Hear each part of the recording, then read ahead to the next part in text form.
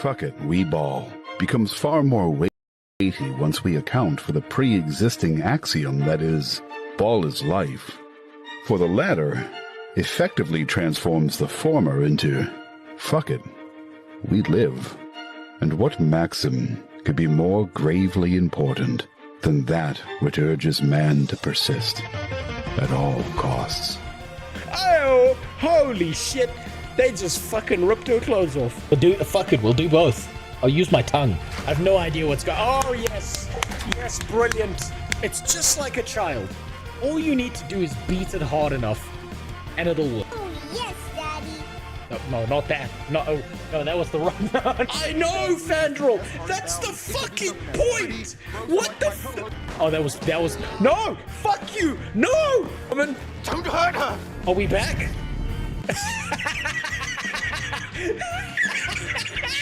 Wait, shit. Did I? Son, I don't care about artificial insemination. I impregnate all my employees naturally. This is a place to be racist towards Asura, goddammit. That's better. Anyway, I'd pick suicide. Only they spent more time thinking about diversity, then the game wouldn't have bugs like this. Shoulda mentioned your name when Jeff Bezos is deep up inside my asshole collecting his $2.50 from me. What the fuck's this red stuff? Why didn't he explode into light and wave goodbye? I can't do shit, I'm stuck. He can't. I'm pressing everything. I can't do it. He's fucked.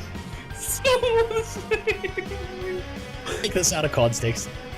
What you're telling me is that these fucking riggers are a problem in our society. Community has had over the course of these last several years of being insane. And be polite. Give them the Get a 24-inch cock around. Retarded's coming back into fashion. I tried to say it without laughing. Oh shit! Really fucking shitty to me. Oh Jesus, fuck. Only the real connoisseurs will understand this one. Fuck them kids. How wide my fucking legs are on this thing. I've ridden a before, it wasn't this wide. His sister drank his balls. By that same standard, Sawman, you're 100% responsible for murdering ESO. Now, I know that a lot of what I said is very non-acceptable in society and stuff. But there's two things I want you to understand. Number one, a lot of what I do is jokes. And number two, I'm allowed to do these racial jokes because I'm actually mixed race. You see, my dad's white. I wouldn't do that if I were you. And my mother's Italian. I found them. I found them. After digging through my fucking garage for an eternity. I finally found them. I found the intros. It took me a little bit. I had to reattach everything, but I found them. That's what matters. It's okay to do racist jokes, because he's a minority. Exactly. I have the N-word pass, and there's no power like having the N-word pass and then not using it.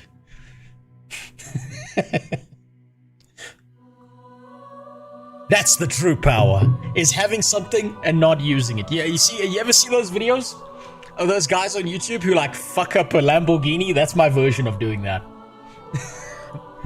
Wonder if I'll ever try Guild Wars 2 since the Reforge breathed some more life into the game. Cyro, I have plans, okay? I've been spending the last month or so trying to like plan shit out so that I'm dealing with disasters and so that I'm not handling so much bullshit. There are 3 primary games I'm looking at for 2026. Guild Wars, Reforged, basically. Dispatch, and then Expedition 33. And then obviously the mainstay will always be Guild Wars 2 because I just fucking love that game so much. I'm hoping that by the end of by the end of next year, I'm through all of the expansions and I can say I mildly understand 20% of the game. That's what I'm looking for. But I should have a more regular schedule. I mean, I've now fixed up most of my PCs. I'm finding everything's turning right. But a little bit of a story time for you guys, just before we get into it. So, Sorry about the stream 2 days ago. I had to cut it early. I was hoping to play Guild Wars 2 for about 2 hours. But, you know, shit happens. Shit happens. I live in a fucking wacky country, so I've just got to admit that, you know, wacky shit happens. But this one was kind of a little bit of a sad story. So, I disappeared for a little bit on stream. The first time was because there was a crazy homeless guy rattling my gate. The second time was because the police showed up at my door. And I thought, ah, fuck, I'm in trouble. It's that one crazy bitch again. I have to go deal with a bunch of bullshit. And I kind of got lucky. The cop just wanted to talk to me about confirming whether there was a crazy guy running around the neighborhood, rattling everyone's fucking gates and breaking locks and shit on stuff. And I said yes. Long Dick Johnson was there in my garden. I mean, not in my garden, out in my driveway. The side piece, my other neighbor, was also there. And I gotta say, I really appreciate that black woman now. I really appreciate her because you know what? So I live in a primarily black country. I live in a country where a lot of first languages are usually Zulu or Xhosa, and I was really fucking lucky that she showed up because two white guys, one with his schlong half hanging out, and me standing there talking about some poor black homeless dude who's going around breaking people's gates is not a good look to a cop. That black woman showed up. She started speaking Zulu to the police officer. She explained that we weren't bullshitting, we weren't being full of shit. And because she confirmed everything that we were saying and had like video footage from her driveway confirming everything we did, we weren't in trouble, thankfully. I was also, I mean, look, Long Dick Johnson did not make yesterday good either. He showed up, he showed up with his fucking shotgun on a sling around his chest while he's talking to this fucking cop. And as you can imagine, that makes cops in particular nervous when you show up to talk to them and you got a fucking gun on you, just right there. But unfortunately, it was kind of just a sad scenario. So what that homeless guy was doing, right, is I've spoken about this before. It's raining in my country. It's just been pissing wet weather. Destroyed my roof. Bad things happened. What that homeless guy was doing was he wasn't trying to be a threat to anyone. Turns out he was trying to get arrested. Which is not a good feeling. Basically, he wanted to be arrested so that they would throw him into like one of the cells at the police station so he had somewhere comfortable to sleep for the night. Which is a real sad thing. That's not nice. That's not a great thing. So I can't blame the guy. And he got what he wanted. He was a crazy homeless guy, but he got what he wanted. And the way he got what he wanted was when he was standing there with the cop, and when the cop asked me, he was like, do you want to press charges? Do you want to do anything about this? I was like, dude, no. I don't ever want to deal with the legal system of my country ever again. He asked Long Dick Johnson, do you want to press charges? Do you want to do anything? Long Dick Johnson's like, look, someone shows up on my property, I'm going to blow a hole in them. So no, I don't care. Black woman who's my neighbor talks to the cop. Do you want to press charges? She's like, no, that's crazy. And the second she said, no, that's crazy, that poor homeless guy, do you know what he did? He swung. He swung at the cop. He turned around and he threw a full haymaker at the cop's face. Now, it became fairly obvious fairly quickly that he wasn't trying to do damage, right? Because when he hit the cop in the head, the cop didn't even flinch, right? He kind of he took it on the chin and it didn't even bother him. He was just like, oh, I can't believe that happened. Oh well. And then he grabbed the guy, threw him in the back of the police car. And it was kind of fairly obvious what he was doing. It was kind of fairly obvious that what he wanted more than anything was to be arrested so that he wasn't sleeping outside in the rain. and they were probably going to feed him a warm meal at the station and everything as well, because you can't, like, keep someone in a cell without feeding them. So a happy ending for all. A happy Christmas to him. He got his Christmas present, which was a roof over his head for a little while. But it's not a comfortable thing to see. It's not nice. It's never nice when that kind of shit happens. I kind of fucking hate my country for being in that situation, but I suppose that's become every country in the world. If you're at the bottom of the list, you do crazy shit in order to survive. What's Christmas like in Africa? Boiling fucking hot. It is mercilessly hot. Temperature usually is anywhere between 28 degrees Celsius and 35. It's brutal. Santa's coming down here in a fucking thong. He don't want no milk and cookies. He just wants a glass of ice water to not fucking die. He's not pulling his sleigh with reindeers in the southern hemisphere. He's using fucking hyenas. Which is insane to see. It's kind of like crazy people shit down here, because every decoration you see in my country, and you know what, actually with that in mind, I'm kind of dying in this hoodie. Give me a sec. Yeah. Yeah. That's better. That's better. It's kind of wild to see in my country, because if you come down here and you look at like all the Christmas decorations, it's like fake snow and like icicle patterns and like Christmas trees and shit everywhere, and it just doesn't fit the temperature. It never has. It just never has. We got fent zombies. Yeah, we're too poor to afford fentanyl down here. It's too much. It's too rough. No one has the money for that kind of shit. It's kind of sad. We live in a gnarly country for sure. We do. It's real fucking unfortunate. I don't like that. I don't like, regardless of like the bad shit that's happened to me, I don't like seeing my countrymen go through suffering. It's not a nice thing. It's not a comfortable thing. I don't think anyone likes seeing that. It like makes people really uncomfortable. We sent trillions, we sent Africa trillions for the past few decades. Where did it go? You want to know where it goes?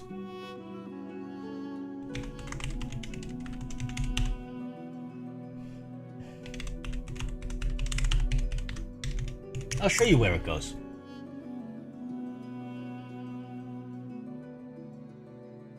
So you see this? Right here? Where is it? You see this? We have something called the Blue Light Brigade. Whenever politicians in my country want to travel anywhere, they have like 25 fucking cars following them. Every single year, they buy new cars to drive around in. Guess what every single fucking politician in my country bought this year? They bought themselves a G-Wagon. Every single dollar, every single cent, every single piece of donated money that's come from a first world country into South Africa and most African countries does not go to the people. It doesn't help anyone. It goes into the back pocket of a politician who spends fucking all of it.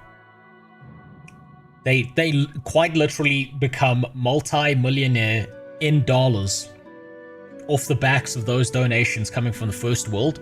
They pretend they did something for the people, they never do, and everyone suffers, and they just laugh their way to the bank and shrug their shoulders. Quite literally, they just spend all of it themselves. It's insane how much money they can spend in a day. The amount of money that the average politician in my country spends in a day, I would not be able to spend in a fucking lifetime. It's insane. Nothing beats Christmas in Durban with mid-30s weather and 100% humidity watching the snowman on TV. No, Durban Christmas is rough.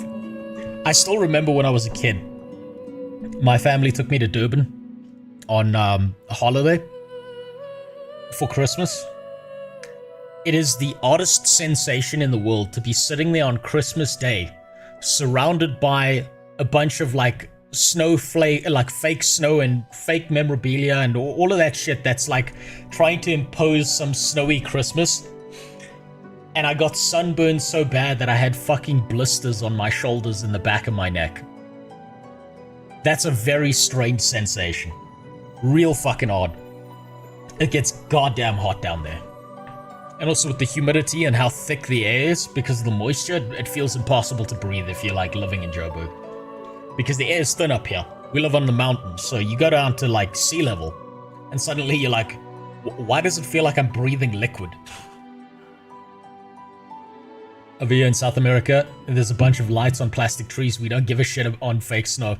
Yeah, we haven't gotten to that level yet. Is that the Divinity 2 soundtrack? It is.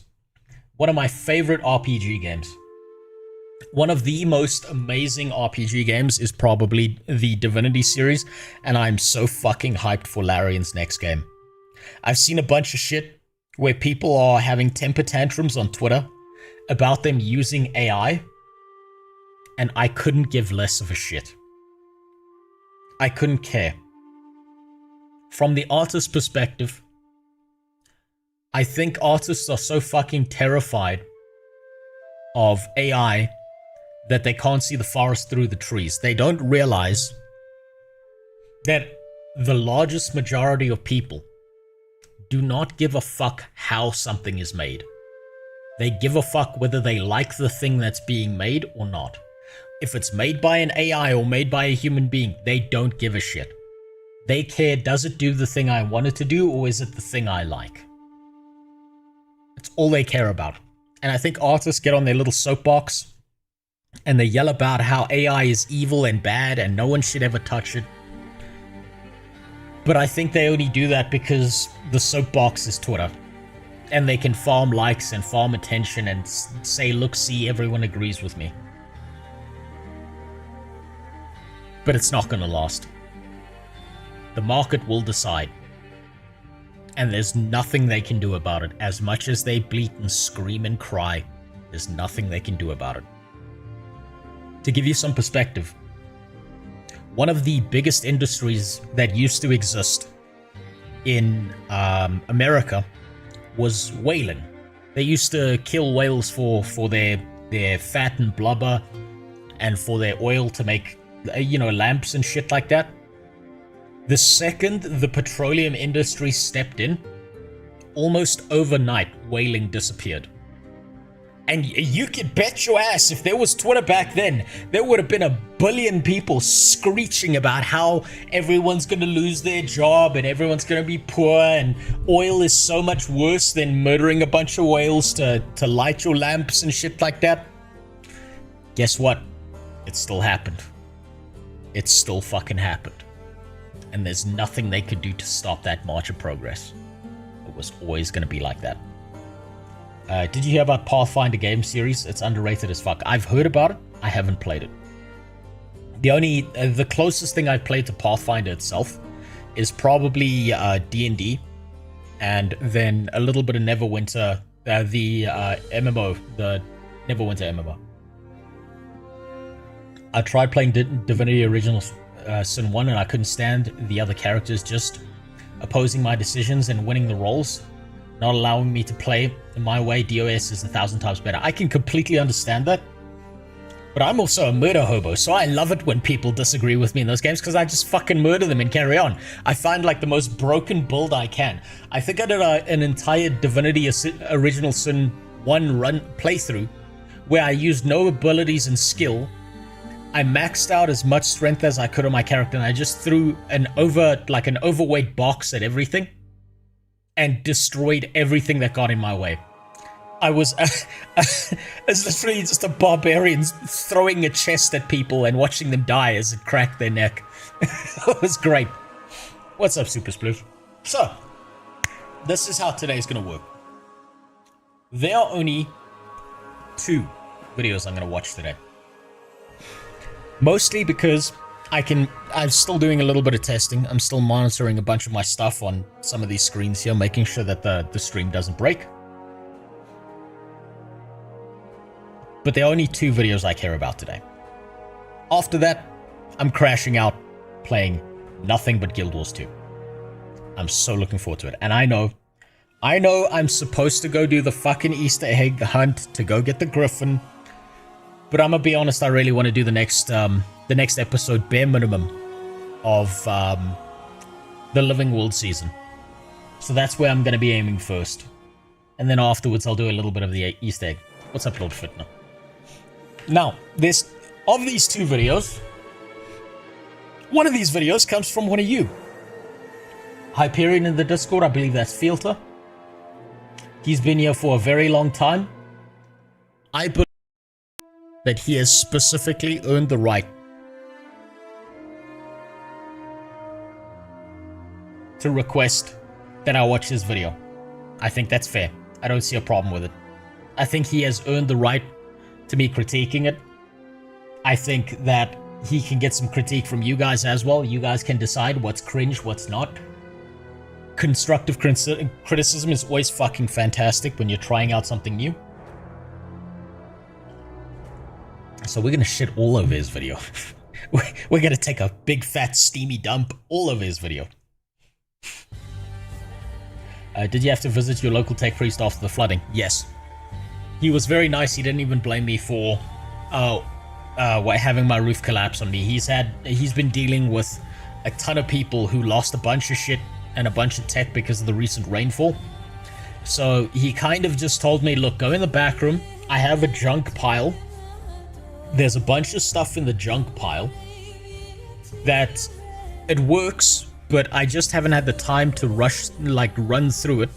And it's also filled with stuff that no one came and picked up, and everyone signs a waiver that if you don't pick it up in 6 months, it belongs to him. So I dug through the junk pile, I repaired what I could, got some free cables out of it, got some free RAM out of it, which was very nice. I've actually got a pile of RAM. Let me show you. I stole a lot more RAM than I should have, but he didn't care. He genuinely didn't care. He was like, look, I'm too busy to give a fuck. If you're gonna use it or sell it, at least something's happening to it. So let me just show you how much RAM I managed to get from this guy. He didn't care. Let me show you.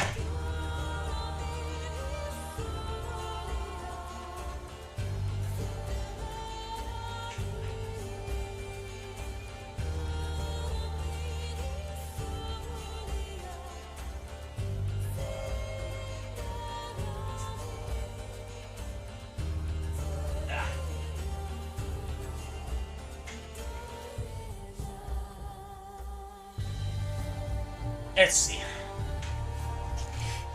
This is the amount of RAM I managed to haul out of this guy. And he just did not give a shit. I've tested all of these, except for these. These I don't trust. It's like cheap Chinese DDR5 RAM. I don't think these work properly the way they're meant to. Right? These were like... I think these two are broken, but I'm not sure. Then I got DDR4. DDR4. Is it DDR4? Yes, DDR4. DDR4. And then all of these are DDR4 as well. I got a fuck ton of RAM from him. So probably, what I'm gonna end up doing is I'm probably gonna end up selling these to someone just so that I can use the money to repair my roof and also to fix up the rest of my system and all the busted shit here. And maybe, if I'm lucky, I'll be able to have a little bit of savings in a bank account for a little bit.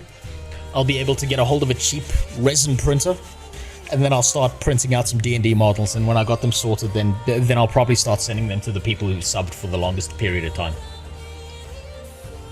At least those are, for those who are comfortable enough giving me their address. Eventually. Rose doesn't know about Jessica Price. No, I have no idea who the fuck that is. And them RAM sticks are worth their weight in gold at the moment. I know! I fucking know! Jesus, RAM is evaporating. There's also hard drives that are evaporating now. It's getting real fucking dark out there. There's like almost nothing for PC parts of the future. I think people from like 2 years from now are going to be playing on 8-year-old systems and refusing to upgrade because of how much shit has been stolen by AI. You guys thought the crypto bros were bad when they were stealing all the GPUs? Ooh, the AI bros are about to make it 10 times worse. 10 times worse than anything you experienced because the fucking crypto bros. No wonder Rose likes the AI so much. The RAM shit is gonna pay for his kid's college fund. At this fucking point, it might. Oh my god, I've seen those prices spike. It's ridiculous. Holy shit. It's so fucking insane. Printing custom merch and cosplay props is an actual job that people in Western countries do for a living. Yeah, I do it for fun. I do it for shits and giggles.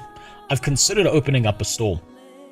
But I think what would probably at least be something I can use as a test market, because it's never a good idea to commit to something that you don't know how the business or the market works behind it, is what I'll probably end up doing is there's a fairly popular D&D/comic store that's like down the road from where I live, where a lot of people like buy a bunch of shit from.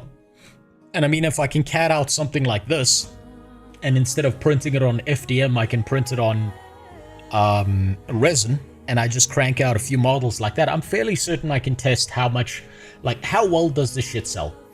And it'll be my test case. I at least know how to do that. I know how to do market entry, which is nice. I know how to test out markets before committing to something and then finding out it's a failure, which a lot of people do. Love your MMO vid. To me, it's now just Guild Wars 2 or Guild Wars 3, if ever has me holding. Well, I'm glad you enjoyed the video. And yeah, no, Guild Wars 2 has its claws deep in me. I'm really scared for Guild Wars 3. I'm scared of two futures. Future one I am scared of is that they go 100% into mobile gaming. That'll just destroy the entire Guild Wars lore and series, and I think it'll kill it. The second one I'm scared of is if ArenaNet loses, they lose control. If ArenaNet loses creative control of their entire series to their publisher, and their publisher gets to decide everything, that'll kill the game instantaneously. It'll be fucking terrifying. I'm so scared of that.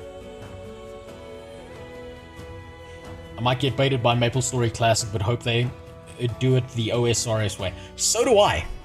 I really do as well. Can you imagine if the GameCube costs around 600, it's going to be permanently out of stock? It's not going to cost 600, and it's still going to be permanently out of stock. By today, it's going to be, it'll probably be somewhere between $800 and $1,000, and it's going to almost permanently be out of stock. Not because a bunch of people are buying them, but because people now know how to scalp things online. So any online payment thing, they're going to scalp a bunch of fucking systems and then throw it onto the reseller market. And I would go out of my way to write an email to Steam to beg them to disallow scalpers from doing this to their system. But I don't think Steam's going to listen to me or anyone else. They're just going to look to sell those systems because they know they're going to make fucking bank off of them. I think there's a lot of people who are downplaying the significance or importance of the GameCube. But I think a lot of people out there genuinely want a PC system where it's just plug and play and they don't have to worry about fucking anything. And they just want to slap it into their TV and use a keyboard or use a controller and never worry about it again. That's such a huge fucking market that I think people underestimate. Like, people play games on their phone because to play a game on your phone, all you need to do is install an app and open the fucking thing. There's no setup. There's no, I need to customize this. There's no, I want to build these things. Think about it this way. PC gaming today is what boomers used to do to their cars in the past, right? You know how all boomers stand around the engine of some busted-ass fucking Corvette that one of their buddies is fixing up, and they all have conversations about, oh, well, you could put a turbo in this. I think you need to change out the cylinder heads and check the seals, and maybe you want to aim for this kind of system and these types of spark plugs, and they like personally customize their car and shit back in the day. That's what my generation now does with PCs, right? Because cars are too expensive. what's going to happen in the future is probably the next generation, they don't want to fuck with it. They don't want to do this personal customization shit. They're going to want to slap a PC down, plug it in, and it just fucking works because their lives are difficult enough already. And I think that's going to be such a huge market. And I think that Steam releasing the GameCube now is the ideal time to do so. I think they really know what the fuck they're doing. And I think people underestimate that because they're screeching about the price, but people will go out of their way to buy it, even if it's overpriced. I'm Gen Z and I just want games to be plug and play. Exactly. You have enough shit in your life to deal with on a day-to-day basis. You have enough fucking garbage and bullshit that you're dealing with that you don't want to have to worry about customization of shit. I've thought about this. I've genuinely thought about this for a very long time. What's going to be a large market in the future is going to be any household device that has just one button on it. Right? I've thought about this for a very long time. When Gen Z grows up and they get into their 30s and they get a little bit of money in their lives, they're going to want to go home and not worry about shit. When they pack a dishwasher, they don't want to have to select from 5 million different options. They're going to want to press a fucking button and something cleans their dishes.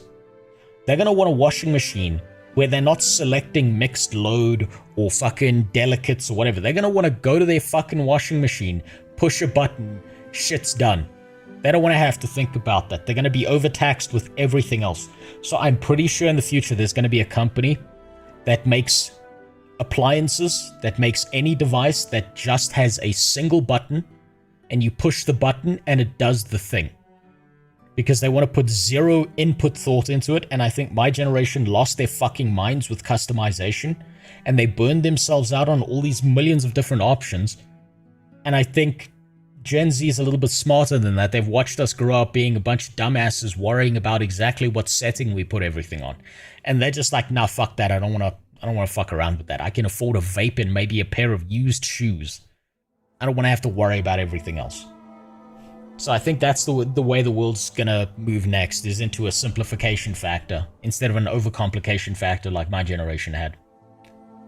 Steam would listen to you. You're a big shot. Not even close, Filter. Not even fucking close.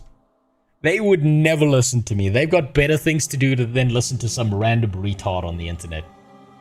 They know that. They genuinely know that.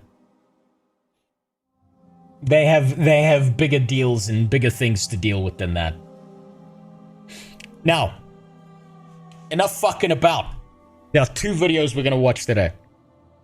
Filter, I believe, has been here long enough that he's earned the right that we're going to now rip his video apart and take a fat shit on it.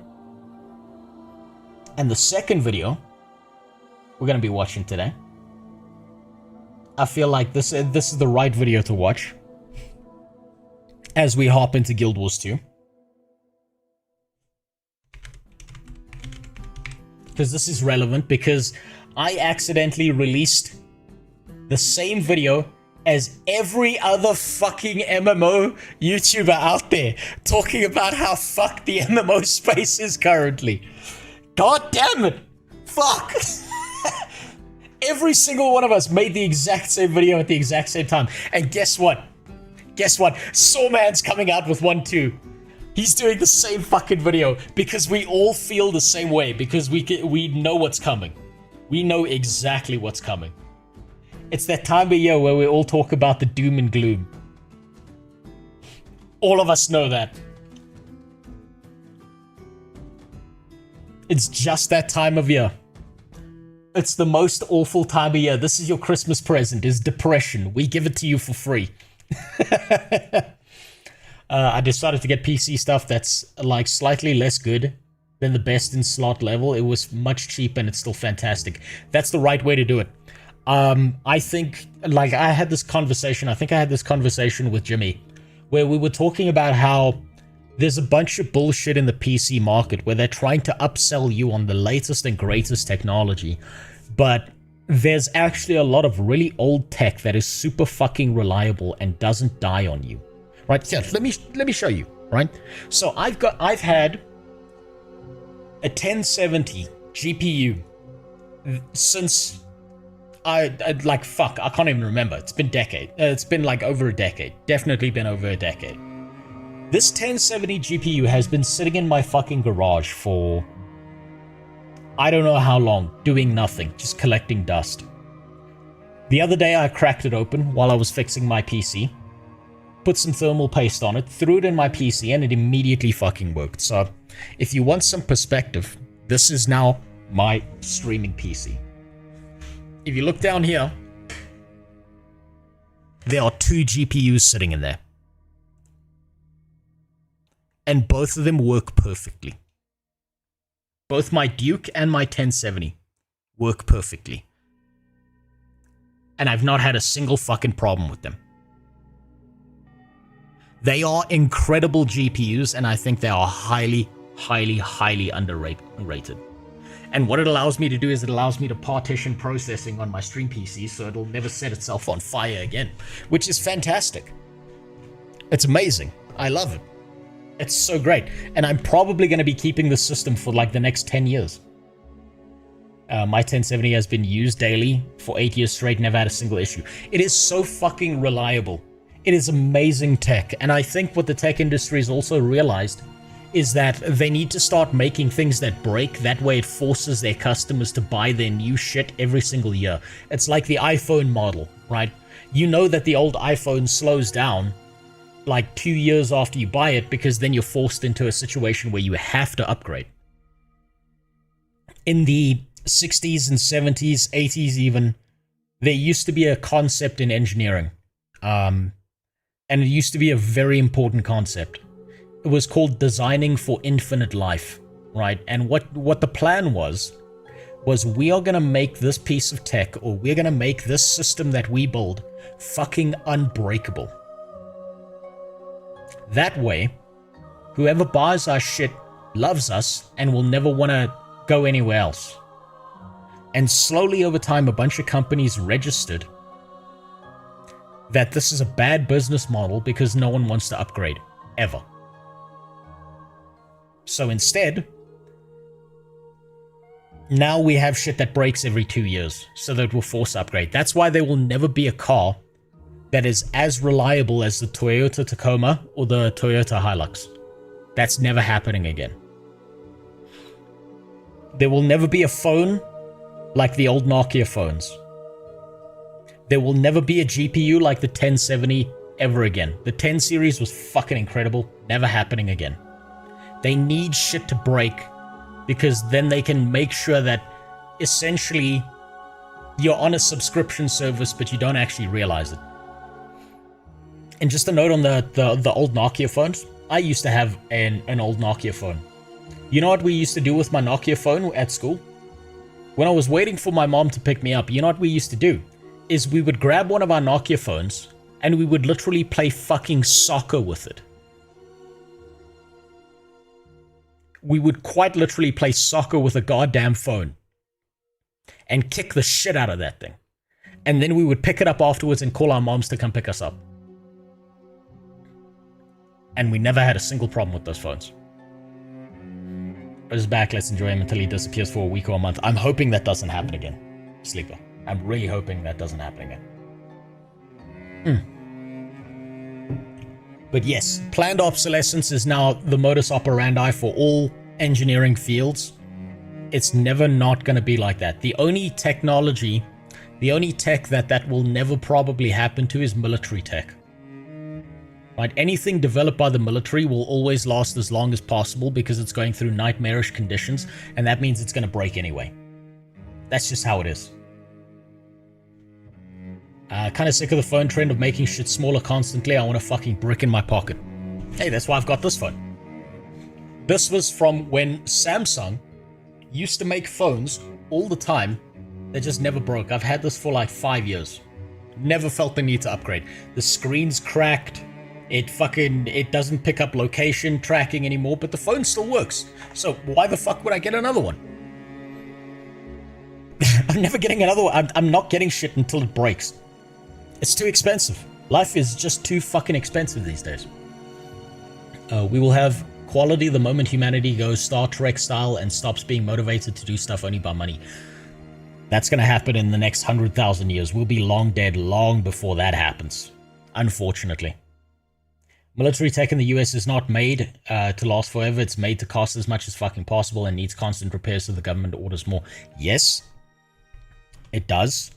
But what I'm saying about military tech, and I know this from an insider perspective, is there are certain military technologies that they will never upgrade, or they'll only upgrade it like every 30 to 50 years because it costs more to replace everything than it does to just keep the old shit functional.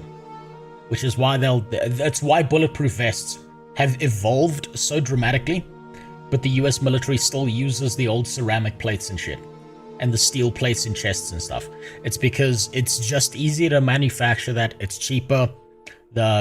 Unfortunately, the cost of a soldier's life on the battlefield is not nearly as much as you think. There's a bunch of actuaries that sit in a back room and decide exactly what the dollar value of a single soldier is worth, and that's how much tech they will supply that person with, and not a single fucking cent more. That's just how it is. They figured this shit out. It's all been optimized to shit. Think about it. I work in financial sectors as well, so I can give you a good example of this. Is if you were born, I mean, not if you were born, if you just left university in the 1970s and you did a bullshit degree, you did like the lowest tier of a degree, and you got a job, at maximum 40% of your yearly income would cover everything you needed. The mortgage on your house, the loan on your car, you'd be able to have 3-4 kids, all of that shit. Now on average, your yearly salary accounts for like 95% of everything you have to spend in the year, which means you've barely got anything to work with. It's just how it is. They've realized that they can optimize the shit out of the consumer, and it's really painful. Did you see the Halloween update for Mega Bonk is out? It's fucking hard. I'll give it a try. I'll pick a stream and I'll fucking play Mega Bonk because I love the shit out of that game. It's amazing. Military grade in the US means super cheaply mass produced and destined to break. Yes. Weirdly enough, China and the US are starting to switch places. Remember back in the day, in the 90s, if anyone's a dinosaur like me, anything that came out of China was cheap garbage that lasted like a week. Somehow China's now building tech that lasts longer than the US tech, which is really sad to see. It's really, really sad to see. Unfortunately, it shouldn't be that way, but it is. I used to work on a cookie factory, and forever my phone smelled like freshly ovened cookies. It was amazing. Oh my god, that's gotta be amazing. Jesus Christ, that's how you get laid. Is you go on every date smelling like fucking vanilla cookies or some shit. What the fuck are you talking about? 100% of my salary covers 80% of my needs and none of my wants. Yes, but I'm talking about averages. Do you know why it's 90 to 95% bestia? It's 90 to 95% because when these averages are calculated, this is how it works. This is the graph. This is everyone over here who's an average human being who's suffering, right? This is their expenses. This is their income. And then way the fuck up here is a bunch of billionaires who throw this fucking average off. And for some reason, we don't count them as outliers when calculating these averages just to make everyone feel better. And so that you don't all go riot and cut people's heads off in the street and shit. That's just how it is. That's life, unfortunately. Now then, if you have somewhere to go die today, go live your life. I promise you the stream is there, the VOD's on YouTube, it's always going to be there. Your life, anything you have to do in your life is far more important than the stream. Do shit for yourself first. You have to. Always do shit for yourself. Now then, enough fucking about. Let's take a shit on Fielter's video. He's a fresh, young little YouTuber with the light in his eyes. He's getting little comments here. This is gonna be fantastic. Let's see what he's got to say. I think he has earned the right for us to be shitting all over his video. So that's what we're about to do.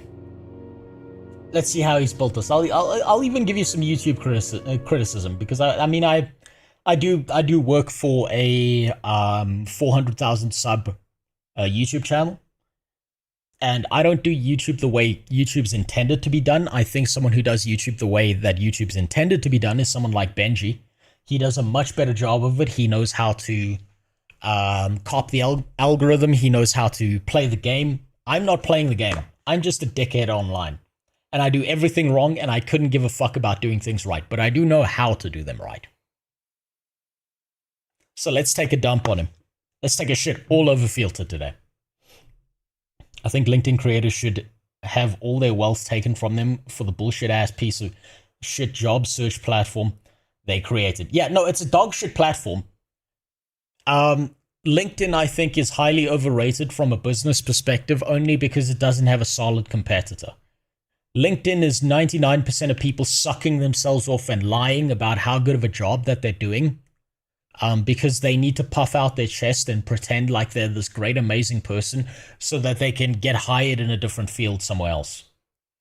But most LinkedIn posts, most of the stuff on LinkedIn is just complete horseshit. It's just complete fucking garbage. It's all lies. And if you're going to be on LinkedIn, you have to be a fucking liar as well. There's like maybe 5% of the actual base of users on LinkedIn who aren't full of shit and know what they're talking about. And the problem is that those 5% are just copy pasted by like 95% of people who have no fucking clue what they're talking about. But they are copy pasting the successful people because then they can pretend they're just as successful as those people. It's a terrible place. It's a miserable fucking place. Facebook might have more truths on it than LinkedIn. It does. Facebook is the perfect place to get the opinion of a bunch of boomers who know what they're doing. But anyway, let's see. AI, the boogeyman of today. Let's see what Filter's got to say about this. This content is intended for mature audiences because people are going to have sex with the AIs. It contains speculative themes, critical analysis, fictional world-building, satire, mature commentary that may include ideological, socio-political, or cultural subjects not suited for children or sensitive viewers. Some examples, metaphors, or fictional elements may challenge the norms, including criticism or reference controversial systems within both real imagined context. Viewer interpretation is encouraged, but discretion is advised. Okay, criticism number one for you, Filter. What's up, Gizzle TV? T-Gizzle. Criticism number one for you, Filter. Don't bother putting a disclaimer in your video. Don't bother. Because there's no point in treating any YouTube audience like they are too fucking stupid to understand you. They understand. There's always going to be dumbasses regardless of the disclaimer you put. Right? There's always going to be a bunch of dipshits who are going to say some retarded shit in the comments. And you want those people. You want those people to say the dumbest shit imaginable because they're just there to amplify your messages. They're idiots. They're useful idiots. Anyone serious, anyone intelligent knows what they're talking about. So rule number one about YouTube is don't treat your audience like they're imbeciles because a lot of them are actually going to be smarter than you and they're going to tell you things that you never knew about. I made a genuine LinkedIn profile in 2015, haven't touched it in a decade. Same. I have a genuine LinkedIn profile that I used for job search and for hiring practices for other companies. It's not worth it. It's not worth it. It's genuinely not worth it. Now then. So, skip. This is way too much. This is way too much. I'm Phil. Get rid of that. This video is one of many in a series of informal online lectures and perhaps a bit of a rant about entertainment. Second problem. Your video is too quiet. this is what I want you to do, regardless of the editing software you're using, Filter. This is what I want you to do. I want you to find the hard limiter, right? And I want you to set that to -3 dB for your audio. Then what I want you to do is make sure that you're using a compressor that makes sure that the audio bar is always hitting the line of -3 dB. Obviously, don't overcompress and shit, but you want to see it tapping the -3 dB line all the time, right? Because if you make a video too quiet, the number one most important thing about any video that you put out there on YouTube is always going to be, it's always going to be audio. You can have the shittiest graphics in the world. Your audio means more than anything. Primarily because we live in a day and age where there are more people who watch YouTube today on a phone than they do on PC or anything else. People don't sit down to watch videos. They listen to videos while they do other shit in their day. So don't bother with the disclaimer, because the intelligent people on YouTube already know what you're talking about and they understand your concept. The dumbasses are always going to be dumbasses regardless of what you do. And people want to listen to things. So audio is number one. Audio is king on YouTube. Visuals are secondary. Progress, or society, or all of the above. Originally crafted for a class, I hope this reaches a far wider audience in this format. And frankly, I don't give a damn if it seems a little bit unprofessional. I want to speak as a consumer and sometimes a wary critic. So you see there, that as well? Those are good transitions. Your transitions are fine. Don't bother with this disclaimer. I'll also share my perspectives on other topics, particularly on how they shape entertainment and how they impact. The audio is getting louder because I'm using an extension to boost this volume so that I can make sure I can hear it. Both the audiences who consume it and the creators who make it. I'll be focusing on writing, world building, and more in later videos. But for now, here's a video about artificial intelligence. Alright, let's get started. Also, get rid of this. Get rid of the AI generate part. Get rid of that. There are a bunch of self-righteous retards that are going to get mad at you just for that being there. Just get rid of it. If someone asks you, yo, did you do AI generation? Just say yes. Don't lie to people.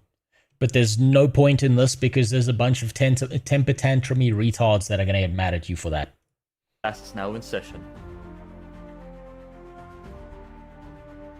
Also, good idea. Good idea here. This is a good idea. This right here. Since we all know, hold on. All right. Since we all know that Jews control the world and they control the weather and they decide what goes on in your mind every single day of your life, that's how you get in good. That's how you get in good with YouTube. That's how you get the whole US audience watching whether they want to or not. Genius. Let's get started. Class is now in session. And yes, your disclaimer is better, Jimmy. It's literally just... Yeah, okay, Well, okay. then, Second problem. We're going to shit on you for this as well. This right here. I apologize for any audio issues due to the outdated equipment and different recording. Never apologize for this. This is wasted space. Don't bother with this. Right? Because now you're drawing people's attention to audio issues that they might have never otherwise paid attention to. Right? There are a bunch of audio fuck-ups that when you're editing, you pick up on. But the average viewer, the person who doesn't know how editing works, will never pick up on it at all. And if you're drawing your attention to it, all of a sudden people are paying attention to the problems and not to what you're actually talking about, which is the fundamentally important part. Well then, let's address the big shiny robot in the room. AI Nice is background the music. next step in human progress, like trains, light bulbs, and internet. Every generation fears to technology, and every time, it ends up defining daily life. Trying to ban AI now would be trying to shut down the internet to stop a few scammers. You don't solve the problem, you'll just look outdated. Like those Yes. congressional hearings where half the room didn't even know what an IP address was, or if the apps were even connected to the Wi-Fi. Minor complaint, show don't tell. If you're going to talk about the congressional hearings, put in a short clip showing how retarded those people are so that people understand exactly what you're saying. And by God, what a sight that was. Mr. Chu, does TikTok... Oh, wait, there you go. access- There you go. Exceptional. Brilliant. Amazing. Brilliant. This is exactly what you should do. On Wi-Fi network.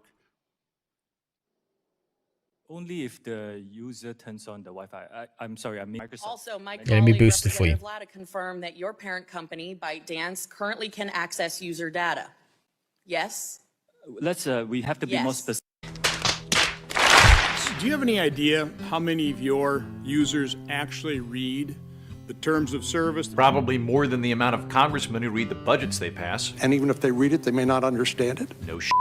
I'm a lawyer, I have no idea what that means. But I bet you'd still vote for it. Mumbles. Yep. How many apps are there? This is brilliant. Is it an alternative to Facebook in the private sector? The rest of the internet? Second-rate Wilford Brimley, go. You are hurting people. You are bombing countries. Diane, what should Facebook do? Take millions of Americans' personal information without their knowledge. Jesus, I hate this place. The NSA already This does is that. brilliant. That's alarming. You let it Okay, so I can tell at this point that this is another YouTuber or a guy who does clips. You should probably reference him somewhere. You should either put his reference down here in the description of where you got this from, or put his name somewhere here so that you know, like, exactly where this is coming from. Because if this guy does something funny and you think it's funny enough, then the people who watch this will also think it's funny enough, and they'll probably want to, they'll want to watch what he does as well. The important part, the very selfish part of this as well, is YouTube is a self-referential system. So if you reference other people's stuff and you put links to their stuff in your description, YouTube really, really likes that, because what you're doing is you're keeping users on the platform, right? They like the idea of YouTube being a funnel that keeps going, that they never leave the platform. Every single social media, every single website is like this. You should always reference back to these people because it's nothing but beneficial to you.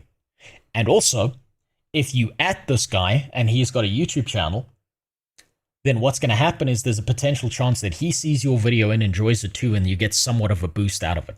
happen. As long as you're not using shit maliciously. Are you angry about that? Yes. You're upset about this? We're upset about this? Are you? Pretty obvious to me that someone is listening to the audio on our phones. You voted for that. Is no.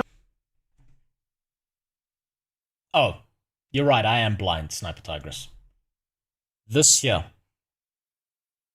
is the reference, but it's not good enough. This is fancy, this is your own text, but it's not good enough. This is what you want to do, right? I'll show you.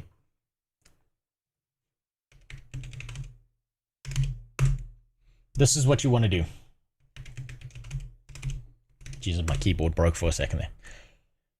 What you want to do is you want to go to this guy's channel, you want to hit print screen, and you want to put it in like that. And you want to do a print screen of his stuff like that, and then throw that directly into your video. Can anyone guess why? I want to see if you guys understand why.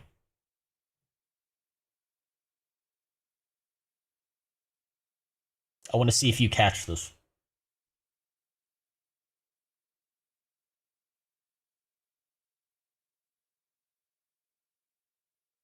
If you print screen and take that image and drag it into this, any viewer who's watching this immediately recognizes that actually this guy's got an entire channel on YouTube. The branding is there. People understand, okay, this is on YouTube, this is the guy's channel, right? Using personalized text feels good, but it gives very little information to the viewer. Sometimes the dumbest shit you can do on YouTube is way better than trying to do something fancy, because the largest majority of people are picking up visual information and they're understanding the reference immediately, whereas seeing this, people wouldn't understand whether this guy is on TikTok, whether he's on Instagram, whether he's on Twitter, where he does his stuff. But if they see that screenshot and they understand this comes straight from YouTube, people then understand, okay, this guy is on YouTube. I know where he is. I know what to look for. I know exactly how his channel looks, and you can show off his subscriber count, which is really good for him because then he looks like an authoritative voice in the space. No one reading any of the bills at all? And who knows? We'll have a more entertaining congressional hearing soon. Got this remote on me like in my glass. I am waiting for this. I am waiting for this shit to happen. God, I hope it happens. I know it got delayed. I know it got cancelled. I want this to happen so fucking bad. If Kaya tried to move, she had a love. Also, time to reference Gucci Marks here since you're using his audio. She better know I don't give a fuck. She's getting off her place, she's getting strong. What a banger of a song that was. Artificial intelligence isn't just convenience, it's a catalyst for human advancement, such as accelerating drug discovery and protein mapping, running autonomous robotics,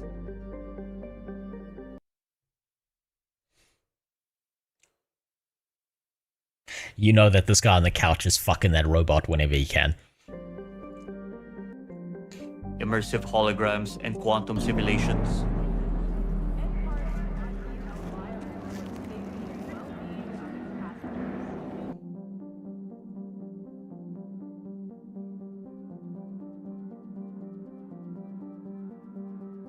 Automating repetitive work so humans can focus on creation, strategy, and exploration. The man on the couch was listed as elderly. I'm listed as elderly as well.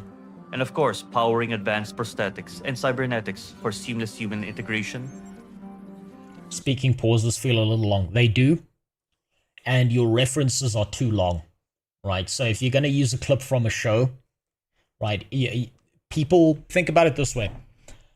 Human beings visually need approximately 0.3 of a second to recognize anything, right? Except for snakes. Apparently we can recognize a blurry image of a snake in like 0.1 second because of like instinctual stuff. Make your references shorter and make sure that you're continually speaking so there's no dead space. Because unfortunately, think about it this way, this video would have worked really well 5 years ago. But what you're fighting against isn't other people, it's not the algorithm, it's people shortening attention span. AI will soon drive fields demanding sharper memory and subconscious assistance So from this is managing good. space fleet logistics. By to comparison, planetary what you're doing coordination now is good. And rapid mastery of emerging technologies. Even the average police officer to the basic foot soldier of a third world nation may soon rely on AI just to keep up. I mean, cops already have it tough, and eventually we're gonna have some who would be crazy enough to sacrifice to humanity to gain an edge in the streets. It could be an upstart warlord, a jilted lover, a parasocial stalker, or a doomsday cultist. Also, your background music's a bit loud, right? Versus your voice, your background music's a bit loud. What I want you to do is make sure that your background music is set at approximately, at maximum, minus 18 dB. Right? That way people can hear it, they can recognize it, but it's not intrusive to what you're saying. Who got their hands on cheap black market cyberware, suddenly they be back enough heat to match a small squad of armed thugs or damn tank. Yeah, that's not gonna happen. Now on to the next topic. The latest reasoning-first systems from OpenAI aren't just parrots spitting out text every day. They are soon evaluating, adapting, and staying more coherent under pressure with each new update. Most importantly, they're built with alignment and safety, because raw power without control isn't progress, it's chaos. That's also false. I know this from the internals of an industry. What's happening is the safety is front end. The safety you see on any AI is front end, and a private company keeps their shit unlocked for themselves so that they always have an edge on the public, right? And then they can sell that edge to other companies for millions of dollars of profit versus what's happening front end. If you're a ChatGPT user, you are not getting the full experience of what ChatGPT is capable of. Same with Grok, same with any other AI. The internal company AI is going to be different to what the average consumer gets to use. Moving on to the global politics. Around the world, nations are racing to shape AI frontier, not just to compete, but to define the next era of human progress. The United States leads with the Stargate initiative, backed by OpenAI, SoftBank, and Oracle, building vast AI data centers and homegrown chip networks to secure innovation for decades. Honestly, it's good seeing the West and the Middle East working together in AI, working hand in hand for making sci-fi a more feasible reality. Speaking of which, Saudi Arabia is pushing forward with Humane, a state-backed artificial intelligence company launched in May 2025 by Crown Prince Mohammed bin Salman. That's important information. The proud nation is moving forward with developing Arabic LLMs, sovereign cloud systems, and a full AI ecosystem. Its national data center strategy targets 1.5 gigawatts by 2030, enough to power a regional tech renaissance. Next, the UAE. It's because Saudi Arabia understands how to build things generationally as opposed to for next week. So any recommendations for text-to-speech AI generators that use character voices? You are better off, so you can fall into one or two categories, Gresh, when it comes to that. You can either use a TTS that is recognizable by the voice, that the largest amount of people are comfortable with because they understand it's a robo voice and they're not getting confused. Otherwise, what you want to do is you want to find something like 11 Labs or some TTS. You want to put in your own personal voice that then does the reading of speech and stuff. So here, let me give you an example, right?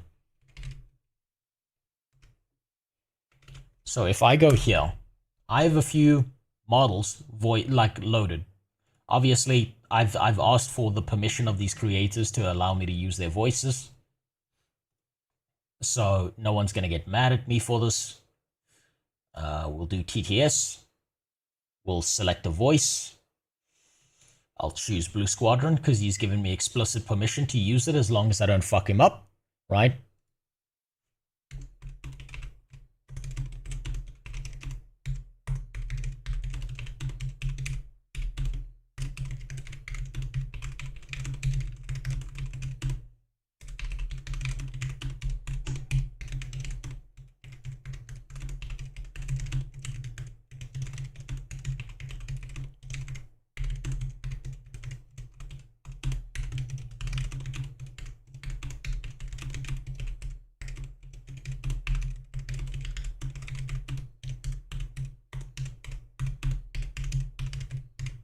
Right? So this is Blue Squadron's voice. And if I do this, my God, I love Penis so much. There's nothing better than looking at my Black Desert Online character, knowing she's secretly packing a dick like a Coke can under all that skimpy lingerie. right? So you want to customize a voice, or you want to default to using a text-to-speech voice that is instantly recognizable to the audience. UAE, through its AI strategy 2031, builds from the ground up. I hope I'm pronouncing this right. MBZU AI University to massive data clusters and progressive AI laws. Execution over talk, a model of focus and precision. Meanwhile, in Japan, under its Society 5.0 vision, quietly integrates AI into robotics, logistics, and manufacturing, crafting a balanced, hyper-efficient, super-smart society. And in Israel, the mighty Asian nation houses over 2,000 AI firms across defense, medicine, and financial tech. Its blend of military research and civilian innovation keeps it years ahead of far larger powers. Together, these nations aren't merely adapting to AI, they're building the foundation for the next glorious step in refining civilization. Your audio jumped there. You've got to balance out your audio. Right. Your audio had a jump there. What you can do in any editing software is you can rebalance the audio so it's always at the same volume. Right.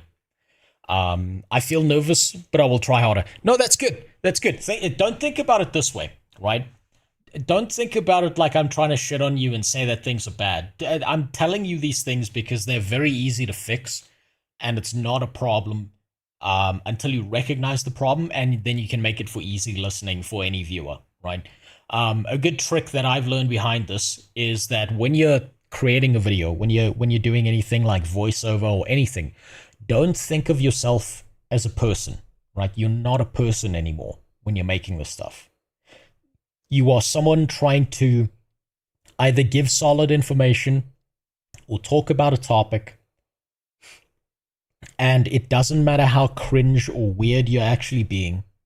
What matters is, does the viewer get the point, right? So I understand the emotional embarrassment, how it feels weird, how it feels uncomfortable, but you kind of got to get rid of the idea that you're a person when you're doing this, and you got to lean into the idea that you're presenting something kind of like you're talking to your friend, right? You're not going to say everything right. You're not going to say all the perfect lines all the time, but that authenticity that starts to show through means a lot more to a viewer than it does when you're trying to think about your own emotions all the time. AI should belong to everyone, not just the elite, not just the corporations, and not certainly the politicians who barely understand it. The same people who preach fairness and equality are often the first to sabotage independent AI projects or demand they be locked behind paywalls and red tape. Wait, fair, but can you throw in fictional characters for offline, non-commercial use? For non-commercial use that is non-profit, you can get away with it because that means you're not actively using their voice, but the issue comes in when you start making any degree of profit off of that. Then you're kind of skirting the line, because you should either, if you're going to do this the correct way, you should try and get people's permission to use their voice, because voice actors do have a talent that they've honed for however long they've been a voice actor, and it's always good practice to try and make sure that you get their permission so that you stay on everyone's good side. But at the same time, you can probably get away with it, but I wouldn't recommend it, because you're driving down the highway at 120 kilometers an hour with your balls hanging out the window. At some point, someone might get pissed off at you.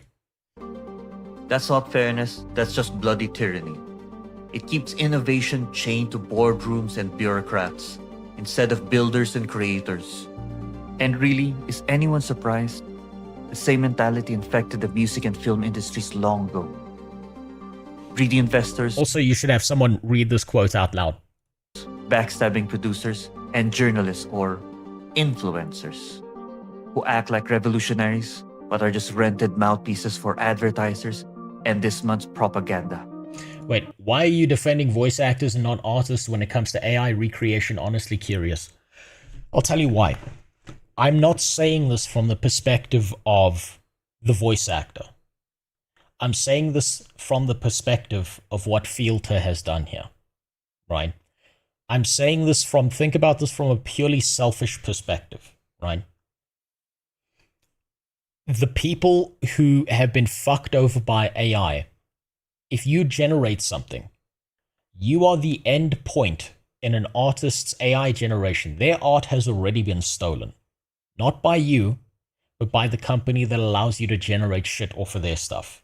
But if you are taking someone else's voice, throwing it into an AI, and then using that AI to do TTS, what happens is the onus then is more likely to lie on you. Have you ever seen that artists tend to, if they see AI art, they go, I fucking hate AI art. And what they do is they hate the company that allowed this to occur. But for a voice actor, they're not going to say, I fucking hate AI art. What they're going to say is, I fucking hate you. And I'm going to take you to court for going against what I want. Right? I'm not saying, like, think about it this way, Yoknom. I would love a world where the artists get compensated for any artwork that's been thrown through any LLM or any kind of AI. I would absolutely love that. But remove morality, remove the logic of how things should be, and look at things for the way they are, right? That voice actor, if he's going to sue someone for falsely using his voice, he's going to sue you. That artist, if he's going to try and sue anyone, he's not going to try and sue you. He's going to try and sue the platform that allowed people to use this, right? Does that make sense? So, like, think about this from a perspective of not morality, but practicality. And if you do contact these people, and you do get their express permission, They can tell you their rules of what they would like you to do and what they would not like you to do for certain things. For example, when I was working on that Dune video, which I'm still thinking about picking up, I AI generated a voice of Josh Strife Hayes. I emailed him telling him, hey, I would just like your permission for this one video in a very limited sense to be able to use your voice. The guy who helps Josh Strife Hayes emailed me back and he said, hey, I'll tell you what. How's about you send us a script of everything that you'd like Josh Strife Hayes to say, and I'll send it through to him, and if he has the time, he will voice the character instead of using an AI. I just think that increases the quality of what I'm doing then. Right? Be respectful to these people, and they will be respectful back to you. That's all you can do. But unfortunately, when it comes to AI art in particular, you don't even know where the fuck the source of where this is pulled from. Unless you specifically mention an artist like Louis Royo or something like that, you have no fucking clue whose artworks went into the goddamn machine before it popped out the other side. On one side, the general public, who doesn't get what the big deal is. Audio jump there, you gotta level that out. If there truly are people that are dropping off of the show, they're cowards. They didn't like strong women. They don't like a lesbian. We bring in the studio this morning one of the gay rights activists, Mr. Should I call you Mr.? Why are you gay? Neil Druckmann. And all I'll say is at the end of the day, you're way less important. And some of you are not important at all. It's laughable. We send it to each other as jokes some of the time. The AI is simply the next battlefield for the same old power games. What's funny is how many anti-AI crusaders already rely on automation. They use GPS, ATMs, Photoshop, online banking, social media. Everything they claim AI is replacing. Meanwhile, on the side of art, nobody rioted when mass production replaced craftsmen for your plushies, figurines, and furniture. When ATMs replaced bank tellers, or when digital cameras and Photoshop replaced photographers. Yes. But now, because AI can write a poem, paint a portrait, or code a line, it's suddenly a moral crisis? Can a robot write a symphony? Can a robot turn a canvas into a beautiful masterpiece? Can you? This is exactly what I said about musicians when it comes to AI generation. There are going to be a lot of musicians, like exceptional musicians, who don't at all need to worry about AI, because what's going to happen to them is AI is just a tool for them to accelerate the rate at which they can do music. But the SoundCloud rappers, the people who don't have that much talent, who can't outperform the bass line of some shitty song that's AI generated, those guys are losing their fucking mind.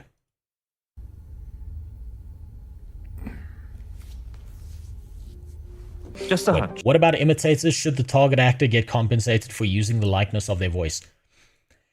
In an ideal world, yes.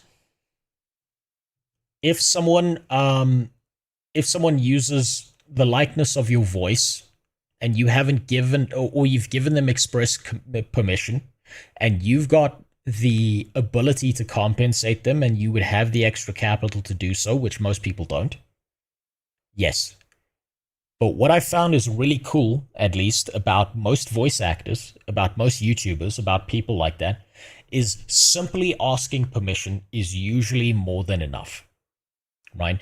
Because they are more than happy for you to do that, because you were just nice enough of a person to go out of your way to just ask their permission. Whereas 90% of the time, most other people aren't doing that for them, right? If you could compensate them in an ideal world, yes. But I'm pretty sure most of you have... Wait. When you say imitators, do you mean people who are... Do you mean human beings imitating someone else's voice? Or do you mean an imitator as in an AI that imitates that person's voice? Just clarify that for me. Because if you mean someone else who's doing an imitation, then that's fair use. Because that would fall under things like fair use and parody.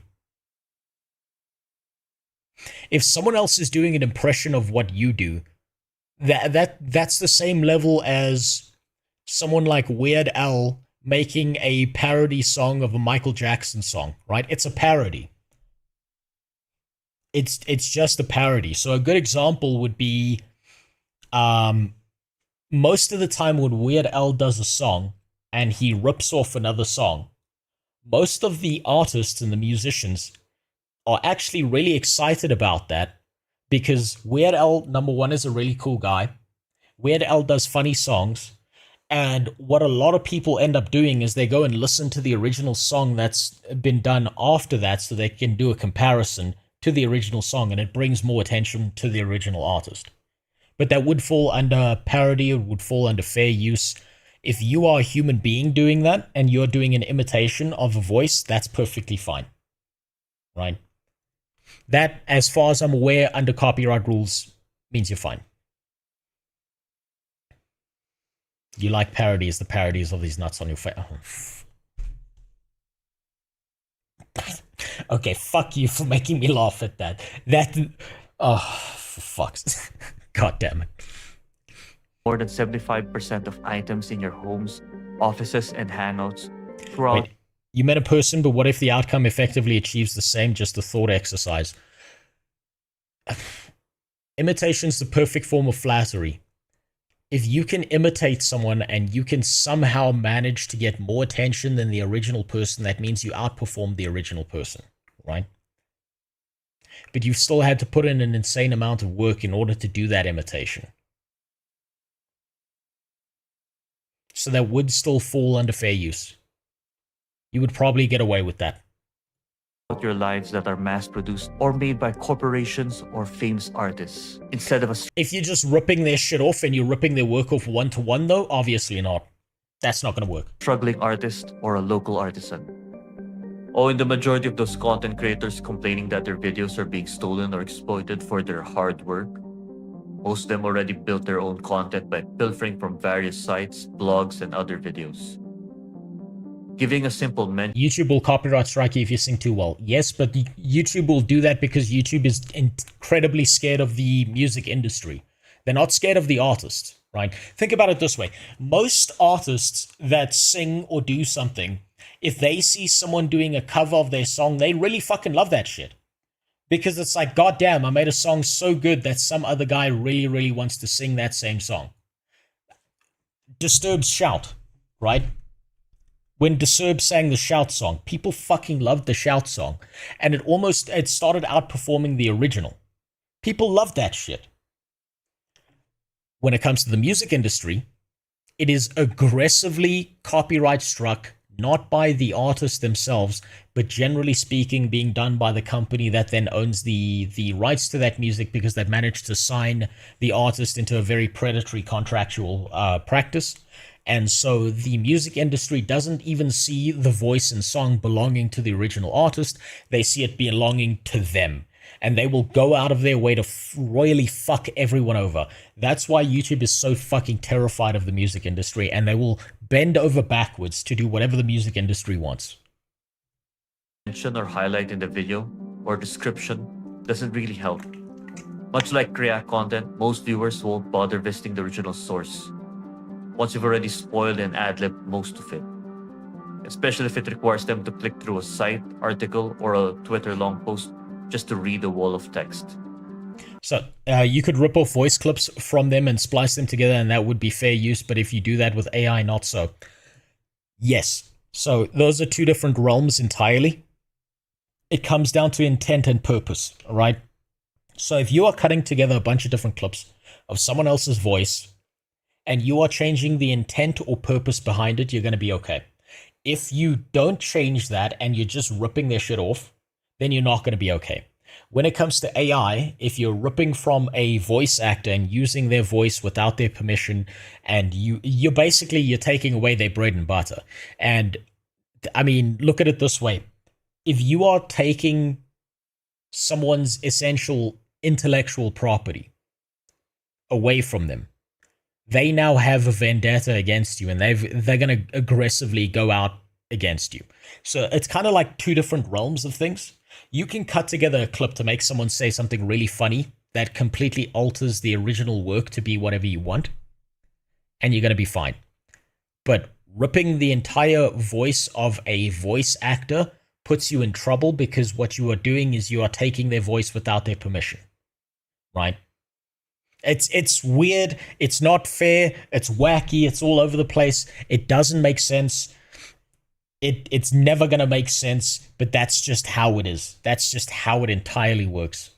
And it's not fair, it's stupid. We don't apply the same standards across everything because everything's a little bit different and everything's non-contextual. That's why comparators are so dangerous, right? It's very hard to build metaphors that actually match the original intent of the thing you're talking about, but people use metaphors as a way to get around the argument, right? So it falls into two completely separate realms. I know a YouTuber that asked the original artist for permission, got it launched the video, and the record company copyright struck him and took all the ad revenue. Yes, and that'll keep happening, because the record company doesn't give a singular fuck what the original artist thinks. They've signed a contract, they've signed away everything that they have.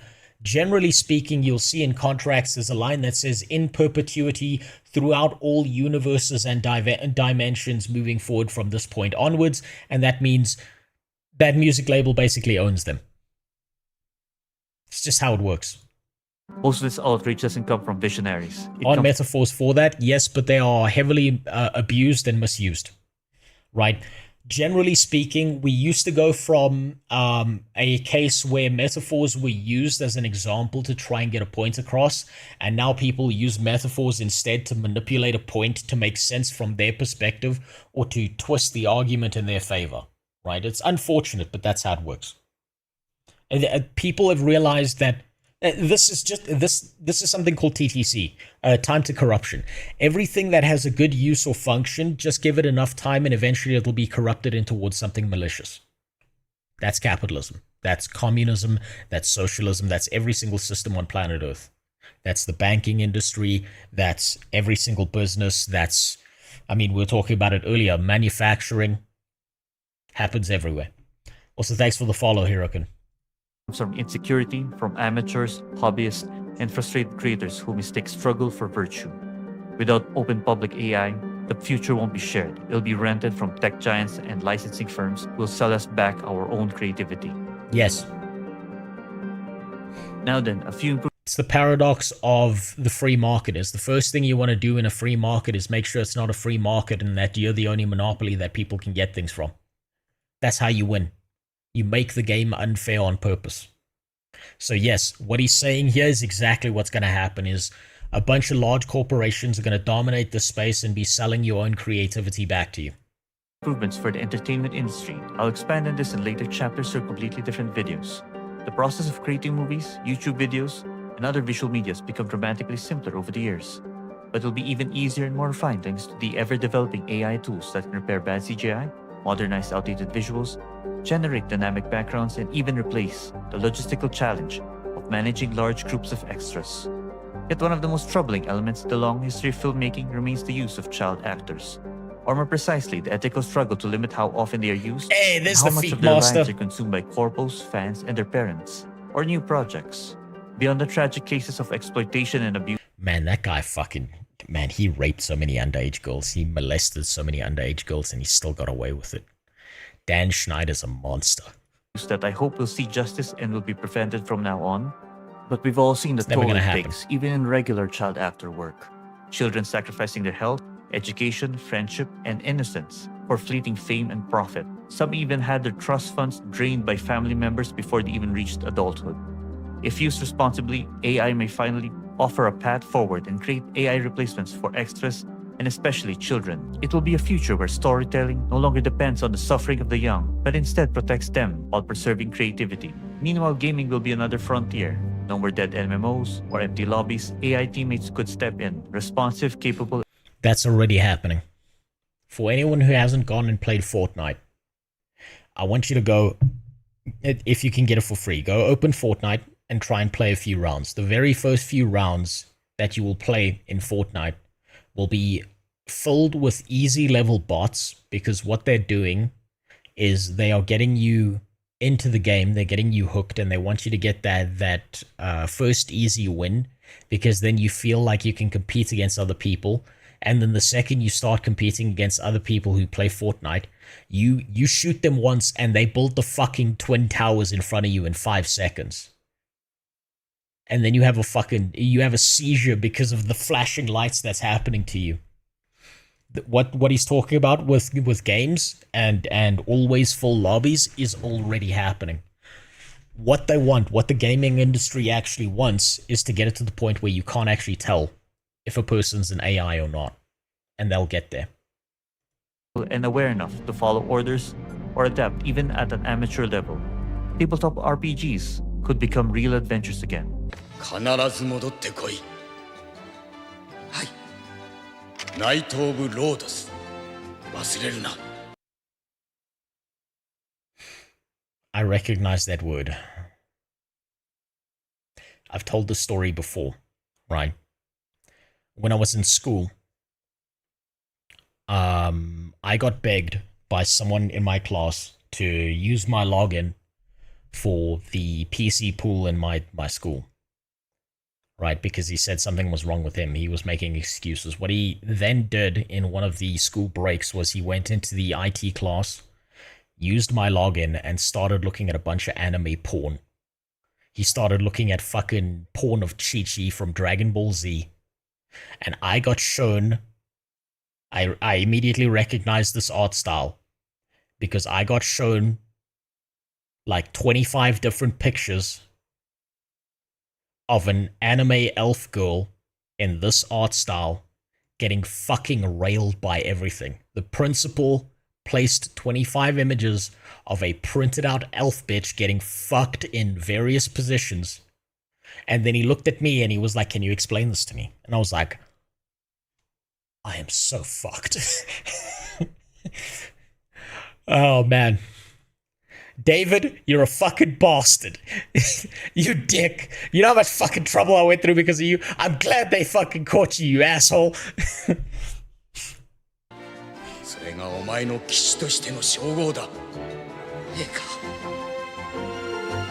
Did you explain it to him? No, I was fucking shell-shocked because I would never look at porn on the fucking IT room PCs because I knew all of that shit was monitored traffic, but some of the dumber kids in class didn't. They thought they could get away with it. And there was no incognito mode back then.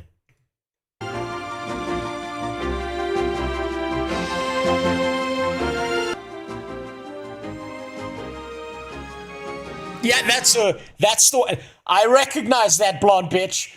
That's the one. Yep.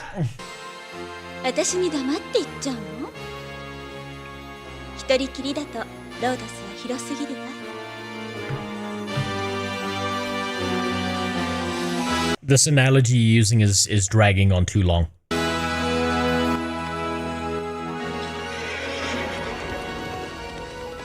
No more enduring theater kids, drama magnets, or self-proclaimed activists who hijack every session. With AI, you could have reliable companions or even full DMs on demand, complete with voiced NPCs, working economies, dynamic politics, and evolving world events. Imagine RPGs where your decisions matter because the world can actually change, because building a true video game with decisions that have lasting effects requires enough content to make a whole other game. Developers today... The problem he's talking about right here, there's another side to this issue that you have to discuss, right? When you're making an argument, when you're making any kind of argument, what you want to do is you want to think about what your argument is, and then you want to think about what is the counteractor to your argument. So you're talking about the benefits this will have to video games. But the downside this has is that if you have a bunch of AI players who are directly interacting with the player economy, if that AI is programmed incorrectly, what happens is that AI will start outperforming its players because it never needs to sleep. It can interact and do actions way faster than your average player. And what it's going to do is it's slowly going to start optimizing and fucking over the players in the game.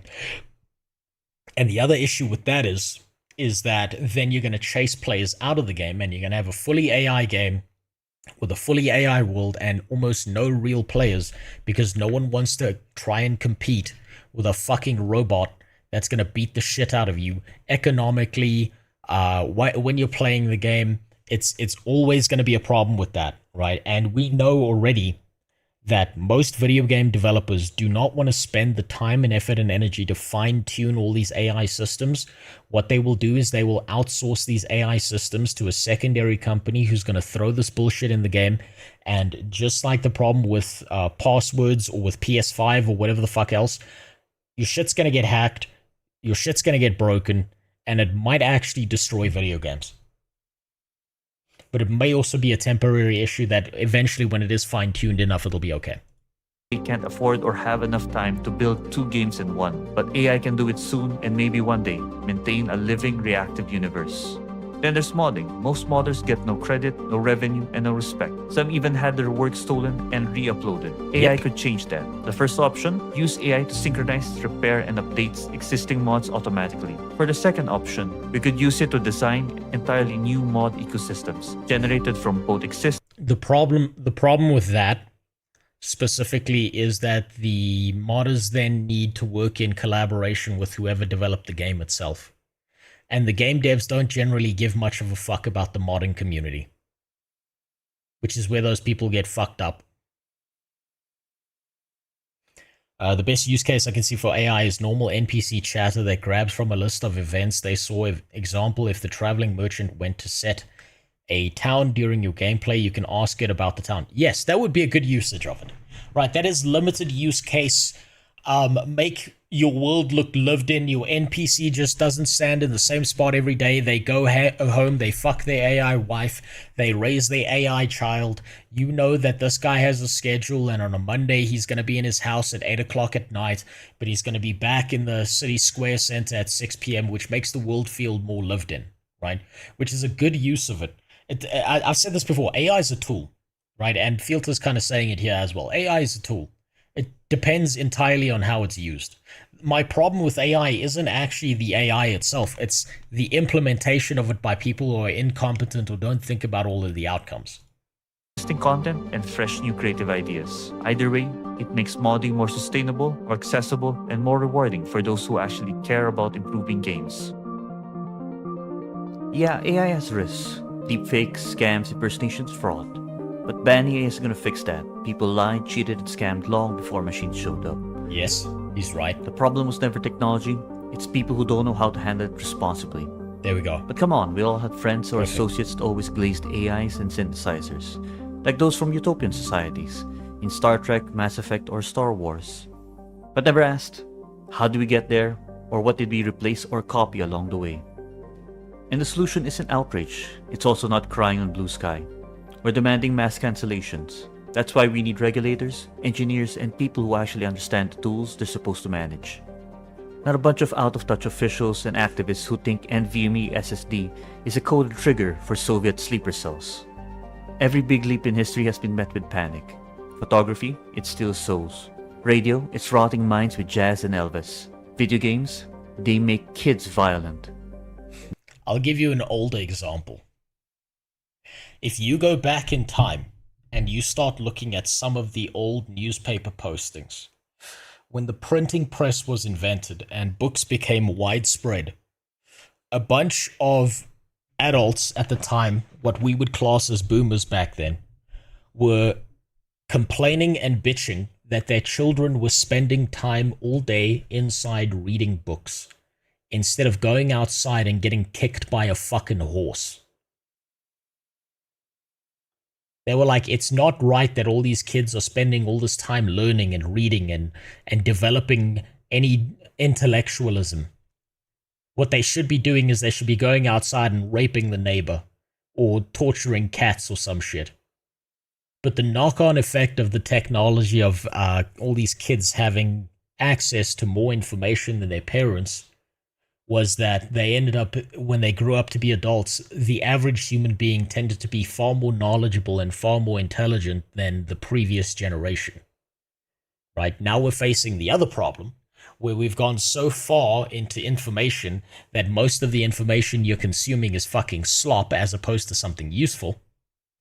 And now we need to try and deal with that issue. But this is a constant issue with human development. The previous generation always tends to despise what the fuck's happening to the newest generation. Now it's deepfakes, the new boogeyman, and soon there's gonna be a whole lot more. It's the same story every time. A new tool appears, old fears resurface, and everyone swears the world is ending. On screen will be a few historical parallels.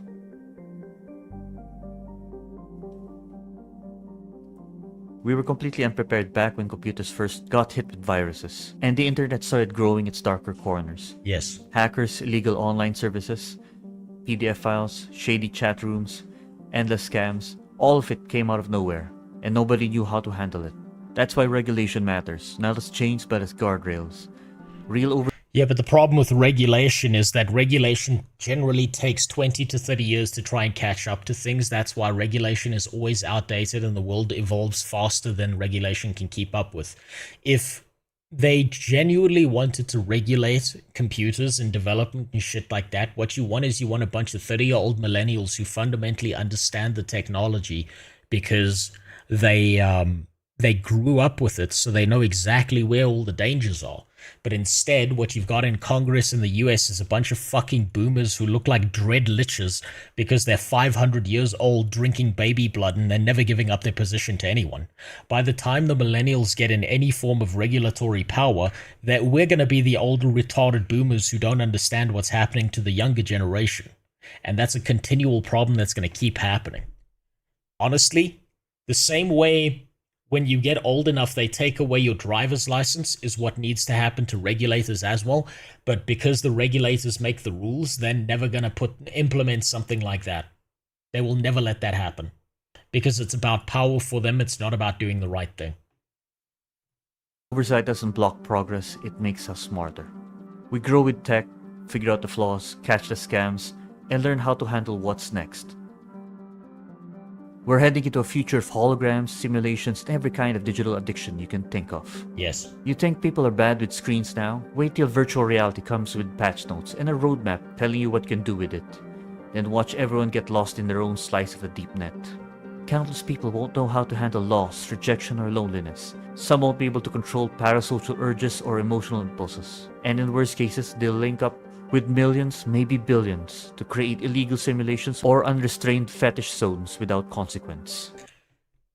Which is I've said this before, and this is a dangerous thing to say. We need a Raish Bartmoss. We need a Raish Bartmoss like Cyberpunk has to come along and drop a nuke on some of this shit so that people can't lose their entire soul to this kind of stuff. But unfortunately, human beings are exceptional at adaptation. We're not good at prevention. So what he's saying here is probably going to happen, and a large portion of the human population is going to die off, and they're going to live alone in a fantasy world and then never come out of it. What's this?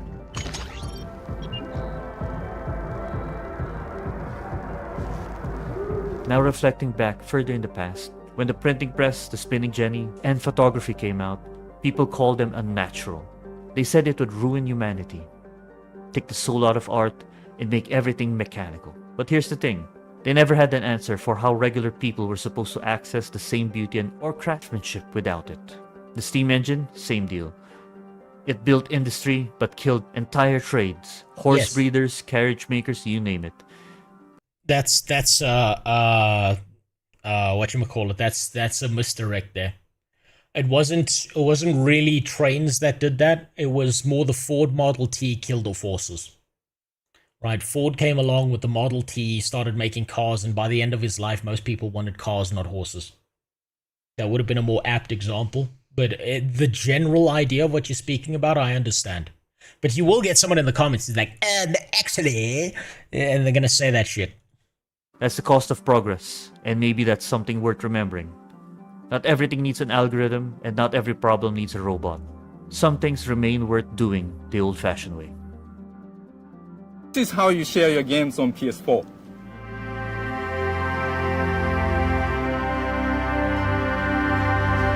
That was a hard cut. You could have done that transition better. Also, your examples are taking too long. You need to shorten your examples so that you're almost always speaking, or there's some kind of interaction happening in your video. Thanks. Think about how outmoded that idea is. Think about how fucking outmoded that idea is that boomers have. You know, I visited my cousin, who's like in his teenage years now. You know what all his friends were doing? They were playing D&D. They were playing D&D on iPads.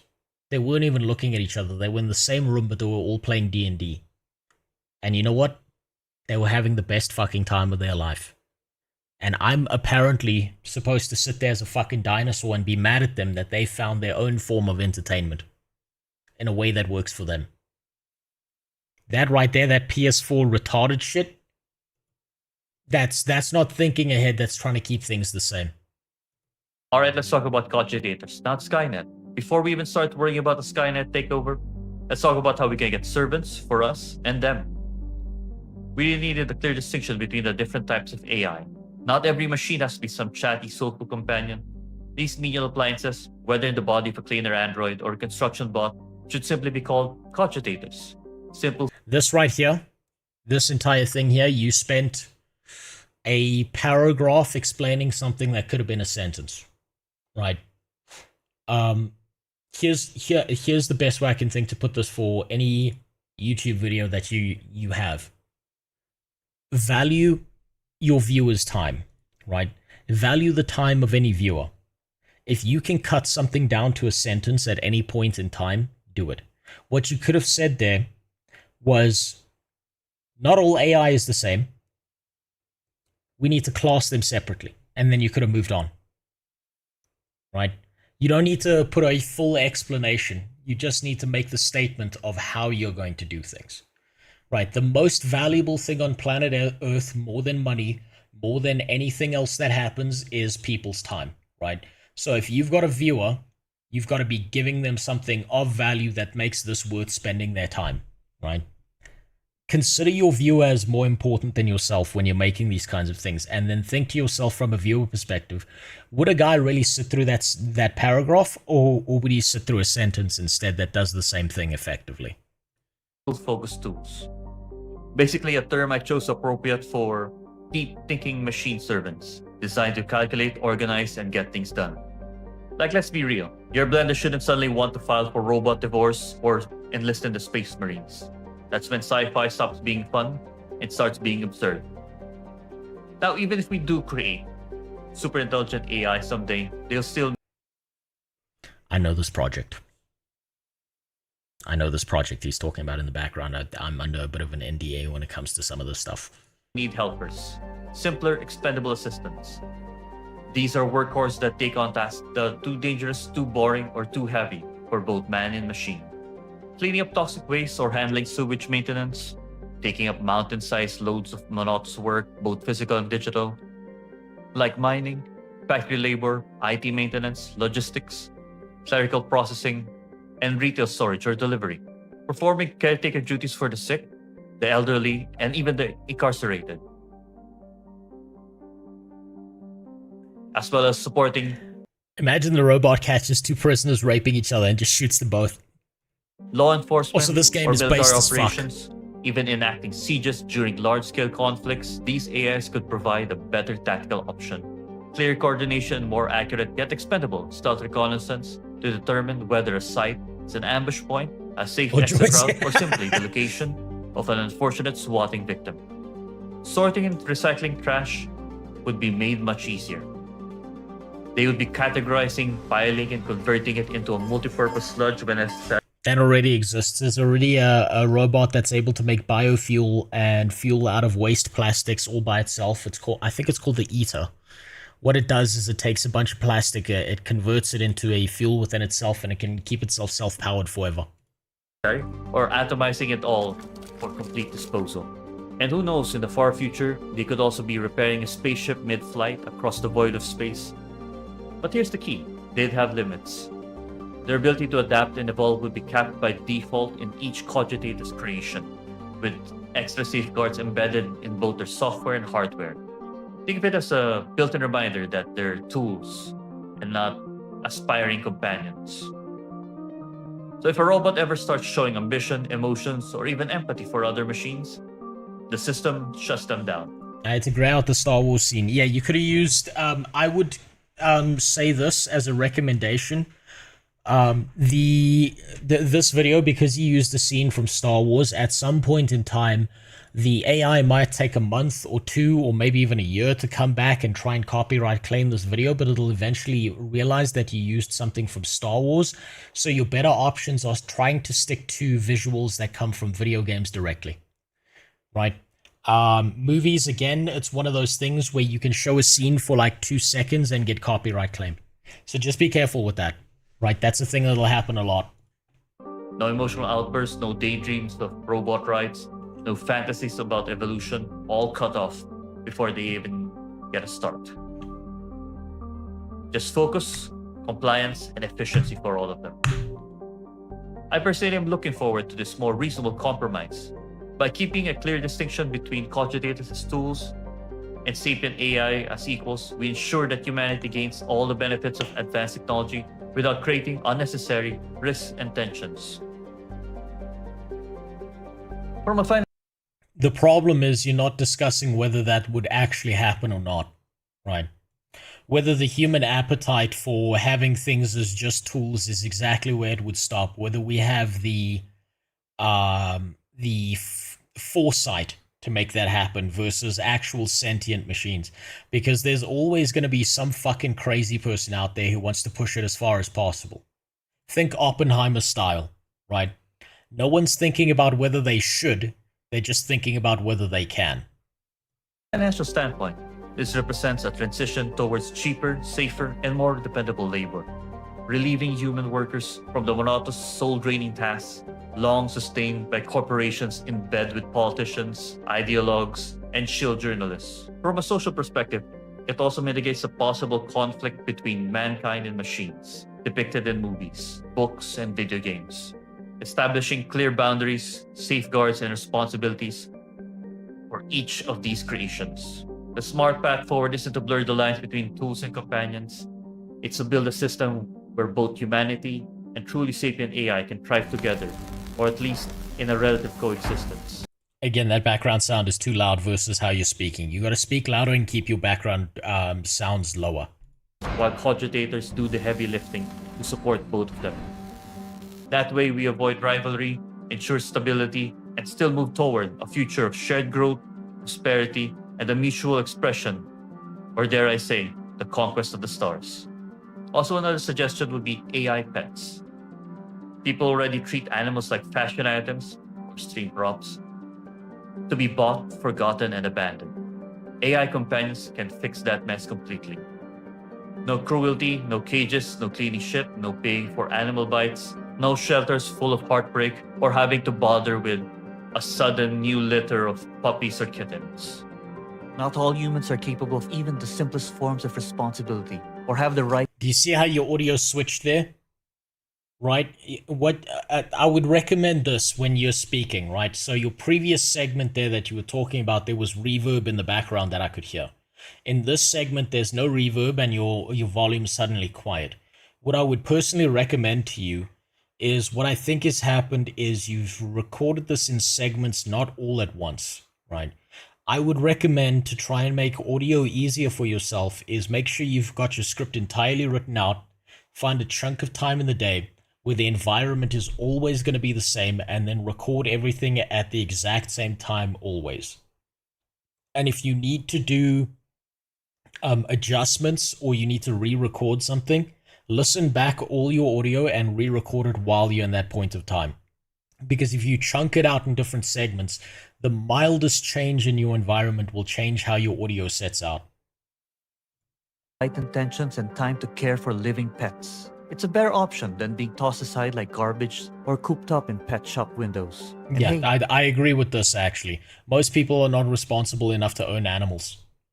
And I think the further we move into technology, the less time people have for these kinds of responsibilities, and it's bad for you. It's fucking bad for you, it's bad for the animal, it's bad for everyone. If you have an animal, it's a companion, and you should keep in mind that what is the most minor thing for you is probably the world to them. And most people don't think of their animals like that. They think of them as like, this is something I'm going to throw away when I'm done with it. They treat animals like tools already, so I think it's generally better that the largest majority of people don't actually have animals and rather have a tool that emulates an animal that they can hit an off switch on. That's one win we can all take. What becomes of animals in this general scenario? Animals will become, at least pets, same thing with food. They'll become like a boutique kind of expense thing where you're doing this because you either love animals from a passionate perspective, or you're doing things where it becomes a hyper niche market with higher expenses. So if you wanted to get a German Shepherd puppy, instead of it costing however much it costs today, it'll cost 10 times more in the future. And the only people picking those things up will be the people who are genuinely passionate about it and want to focus on their animals, right? It becomes what in the past was just an average thing suddenly becomes a luxury in the future. Oh, before we move on, you know from I've seen in fiction like hack cybernetics or subtle malware infection? This stuff could totally happen once we get into this cyborg era. We need some kind of external buffer, like a physical external console before connecting anything straight to our cybernetics. Like the dummy barrier from Ghost in the Shell back in 2002, the standalone complex, or like the external cyber deck of Rach Barthmoss in the Cyberpunk series. The problem with all of that is it's not going to work.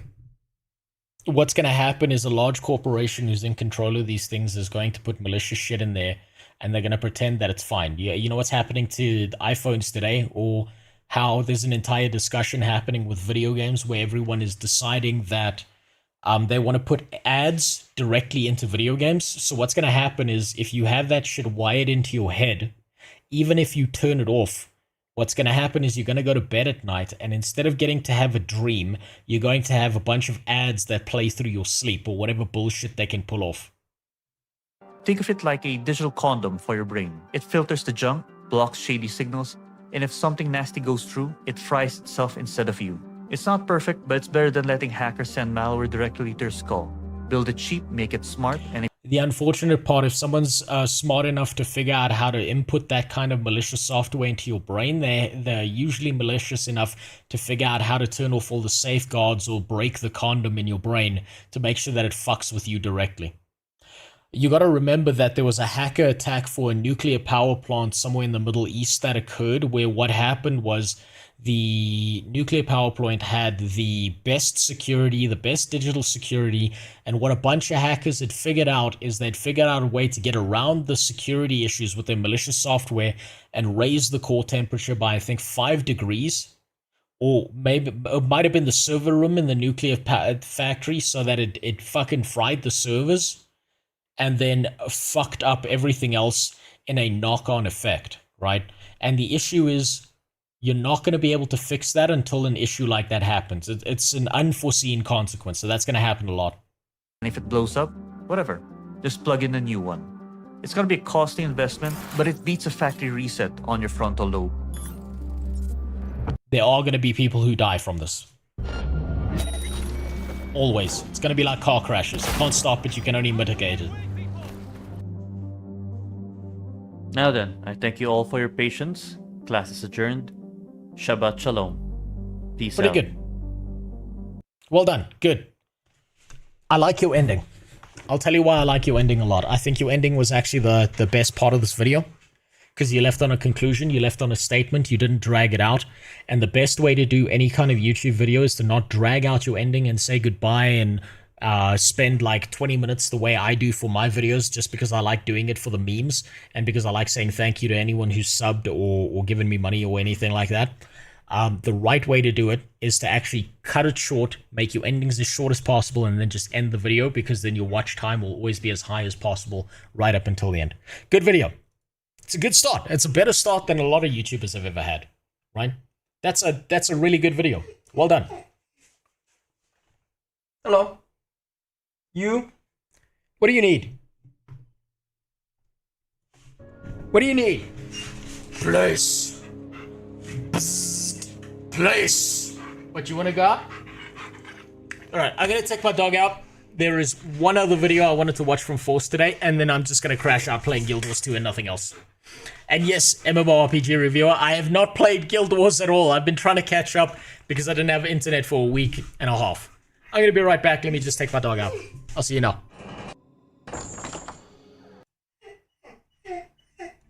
Yeah. Vas-y. Go. Allez.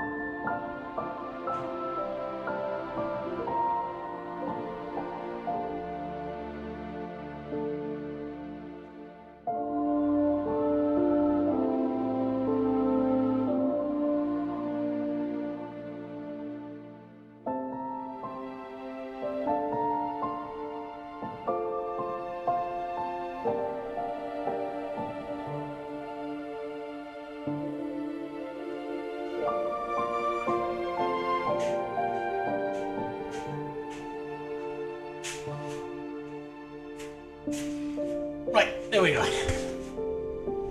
There we go. Oh shit. Right, it's gonna start raining. And so I'm gonna at some point have to adjust my audio. Otherwise it's gonna sound like I'm streaming under machine gun fire because my roof is made of metal. But that was a good video. I think the biggest thing I can say, Filter, that would be of assistance, everything else is minor, is fix your audio. And the best way I can think to help you is when you're speaking, speak with some level of confidence. Don't think of yourself as a person when you're doing these things. Think of yourself as a conduit for the idea that you're trying to get across. Whether that idea is a concept or entertainment or an explanation, that's entirely up to you. But don't think of yourself as a person. Think of yourself as the idea you're trying to get across. At least personally for me, that helps a lot. Particularly when I'm doing cringe entertainment shit or making stupid fucking jokes. It's always better to look at it from that perspective than it is to try and get caught up in your own emotions, because your own emotions will throw you off. At least that's the way I found it for myself. Some people know how to use their emotions and know how to wield their emotions to get their point across in a far stronger way, but I don't know how to do that. So I can only give you the advice that would work for me. There are other people who are very good at that, and if you're good at using your emotions, then you should. You mind doing me a favor and telling me what's bad about this video I made about learning your software? Wait, what? Hold on. Jimmy, send that to me in a DM, and I will look at that in the next stream. You've been here long enough that you've earned the right to that as well. So send that to me in a DM. I want to pay attention to it properly, the way it deserves, and I would rather not give you like a shitty kind of opinion when it comes to that, or a second-hand one that's just not as good. So please send that to me in a DM and I'll watch that. Question about YouTube. I have an old account with a video with like 170k views and another with 40k. It's dog shit, but is it worth ever trying to recover that account to make videos or not? The videos are like 14 years old. If this was 2 years ago, Super Sploof, I would say yes. But current day, modern day YouTube doesn't work like that, right? Current day YouTube works on the idea of it doesn't actually matter what your subscriber count is, it matters about your video, right? So if you wanted to do videos that have a high impact, you actually, weirdly enough, are okay starting fresh, unless the things you want to do are already the same as the video that you've already made, right? Primarily because if you've got an old YouTube account and you're planning to go back to the same ideas and concepts, then the algorithm has picked up and attuned to you already and decided that people like this, people have seen views on this, people enjoy what you're doing, so it's going to feed it to the correct target audience. When you're starting off on YouTube, like the first 20 to 30 videos you make, you are not just attempting to make a video, you are attempting to tell the algorithm of YouTube who they should be serving these videos to, right? So if you're looking at a completely different niche, then don't worry about it. If you're looking at doing the exact same niche, then it might be worth it, but you would be perfectly fine. You would be 100% fine starting fresh. The way the YouTube algorithm now works is it tries to boost small viewers, small channels as much as possible, and suggest it to people who would otherwise not watch your stuff so that it can try and figure out where you belong. That's how it works. That's why everyone on YouTube niches down into one subject, right? That's why you'll notice there's, like, if someone does a channel, so there was a guy who did this a long time ago. There was a guy in Thailand whose videos I used to watch, and he actually had 2 channels, right? His one channel was about music, and his other channel was about ants. And he did the right thing by separating those out into 2 channels, because it would serve the ant content to people who wanted to learn about insects and shit, who had no interest in music, and his other music channel would then go to the people who were interested in his music. And it was doing it the right way. You gotta remember, you have to niche down in YouTube to start off, because you're training the algorithm to understand what you're talking about. And it's a lot better than right now than it used to be, but it still needs to learn what you're thinking about and what you find valuable enough to talk about, and then find the right audience. Time to sleep in Europe. Will catch Guild Wars 2 playthrough on the VOD later. Good night, sleeper. If you need sleep, if you need to pass out, go do your shit, dude. Go do your shit. I promise you, anything you've got to do is more valuable than anything I'm doing. I swear YouTube flags channels from the golden era to never get above 500k views in vids. It doesn't. But the problem is audiences change over time. The things you were interested in 10 years ago are not the things you're interested in today. So you've either got to continually find a new audience, or you're gonna find that the audience you had drops off, and when that drop off occurs, unfortunately, the way the algorithm is programmed is it says, oh, people are no longer interested in your stuff because your audience has aged and moved on.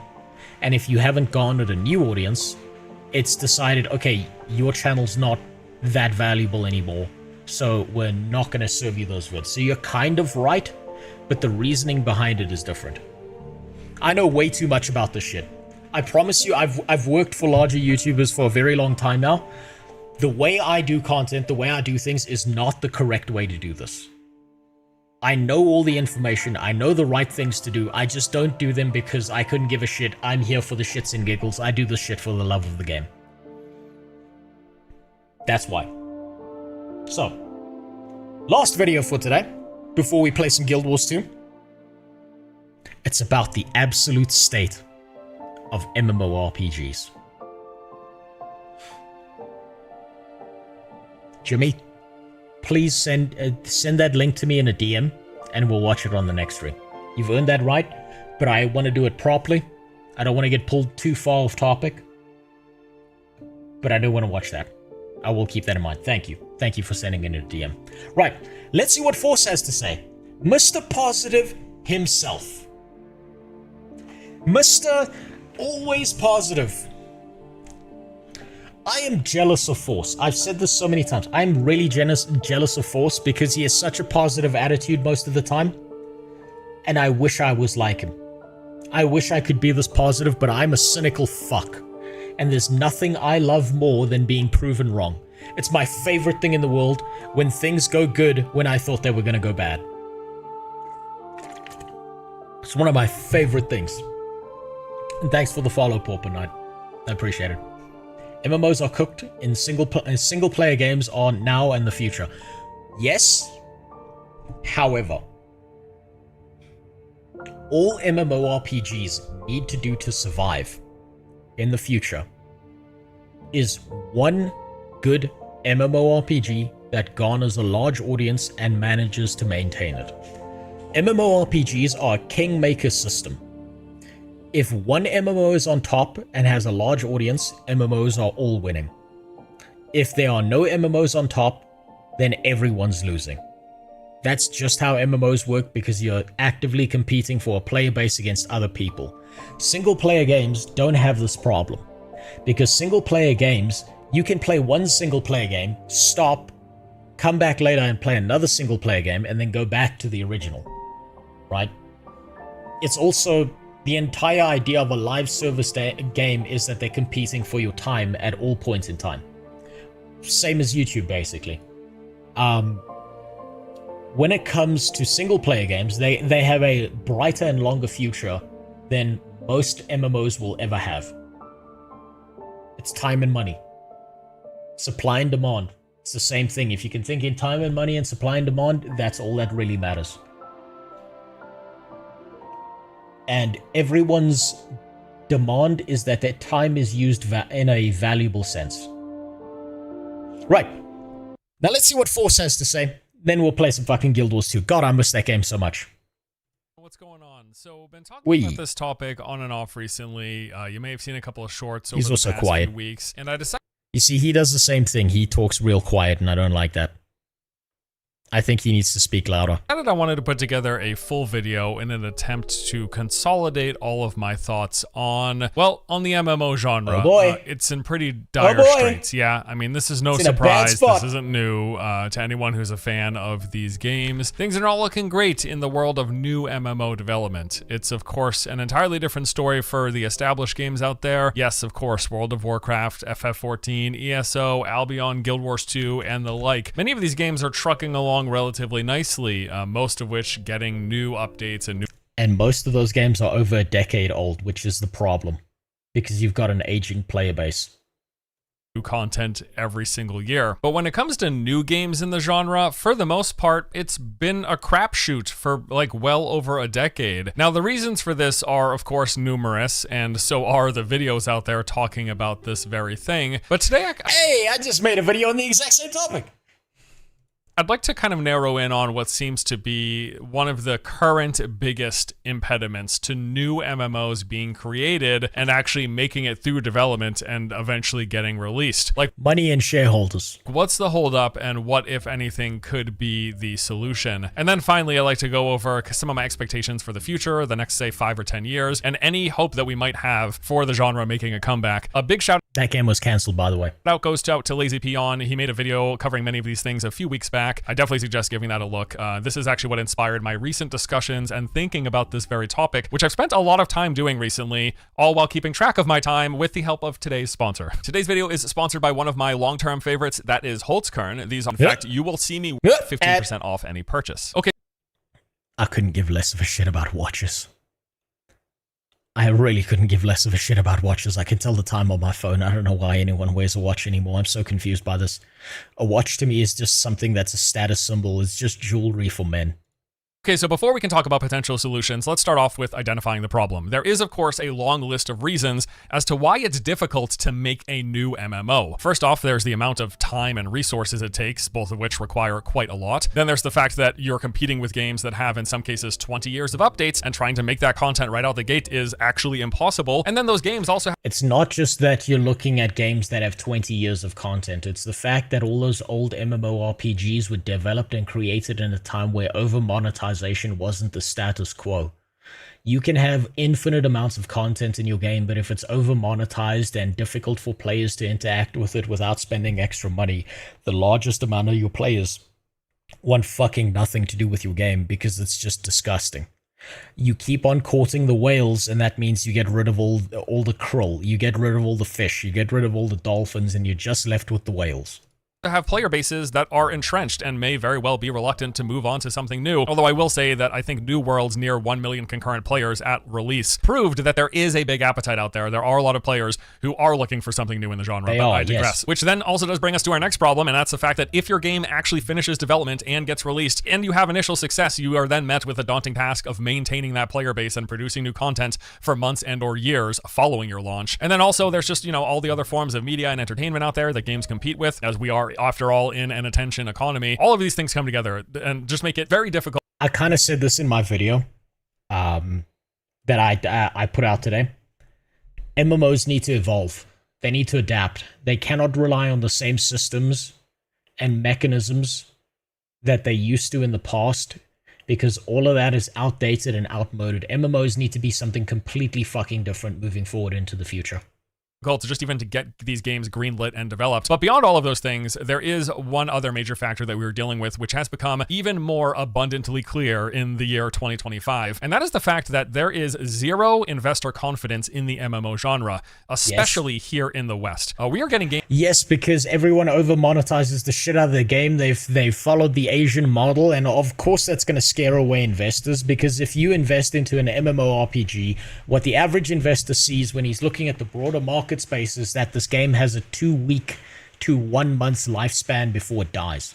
Games canceled left and right because the people who fund these projects don't believe in them and or they don't think that they're worth the money. Meanwhile, Eastern studios have been cranking out new MMOs every year. Just in the past few years, we saw the releases of Aeon 2, Sword of Justice, Blue Protocol, Throne and Liberty, Lost Ark, Taurusland, Elion, Bless Online, Bless Unleashed, Bless Unchained. And how many of those games he's talking about are good? Almost none, if all of them. Probably none of them. To bless whatever other iterations they did. I mean, Eastern Development... Thanks for the resub, Plag. I appreciate it. Fucker. Can you guys hear the rain? Or is my noise cancelling doing a decent enough job? Let me know. Because right now, all I can hear is machine gun fire hitting my fucking rooftop. Studios are simply pumping out games in this genre, while we are over here in the West, our studios are like on life support and getting the boot, really. And there's a few reasons for the discrepancy here. One of which Peon specifically pointed out in his video that really kind of sent the light bulb off in my head. One big factor is just that the cost of labor is way cheaper, or in other words, they can develop a similar product for much lower investment. If you take a look at the average yearly salary for a game developer in the US, we're looking at approximately 116,000 USD. The average salary for a game dev in, say... And that's going to drop even further when they start using more AI. South Korea is around 76 million Korean won. 76 million sounds like a lot, but that comes out to, when you convert, approximately 51,000 USD. So for each individual developer, it costs investors less than half the amount of money per year of development. And for a genre where games tend to take in the ballpark of 5, 7, upwards of 10 years to make, that adds up quickly. The salaries paid to developers and any of the other employees associated with making games, that accounts for the bulk of the cost that it takes to make said games. On top of that, you've also got the fact that Eastern MMOs tend to monetize more heavily than their Western counterparts, and in... Can anyone guess why Eastern MMOs can get away with that and Western ones can't? I'm going to fix my noise suppression because I can hear it's going to get worse. Just to try and get rid of some of those those rain sounds. I know that's irritating. Can any of you guess why it works in the Eastern markets but not the Western ones? I want to see if you know.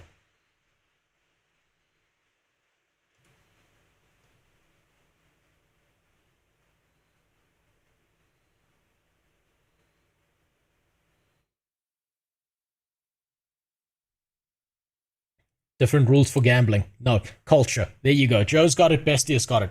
Culture. In Asian cultures, not being able to spend excessive amounts of money on things that you don't really need makes you into a loser, right? It makes you, like culturally speaking, in Asian countries, not being able to do that means that you're a bitch. And one of the ways you can test this is you can go look at how a lot of Chinese and Asian streams are run, where most of the time, a lot of Asian streamers are guys screaming at a camera, yelling at people to donate more money and calling people fucking losers if they can't afford to do that, right?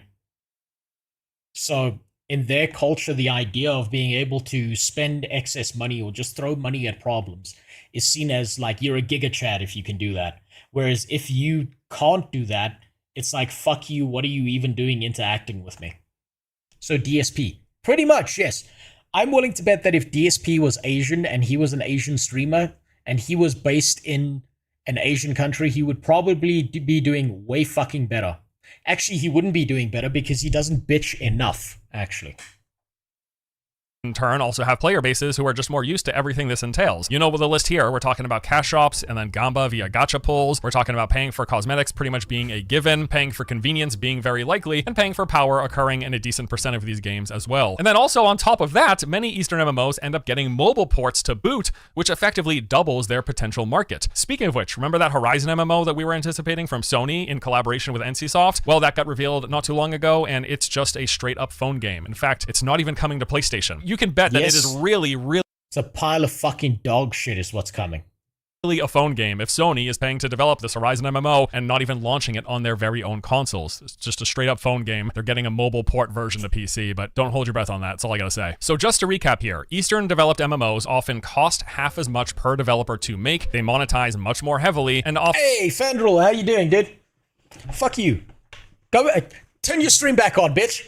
No, go back. Go fuck off. Turn your stream back on. I need someone to raid after I'm done here, goddammit. Stream for the next 7 hours. You motherfucker. How dare you? Hold on. Thank you for redeeming that. I need to fix this quick. I do need to fix this. Where is it? Where's my multicam? There it is. That's not right. You can't see the nuts. What's the point if you can't see the sack? There we go. That's better. Yeah, there you go. That's the angle you like. I know how it is. This is how you get your sick kicks. You motherfuckers. How you doing, dude? Hope you had a good stream. Go back to streaming. Be a success, you motherfucker. Verizilla, thanks for the follow. There was an important message I missed. There was someone said something that I wanted to read and I missed it. Hold on. The most respected and popular pastime in Asia is to go out with some prostitutes, drink like there's no tomorrow, and those people are the top of the food chain, culture speaking. Yes, they are. It's also their entire way of life has become so different. Think about this. Things are so expensive and so fucking difficult in a country like Japan that what people will do is instead of having children, they will find someone who's got an online presence, who's a young person, and a bunch of lonely men will, out of sheer want for having kids that they can never afford, they will give money to that young person who's got an online presence because they feel like in some very parasocial way they are contributing to someone who acts as a replacement for having a child. That's how fucked up their culture is, in a lot of senses. That's also why over-monetization works in Asia and it doesn't work in the West. It's an unfortunate reality and it shouldn't be that way, but it is like that. Where's my Rain ASMR? All I hear is some dude talking now. I fixed my noise suppression. That's why. Often double their potential audience thanks to the frequency of these games getting mobile versions. So if you're an investor and you're interested in games and you have $100 million, are you spending it on the studio making an MMO in the US? Or are you spending it on the studio making an MMO in South Korea? That's a trick. South Korea. Hands down. Business decision, hands down. South Korea, you're going to make a lot more money. It's just how it is. And then you can do a Western port later and find out that your game fucking sucks in the West because no one wants to spend money on it because barely anyone can afford the goddamn price of eggs. Trick question, because we already know the answer. We are living the answer. Multiple new Eastern MMOs come out every single year. Meanwhile, here in the West, we might release one new MMO every 5 years, and then we're canceling the rest of them, as covered in a recent video. And then we cancel that 5-year MMO anyway after a few months. In the past year alone, actually in the past 6 months, 4 in-development MMOs from Western studios got the axe. There was that Warhammer MMO, Ghost Crawlers MMO, the Lord of the Rings MMO, and Project Blackbird. In every instance, this— And also, wait, did he miss one? I think he missed one. I can't remember right now. God. Idax, you fucking oiler. I'm starting to believe that you've been lying to us and you're just a goddamn oil shake's son or some shit. Stop making my life more difficult with taxes, you piece of shit. You motherfucker. I'm dead serious. I'm gonna find an AI out there somewhere, strap it to my stream that specifically stops you from spending your money on me. Spend your money on yourself, goddammit. You've got a family to take care of. Spend your goddamn money on your own stuff, you motherfucker. Now, everyone in here, if you just got a sub from Idax, first of all, say thank you. Second, find out where he lives and mail him pictures of your balls. He loves that kind of stuff. He loves seeing wrinkly testicles in his mailbox. This was a matter of the people funding the project not wanting to invest any more money. Both the Warhammer MMO and Project Ghost actually got cancelled after NetEase pulled funding. The irony isn't lost on me that it was NetEase that ended up cancelling both these games, by the way. Amazon announced that they were... That was smart by NetEase.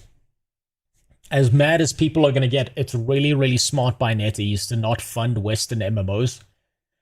Primarily because they've looked at the market and they understand that they're not going to make as much money as if they were to throw a fraction of that money into whatever MMO slop's going to come out of Asia.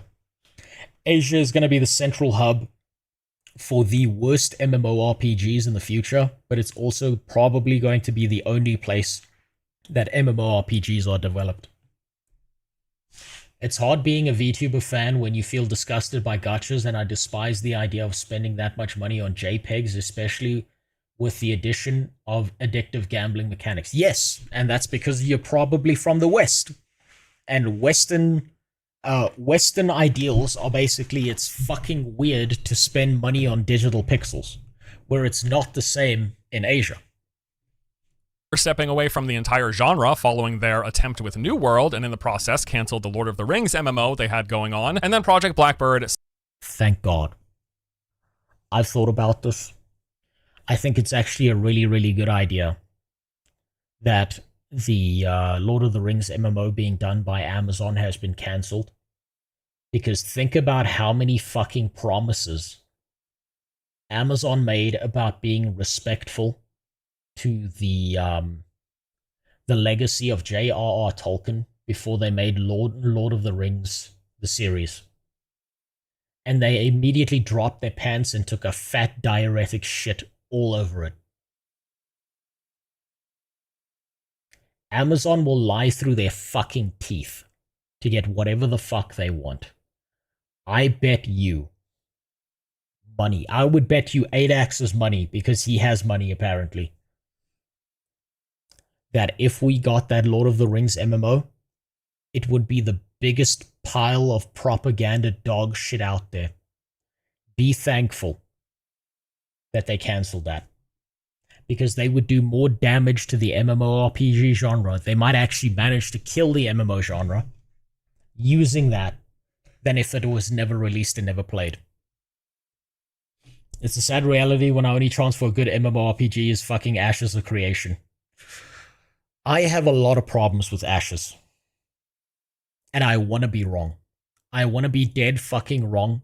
I want, what I genuinely want in the bottom of my heart is 1 year from now to see Ashes of Creation being a gigantic fucking success, and I will be so happy. I will be fucking ecstatic to look at Ashes and make a bunch of posts saying how dead fucking wrong I was. But I just don't see that happening. They've over-monetized it. They've sold PNGs that didn't turn out to be skins that haven't been put in the game yet. They made people spend like $250 fucking to alpha playtest their game. They pushed it into early access on Steam before the game was ready for a full release. That means the largest majority of people are going to get an opinion on Ashes of Creation. They're going to be starting to stack reviews. And I mean, let's take a look at it. I was looking at it earlier, right? I was taking a look at it earlier, actually. Ashes. What's the review score on the early access game? Mixed.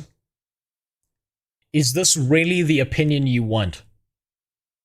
Is this the first impression you want people to see of your game that's not even out yet on the largest video game platform in the world?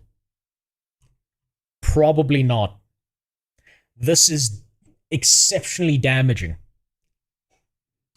And you know what this makes me want to say? Knock was right.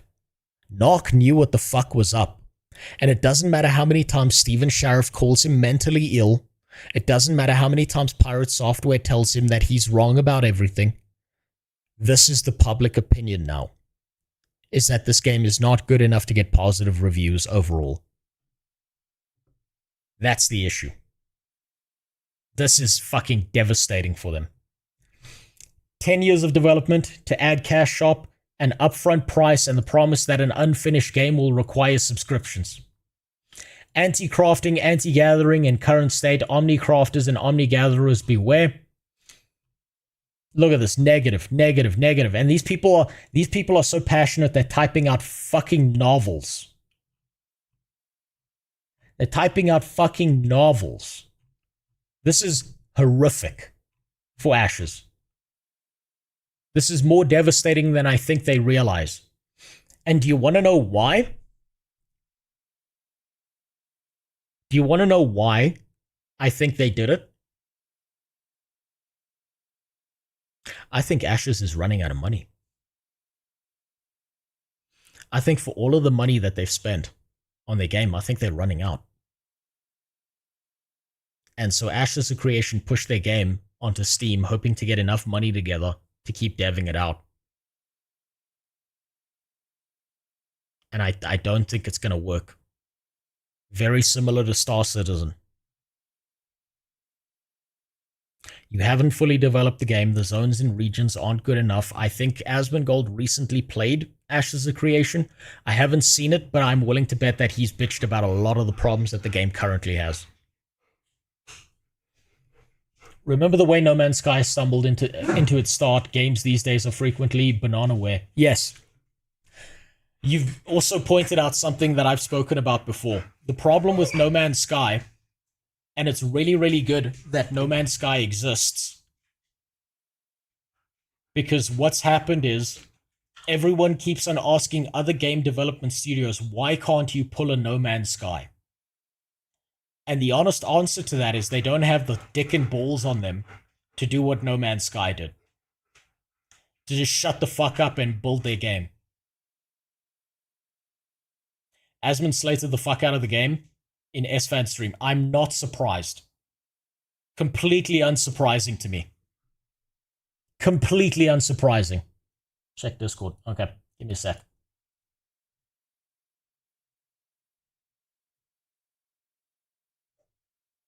I don't want people to see DMs, so just give me a second. Let me save that.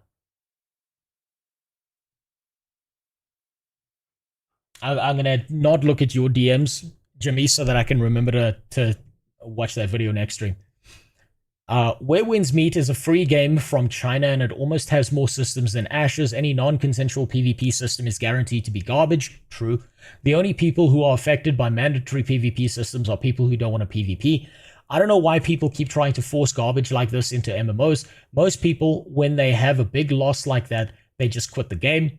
I don't know how they don't realize that it's a bad idea after creating an endless Russian nesting doll of systems to regulate a bad design decision. I'll tell you why. They keep doing that because they've got this idea in their head. They've got this...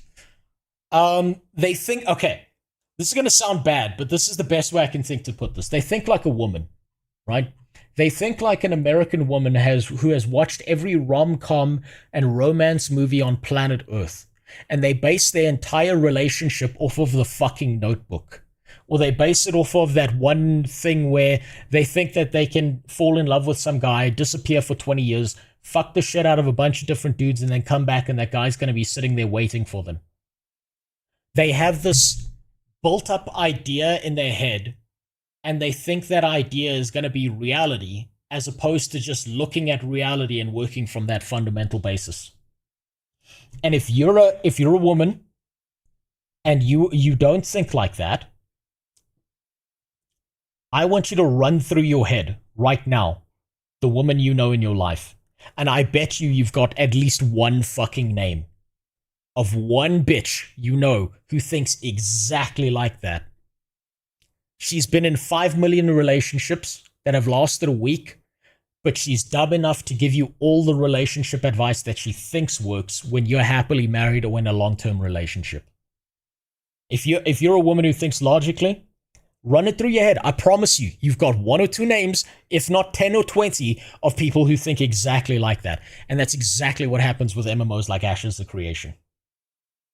Similarly, that got binned when Microsoft, in their own cost-cutting measures, fired thousands of employees. It was also said that for Blackbird in particular, the decision was motivated to divert funding towards a new Fallout project. This information actually came from Jez Corden back in July, where he said that the cancellation came down to Microsoft deciding they didn't want to continue spending money on a game that may or may not compete with the likes of World of Warcraft, ultimately figuring the money was better off invested in an established franchise. To quote him directly, "From what I heard, it was a case of trade-offs and that the program to expand Fallout 5 and just follow in." Asmongold doesn't make content anymore. He reacts to other people's content. Yes, box or nothing.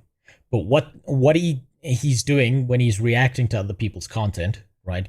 It doesn't invalidate the decades of knowledge that he's built up playing MMORPGs like World of Warcraft, right? The reason he's so successful when it comes to reacting to content a lot of the time, one, because he understands exactly how to garner as much attention as possible online, but 2, because he has a knowledge basis, at least when it comes to MMORPGs, that he's working from, right? His widespread knowledge basis on games like MMOs means that when he reacts to content, he knows exactly what to say that is the thing that the person at home watching him goes, that's exactly what I was thinking, I just didn't know how to put it into words. In general, that's where they decided to make the investments and where the money will be translated into more of a surefire win. Another example of the people with the money saying, I don't want to spend my millions making this risky MMO thing, let's do another Fallout game instead. Okay, so those are some of the big current problems on top of the long list of problems that MMOs have, not only with getting made, but in maintaining life post-release. And really, I wanted this video to talk about, like, why are we getting so many Western MMOs canceled? And again, that's what I think a lot of it comes down to, just the lack of investor confidence in these projects, the amount of risk involved, and the sheer quantity of money and the length of time it takes to make these games. Now let's talk about potential solutions. For starters, yes, of course. But he gave Avowed a 7 out of 10. I don't completely trust his opinions anymore. Avowed's not an MMO, right? And look, we're all going to have a game. Think about it this way. We're all going to have a game that we think is a banger and everyone else thinks isn't. I fucking loved the PlayStation 3 Thief game, but no one else did. The market decided and invalidated my opinion on that, right? Asmongold said he loved New World. And he's right. That's fine. He can personally love the game. But that doesn't mean that everyone else is going to love it. Of course, investor confidence needs to return. If no one out there thinks that it is worth the cost or risk associated with making an MMO at a Western studio, we're just not going to get any more of them beyond the crowd-funded ones or the enthusiast investors, the likes of things like Ashes of Creation, where you got someone who's really into the genre, has a bunch of money, and uses that to seed the beginning of this project. And, you know, we'll wait to see how that turns out, but we won't get into that in this video. So investors need to think that MMOs are worth it again, and for that to happen, we likely just need another breakthrough hit. And that we need one banger. We need a new king. We need something that clears the table and starts grabbing a hold of an audience that's between the ages of 15 and 25. Because most MMORPG players are bolder than me. Most MMORPG players these days have 2 kids and a mortgage and a house and a life and a job. That is an aging population. And sure, that aging population has more expendable income than they would if they were younger, but that's not a long-term strategy because eventually life's going to overtake those other people and we're going to be left with nothing. We need one MMORPG that starts garnering the attention of a younger generation. And if I sit here as a cranky old fucking man yelling about how I don't understand how an MMORPG is super popular with the kids, but the kids fucking love it, that's probably the best scenario in the world. Because it means I'm outdated, not the game. That could come from a few potential sources. There are a few other Western MMOs that are still currently in development. Fingers crossed they don't get canceled as of the posting of this video or something. We know, of course, that Riot is working on their MMO, the League of Legends MMO based in the Runeterra universe. Guild Wars 3 is reportedly in development, although that's never been like officially publicly revealed. I refuse to talk about Guild Wars 3 beyond speculation because until I hear an announcement, until I see some kind of gameplay or development, or I hear that it's not on mobile, there's no point in talking about it. It was just kind of mentioned during a quarterly earnings call, but it seems like that is happening. There's a new EverQuest game coming from Daybreak. And then also I want to give a shout out to Project Fantasy from IO Interactive. We're still unsure of exactly what this entails, but from their brief description on the little reveal page, it seems like it may have some kind of shared world elements, which I'm really interested in. So yeah, if any of these projects release or ones that are not mentioned here, if any MMO-like game... We don't need a Guild Wars 3. We don't need one. The MMORPG genre might need one if it's made well. If it's going to be made well is a bigger concern than if we need one or not. And it's probably not. That's the unfortunate reality. Comes out and is a massive success once again, a brand new one just pops off. That is almost going to guarantee that we get investors willing to spend money on anything that looks to mimic that success. I think another potential option is just the idea of making MMOs less risky by making them cost less money. I mentioned AI recently in a short that I did. MMO for kids today is Roblox. I 100% agree. I've even said that exact statement before. Most kids today are going to be playing Roblox. Most kids today are never going to touch an MMORPG because there's just better online multiplayer live service games that they would rather be playing than an MMO. And what would it offer if we don't already have? This is what I've said. It needs to offer something that is not the same as what we've been offered for the last 10 to 20 years. If it starts offering the exact same thing that every other MMORPG that already exists, it's going to be played for a month. Everyone's going to shrug their shoulders and go back to their original base game MMO. It needs to be something so out of the box, so different, so...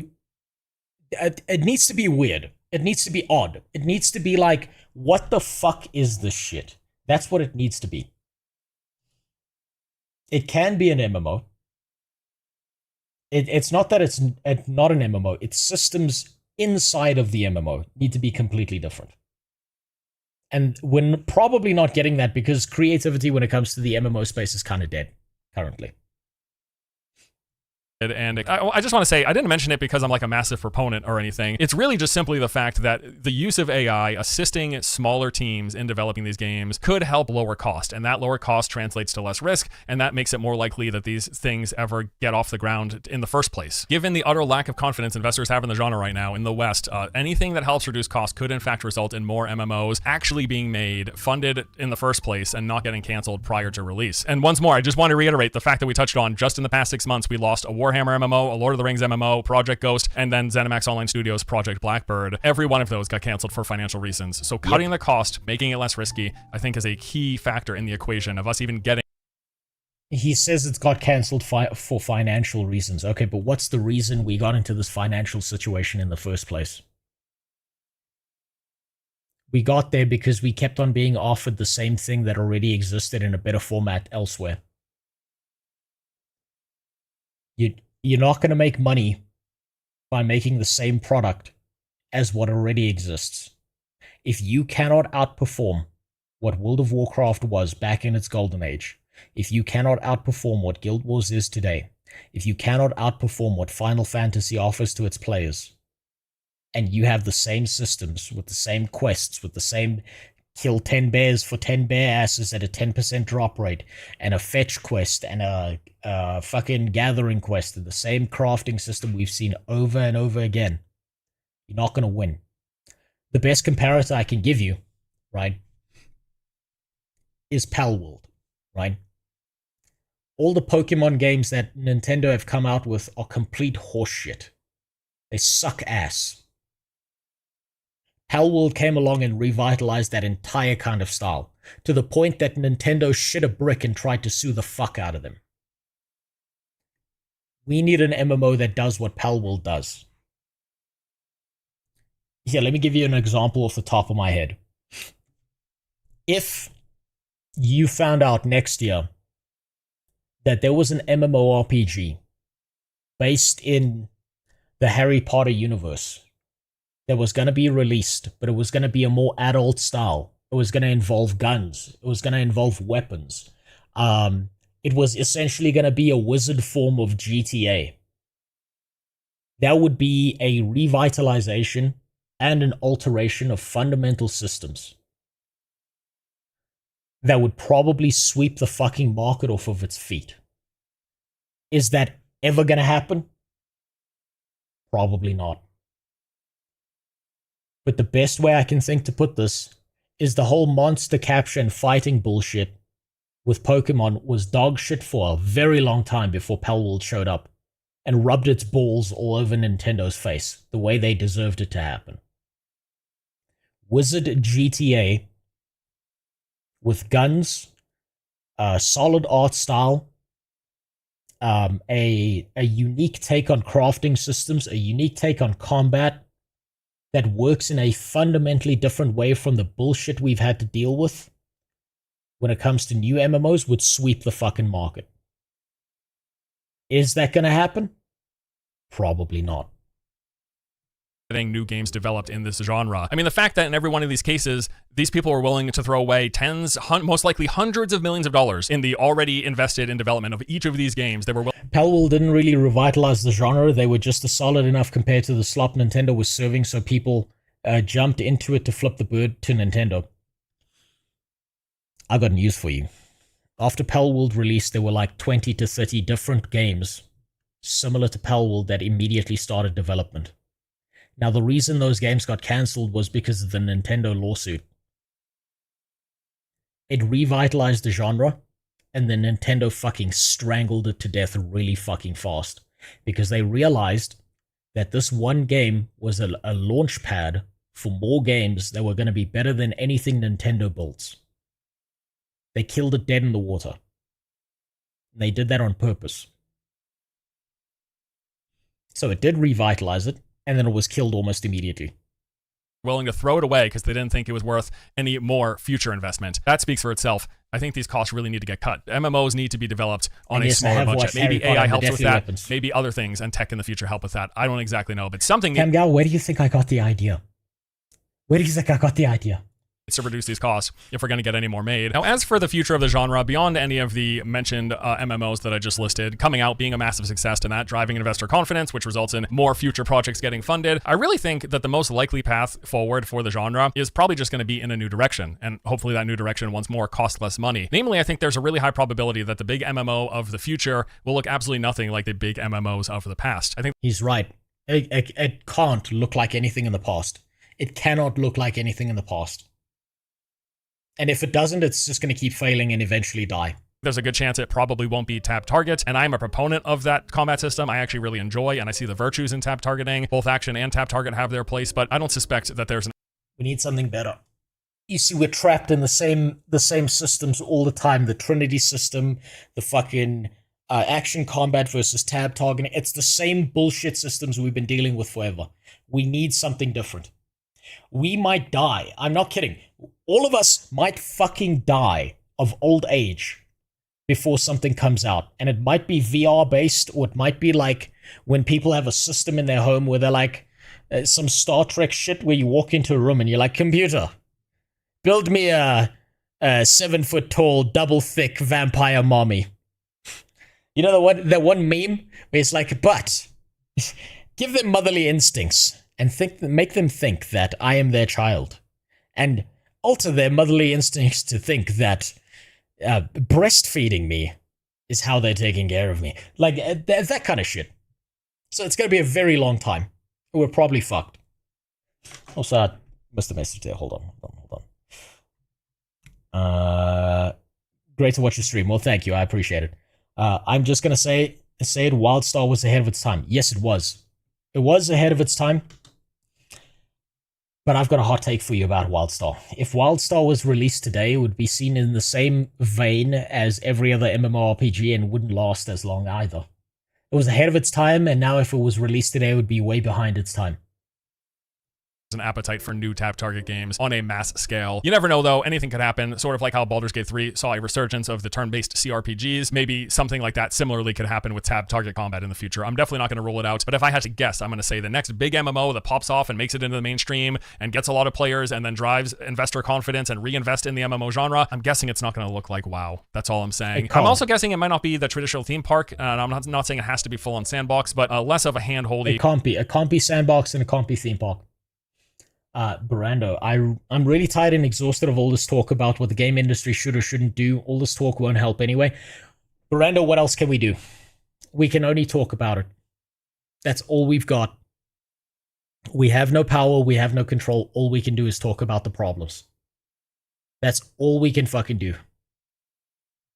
Quest hub to quest hub kind of thing, and more of like an exploratory nature. Not exactly sure how that'll play out, but just spitballing here. And then also, I think that there's probably a high probability that it isn't full on sharded open worlds or sharded servers and full open worlds where all 10,000, 20,000 people on a server you can see simultaneously standing on the same rock in the middle of the city. I'm guessing it's more likely to be something along the shared world stuff. I mean, I sort of envision... I think he's talking about Blue Protocol there, because that was such a horseshit game. Telefuel. Anyway, Telefewful. Thanks for the follow. Appreciate it. And a combination of, say, the kind of combat system that mixes fantasy elements with traditional sword and board and archery and the different class archetypes and magic. So you see what he's doing now is he's speculating, which is all we can do. That's the problem, is what's going to come out and dominate the market, if it ever does, is something that's so far outside of all the established ideas that we never saw it coming.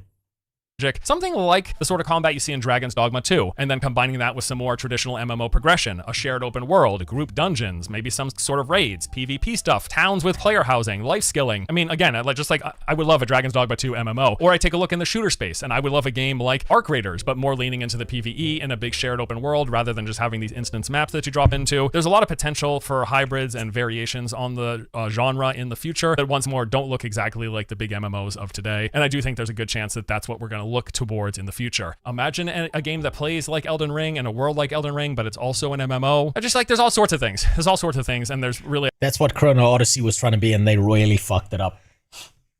Because MMOs... Wait, hold on. I missed a follow there. Hold on. Onagix, thanks for the follow. Because most MMOs don't hit the same as before, the new lifestyle nowadays requires fast-paced games. That's why I feel MMOs... Yeah, no, you're right. You're 100% fucking right about that. The attention span is lower, the dopamine hits need to be higher. I'm willing to bet that something that's going to be an MMO in the future that might be good is something that bites off of something like a Megabonk or Vampire Survivors. The dopamine hits need to be almost instantaneous in order to garner any kind of audience these days. That's just how the culture's shifted. Also, Coco, thanks for the follow. I guess unlimited potential for what we could get in the future, and we can't really guess exactly what it's going to be, but I'm just kind of throwing darts at the board here. Maybe something sticks. So yeah, in conclusion, there's a lot of things that go into why MMOs fail when they come out, and the things that go wrong in development, and the things that they do or don't do that result in the subsequent outcome. But I definitely think right now we are at a point where, and once more, we have to make a difference. There's a clear difference between the Western development studios and the Eastern development studios, and the frequency and quantity of MMOs that are coming out. Here in the West, it just costs way too much. Investors don't have the confidence. They don't think it's worth the money. They're not investing in new... Yes, we need more slave labor in MMOs. Projects, they're canceling existing projects. Something about that has to change. And I think part of that reduction in risk and the reduction in cost it takes to make these games, and ideally the length of time it takes to make these games, might be a change to how that they are made, whether that's with the assistance of AI or whether it's just a different kind of game presented in a different way that doesn't take 10 years to reach an alpha state and 20% of the game complete. There's all... So... Ashes agree. No shots, sorry. Ashes... No shots at that. He fucking... You see, he had an idea in his head. I knew exactly what the fuck he was talking about as Ashes. Oh, man. All MMO content creators are so fucking mad at Ashes, and it's so impressive to see. Edit of Ashes Creation, that's just what's top of mind right now. But yeah, things are definitely gonna the thing Sawman was talking about 2 years ago, the thing I was talking about 2 years ago, the thing Narc was talking about like a year ago. Everyone else is now catching on and realizing they were right. Man, fucking justice for Narc. Narc deserves so much justice after being called fucking mentally ill, after deleting his entire channel and having to start again. have to change. It's a really interesting problem. You know, I will say too, in recent years, with the lack of new MMOs releasing that we've seen, I've started to shift into other genres of games to get kind of my MMO fix. And yeah, I'm looking at the shared world, smaller scale, less players per server or whatever, but still getting that multiplayer experience with exploration and discovery. And survival games have done a lot of that for me as well. I think Enshrouded is a fantastic example of an Enshrouded game that kind of gives you that sense of adventure and exploration and discovery of a world, but it still doesn't quite exactly scratch the MMO itch because you're on a server, you're inviting people to join you, so it's not quite the same. It doesn't have quite the same social dynamics. We will see. The future is, of course, to be determined. I cannot predict it. Otherwise, I would be a bajillionaire. But I'm hopeful, and I'm just looking forward to seeing how it all plays out. And hopefully, we get some new good MMO. There's the fucking positivity. I wish I could be as positive as this man. God damn it. Even now, he has to leave on a line of positivity. In the coming years. Not looking great like the next 5 years, but maybe 10 years from now. Check back in. I'll probably still be here. Give it 20. On YouTube. All right, guys, that's all for me today. Thank you for watching. Hope you guys enjoyed. Let me know what you think about this topic below. I'm sure this is going to be quite a conversation. I'll talk to you guys later. See ya. Yeah. Decent video, solid, all speculation. All we can do is cry and bitch and shit and piss and moan. That's all we've got left. There's nothing else we can do. Now let's play some fucking Guild Wars 2. I'm tired of all of this. I want to play some Guild Wars 2. It's been too long. God damn it, I missed this game. Oh, I missed this game so much. God damn it, I missed this game. Wasn't it the Ashes of Creation devs that talked about how nice their community is? Kind of ironic that the devs are dicks. It's completely unsurprising, actually. So, you've got... So, think about it this way. Let me describe it to you this way. There's a few things that most devs fall into the trap of, right? You have positive and you have negative, right? The problem is with Ashes, they leaned directly into everything positive they heard about their game and all the hype and all the bullshit. And what they did when they saw the negative experiences is they kept on making excuses and telling the players how they're wrong and they don't know what the fuck they're talking about and everyone's a loser and blah, blah, blah. But the reality is when it comes to the negative side of the equation, this amount of people are just bitching and they have no value. This amount of people up here are bitching, but they have something that's constructive criticism. And if you neglect the negatives entirely and you just focus on the positives, you never fix your fucking game. And then when you release it to a larger audience, guess what? You never fix your fucking game. It never gets fixed because you are so stuck in this toxic positive mentality that you never go out of your way to fix the goddamn game and its issues. Because you keep thinking that you're right, and you never realize that you're wrong. How the fuck do you look 5 years younger? What do you mean?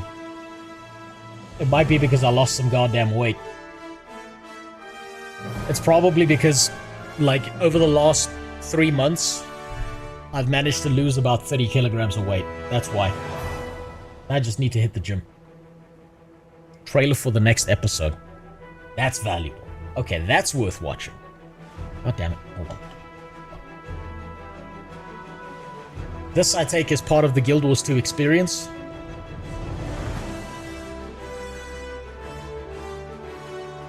Slimmy. Give me a sec. Give me a sec. Hold on. Since the game's loaded, since it loads nice and quickly. Let's see. Okay, this is the next Living World season I've got to go through. Let's see what they've got to offer.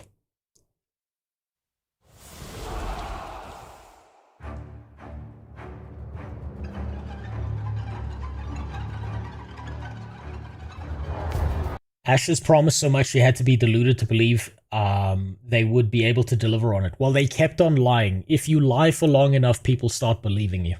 10 seconds to curtain. Places for Act 1, please. Places for Act 1.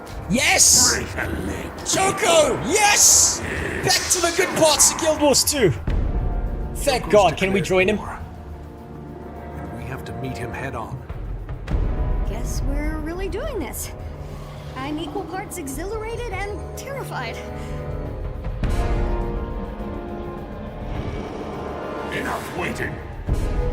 Joko's bored. Let's pick up the pace. Yes! Oh, yes! No, show me more Joko. Fuck this other stuff. God, I'm so excited to see him. He's one of the most fun characters this game has so far.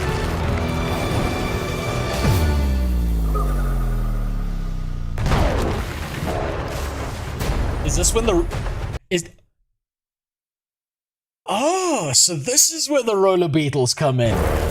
Finally!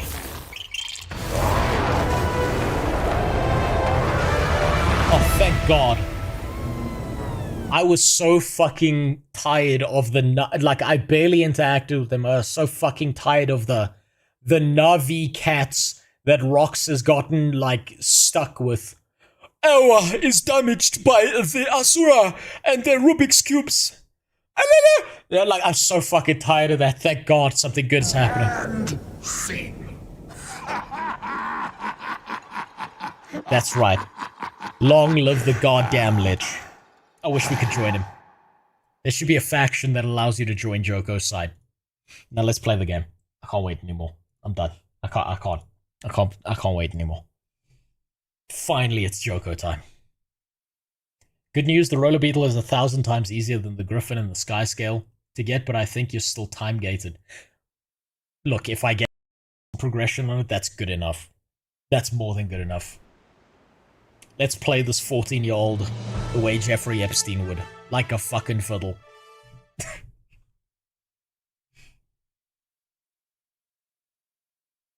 It's 1 day time gate, that's not going to be a problem. With how inconsistent I am, that's not going to be a problem. It's just claim my free shit. Come on. Come on. Give me my free shit. Thank you. Oh, what's this? Okay. Winter's Day has returned. That's right, the Winter's Day events have started. Please help us, dear Commander. The mean Gronk stole our ornaments from the orphanage. This guy can't spell. And won't give them back. Please help us find our ornaments and get rid of the Gronk. Okay, this is probably related to the Winter's Day events. Based on the fact that there's an orphan involved, which we're going to drop kick off a cliff. They can go fuck themselves. Hero, for a time, the flow of the mists supports your growth as one of Taria's defenders. While this persists, your adventures will grant you further experience and rich rewards. Take advantage of the opportunity to train and prepare yourself for the trials to come. I too will reinforce your path when I am able. Meet me in your homeland, and you should prove yourself with a simple task. I will grant you a weapon to support your journey to the pinnacles of valor. I'll worry about that later. I'll worry about that later. Guess what matters right now? It's the Living World season. That's all that matters. That's all that matters. We've done episode 1. Wasn't that interesting? We did episode 2. It kind of sucked ass, I'm gonna be honest with you. The whole fucking hippie cats acting not like Chars. Incredibly disappointing, incredibly sad. Fuck that shit. Time for something good. Long live the Lich. As the Scarab Blade threatens the free city of Amnoon, Joko's plans are revealed in all their horrific splendor. Put an end to them. Can't we just join him? Can't we just join the white side? You know I love you, right? You're in trouble, aren't you? I mean, trouble is such a strong word. Out with it, Timey. Gort got himself arrested or quarantined. But if you come to his hearing, I bet you can get him released. So many questions. Not even sure where to start. Yes. We can go into the details when you get Fuck here. Timey. Amnoon Council Chambers. Thanks, Commander. You're Get the fuck out of amazing. here. Just show me more Joko. Joko should have beat the shit out of you. You did meet Blish, though, who's a soul trapped in a golem. That's important lore for the future. Well, I mean, he's the only acceptable Asura. Outside of maybe, Flunt. So I'm okay with that. What happened to your AI redeem from last stream? I'm still strapping Suno back up. I've got your prompt still loaded. And I'm waiting for a confirmation email from Suno, and then I'll use it. It's sitting there in the back. I've got so much shit to fix. I still need to get someone their Crusader Kings Gold Edition, which is taking me for fucking ever. I'm just gonna buy them a new code for that. I've got to try and restrap Suno to everything. I kind of had to reduce as many costs as possible, and unfortunately Suno costs money. I have to try and save up enough money to fix my roof. So, yeah. I'm trying to find free ways around these issues, but it's taken forever. There's an interesting debacle that happened with one of the writers after this episode came out. Fandral could tell you in a VC. Fandral, if you're here, tell me. Otherwise, I'm gonna harass you on your stream. I'll do that weird co-stream thing and I'll harass you and fuck up your entire stream. How's that sound? God, I gotta remember all my keybinds. Oh. Okay, there's the sand dog. That's the most recent mount. I saw another Awakened patrol last night. As long as they keep Balthazar at bay, they can stay as long as they like. Here we go. Here we go. Oh man, I'm so excited to just play some fucking Guild Wars 2. God, I've missed this game. Taking root. Commander, over here. They're Where's this guy? Asura on trial today. You believe it took 5 Cavaliers to take him in? Your Cavaliers suck if they can't capture one rat then. Come on. They're really giving him a hearing? I'll get 0 add-ons. The trial's starting early, so here's a quick rundown. In researching the plague, Gorick figured out that it only infects humans. Really? That's huge. Right? Keybinds for my Trouble is, mounts. locals heard him talking about his work, and they got him arrested. Look at this Luckily, useless, he calls it the stumbly pestilence, fucking so shit. no Get one the knows fuck out of he's here. working on the scarab. God, give me someone with a walking speed. Whatever you do, don't call it by name, or they'll never let him go. I'm Give me someone with a engaged to regular-ass Vegetarian walking speed. delegation ship, so let's get this going. Mr. Gorick, you stand accused of conspiracy to release a deadly plague upon our city. Yeah, kill How him. do you plead? Gas him. First of all, it's just Thanks Gorick. for the feedback. Asura do not have Now I will enemies. go to the UK and find the infamous Peggy and why she keeps censoring my It's not a video plague, games. It's a pestilence. I'm ready to Go to rule. you to find If the there's no infamous one piggy here to and why speak on she this keeps creature's censoring video behalf. games. There's a lot of piggies you gotta go through. Let's see, enough. If there's one to speak on this creature's behalf. If it please the court, I'll speak. This creature is an associate of mine. I don't like the fact that we have to defend an Asura. Can't we just execute him? Fucking murder his ass. Councillor Myamine, I take exception to that characterization. Oh, This come on. creature is an No, I should have associate of chosen the other option. Oh, hero of Amnoon. I wouldn't have expected We should have you to called him a keep rat. Such questionable company. Oh, The I floor is can't yours. believe we did the fucking Although I don't know what could SJW. possibly convince Is that me to release racism I this smell? diseased threat into our city. Diseased? Oh, forgot to mention. To prove it only infects humans, he did expose himself to the contagion. But nothing happened. Nothing Oh, he's COVID happened. patient 0. He's deliberately growing a beetle under his skin. I'm sorry, he has a what growing where? Oh, yeah. Typical. It's a new species of beetle that could help us with, you know what? His name is Petey. He's cold-sensitive, but otherwise an excellent specimen.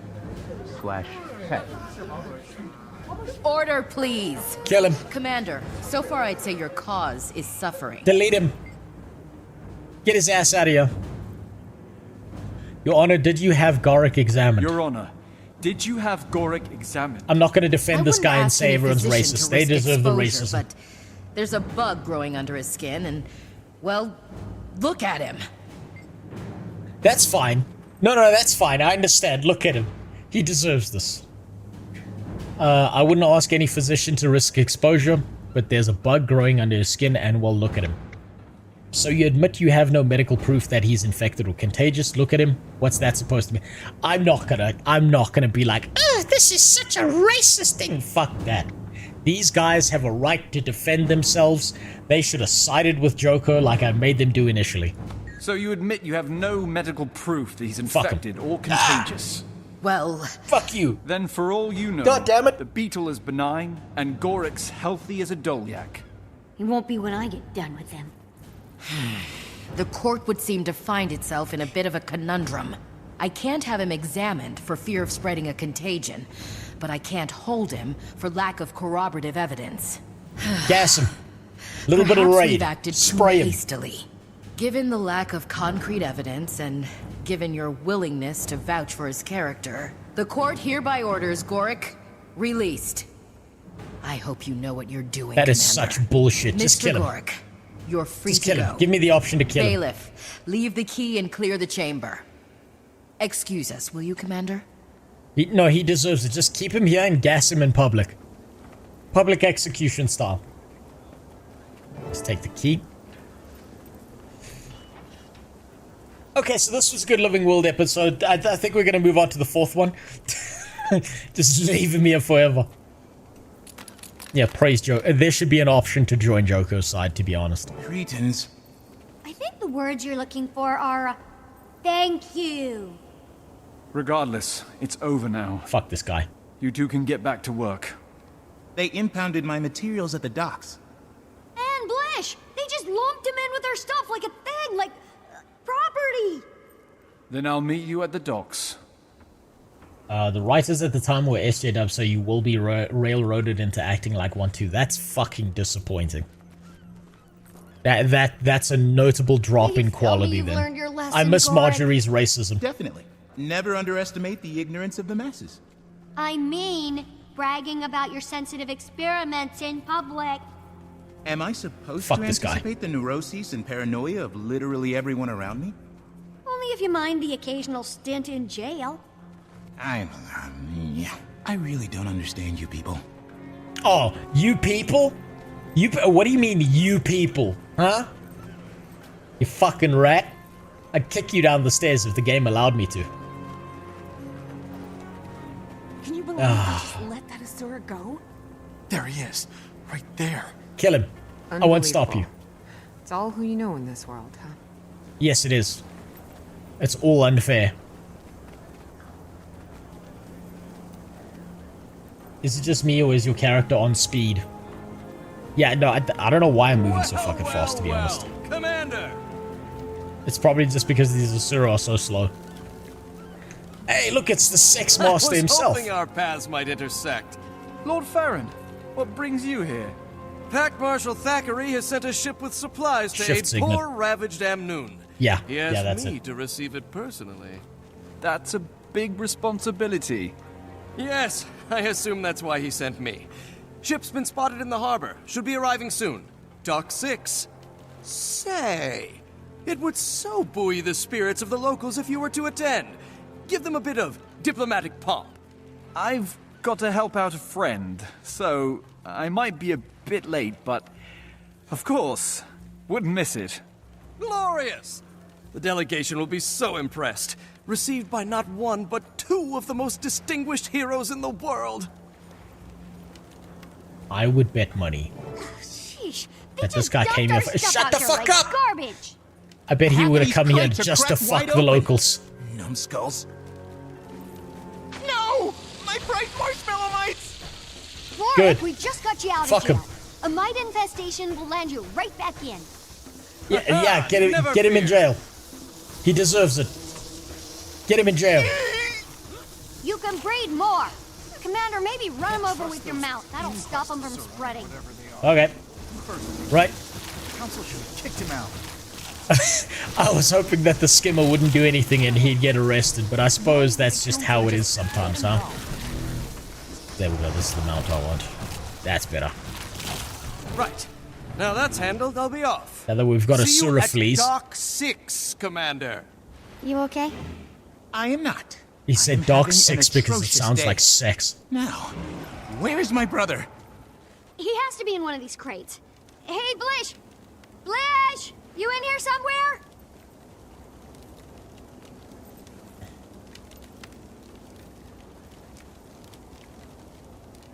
I want this noted for future reference. Timey is so fucking retarded that she knows that Blish is in one of these boxes, but she's too disabled and retarded, along with her rat friend here, to figure out how to open a box. And so instead we have to do it. Why are we lugging a disabled little rat retard around to different expansions? You could drown this thing in a puddle. These writer self-inserts are getting out of control.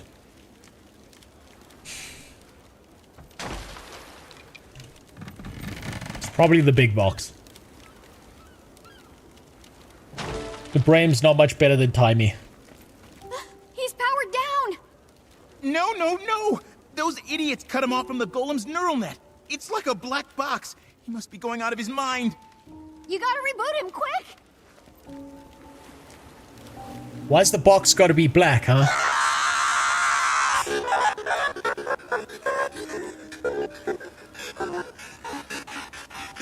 He's having a fucking panic attack. The horror. I couldn't see, hear, speak, move. No sense of space or time. Only nothingness. I'm now an advocate for turning every single one of the Asura into robots and switching them off. That again. Never again. We promise. Right, Gork? I hope it happens again. That sounds truly awful, Blish. Are you sure you're alright? I think so. It's good to see you all again. We'll take care of him, Commander. Go ahead and meet the packed ship. But he was essentially just floating in a void of endless nothingness as a consciousness. That's where all Asura belong. Permanently. Right, let's go talk to someone who's not a fucking rat. Let's go talk to Schlong Master himself. You know he's at least plowed 4 locals while waiting for us. Fuck Master Supreme. Why can't we have Farron as a replacement for Timey? I would much rather have Farron. But they are my Look, countrymen. he's already standing next to a bitchy cloud. I am thankful to Pack Marshal Thackeray for Kryta's magnanimous aid and for your auspicious presence here. But this is Elonian soil, and our people must come together as equals.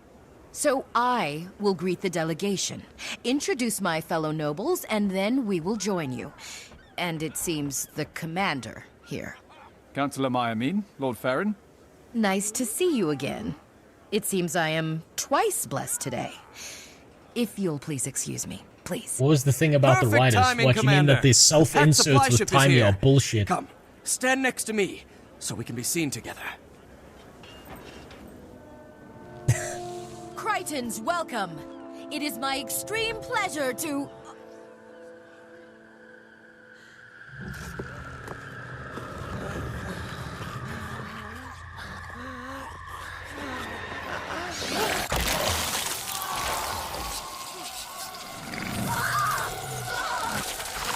I can't believe Guild Wars 2 predicted what was happening in the UK so much earlier. Typical woman bringing in immigrants with diseases. Farron, everyone, get back. You vote. No, you voted for this, lady. No, you voted for this. No, come back here. Can you... No, you voted for this. But live with your mistake. God damn it.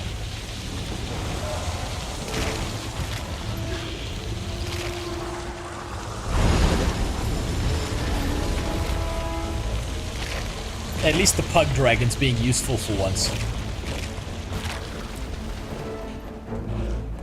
The scarabs are dead. Get to safety. No, come back here. Hey, there's the man himself. People about you. Hey, buddy. Thanks for the banners. I missed you. Also, I'm going to experiment on you. Every great idea needs a focus group. Well. Commander. What are you so happy to see here? Small world. Or maybe it's just jokers getting larger. And now, I've acquired the Scarab Plague. The genuine article this time. Thank you for repeatedly failing to stop me. What a the lad. carnage to come will be on your head. The final act of your pathetic little tale. But first things first. 10 seconds to curtain. Places for Act 1, please. Look at him. Places for Act 1. Look at him. Straightforward. Tells you what he wants. And a sense of performance. Alive or dead, all serve me. Rise, pets. Rise!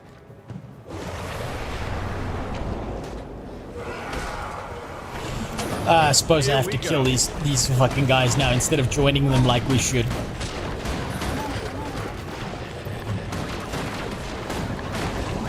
You see, Joko is quite literally Megamind in this universe. He's a super villain because he's got a sense of presentation. This show is just getting started.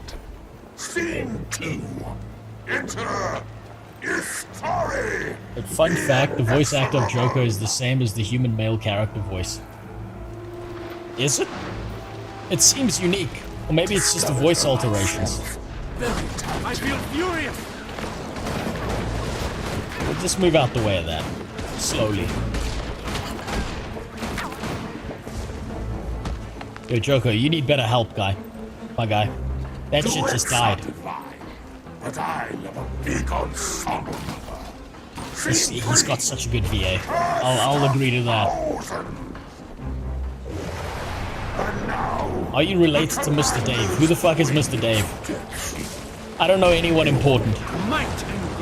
You're asking a literal nobody if he's done something, like if he knows someone who's probably way bigger and a bigger deal than him. So no, I have no idea who that is. That's cheating. Nobody likes a cheater. Something's under the map here. What do we do to cheaters, Istari? We put them to death. Joko needs better help. These guys suck ass. Slash them. Whoop, whoop, get me out of here. No, thank you. No. Get me out of here. No, thank you. I'll pass. Oh, wait, this is an arena kind of thing. It won't let me out until I beat his ass. Whoop, whoop, whoop, whoop. Might and glory.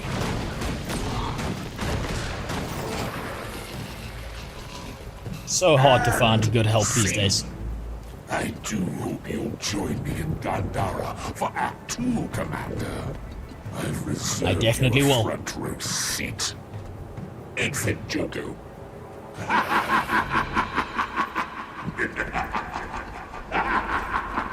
Wishes his body was Batista. You goddamn right I wish it was. Dave Batista's fucking incredible. You know what? You know what's really fucked up about you? I don't know. I don't see the fucking relation. But ever since I played GTFO, someone's been fucking saying that to me. God damn it, that meme has lasted way too fucking long. I must alert the rest of the council. Commander, what happened? Oh, thanks for showing up now, you useless piece of shit. All the crew and passengers to the Scarab No, get your wheelchair and fuck off. Get out of here. My. A full spectrum outbreak. This is incredible. Oh, fuck off, dude. Oh, right. Sorry. Tragedy. Terrible. That lunatic despot stole the Pact's war Beetle is supplies optional. and murdered my countrymen. No, it's not. He must die. According to Joko, he can't die. He just pops back to life like a demented jack-in-the-box. Plenty of 'Cause accounts he's a to back god. that up. Then again, Joko says a lot of things. He claims he killed Balthazar. Stealing our credit, eh, I bet he Commander? did. So what's our plan? It's not that easy.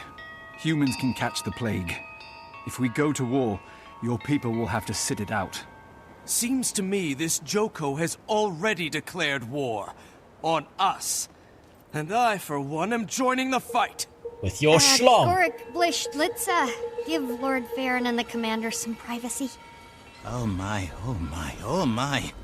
Lord Farron, this is a delicate matter. You gave Damn, me there's a busy lot of work when you there's a lot faced of text here. Balthazar. Jesus.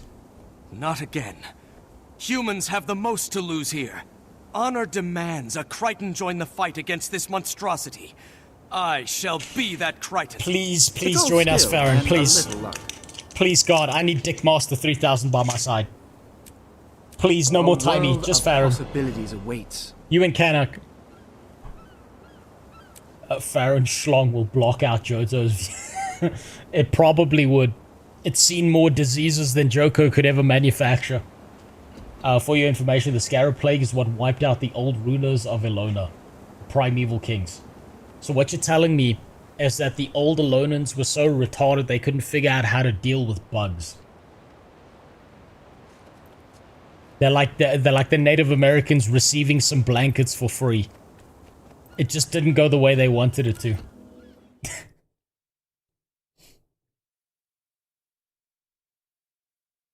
But actually, what happens if you play human? I've only done this as a Norn and Char.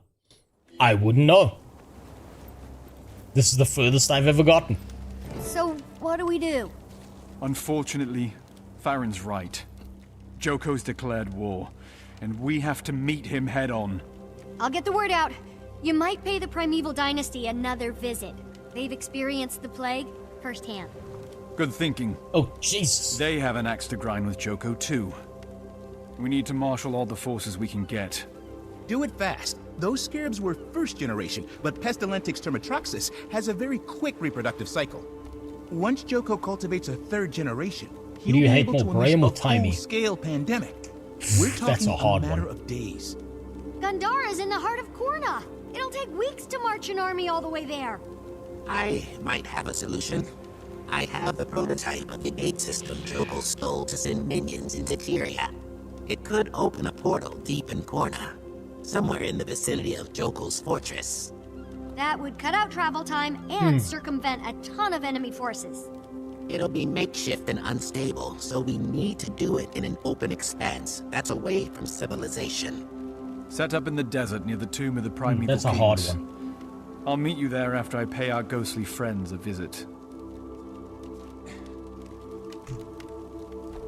I think I hate Timey more. Right? Very mildly, I think I hate Timey more. And I think it's for this specific reason. Who else Graham. wants their portrait painted with this fearsome... Oh, fuck! Shut the fuck up! Shut up! No. I'm trying to think. I don't think so, sweetie. I think I hate Brahim. No, Timey more than Brahim. Because Brahim is a dumb cunt, right? Brahim is a dipshit, two-brain cell retard trying to figure out how to not fuck a doorknob. But he seems to be made that way on purpose, right? He's purely incompetent, he's childish, he's idiotic, he doesn't know what the fuck he's doing, but it's almost like he was written that way by the writers to be annoying. Timey, I would say, is probably worse as a character because she is obviously 100% a pure self-insert. She was written by someone I can tell was probably a fucking horse girl in school who spent all day thinking about what they would do if they were a horse. And their horse was a magical two-colored-eyed horse with wings who could fly and could speak and was invincible and always had a force field and nothing could touch them, and everything they do is always right all the time. And it is so lacking in self-awareness that it is infuriating as a character design model outside the meta of the story itself. Whereas Brahim is just a dumb cunt, and it kind of makes sense why he's such a retarded dumb cunt. Because he didn't have a mom, abandoned by his dad, no one wants to fuck him, he's a complete fucking loser, he couldn't even save his mom from being dicked down by Mordramoth. And so he's a salty little bitch who blames everyone for his problems. But writing-wise, that makes more sense than Timey. Any day of the week. The hottest girl with the fattest ass in my school was a horse girl. Well, then it's time to start neighing, isn't it? Too bad Soto Mastery Grind was so damn tedious trying to squeeze out the last 7 points on that right now. I'll only find that out next year. Man, I gotta really stream on the 30th of December. And then start saying stupid lines like, see you guys next year. I won't do that until next year. Like every boomer joke on planet Earth. That's a little bit of a ride.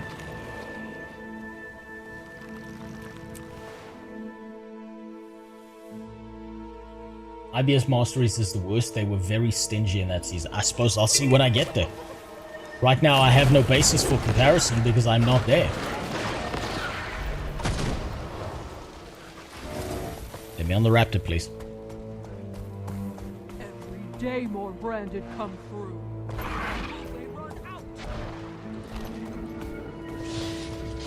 Right, don't touch me. Get the fuck out of there.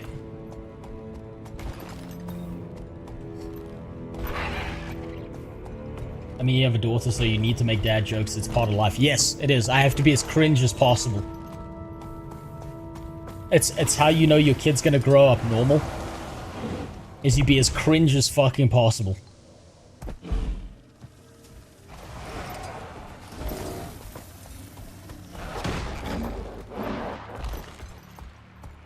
Right. Do I have to go upstairs or is it in here?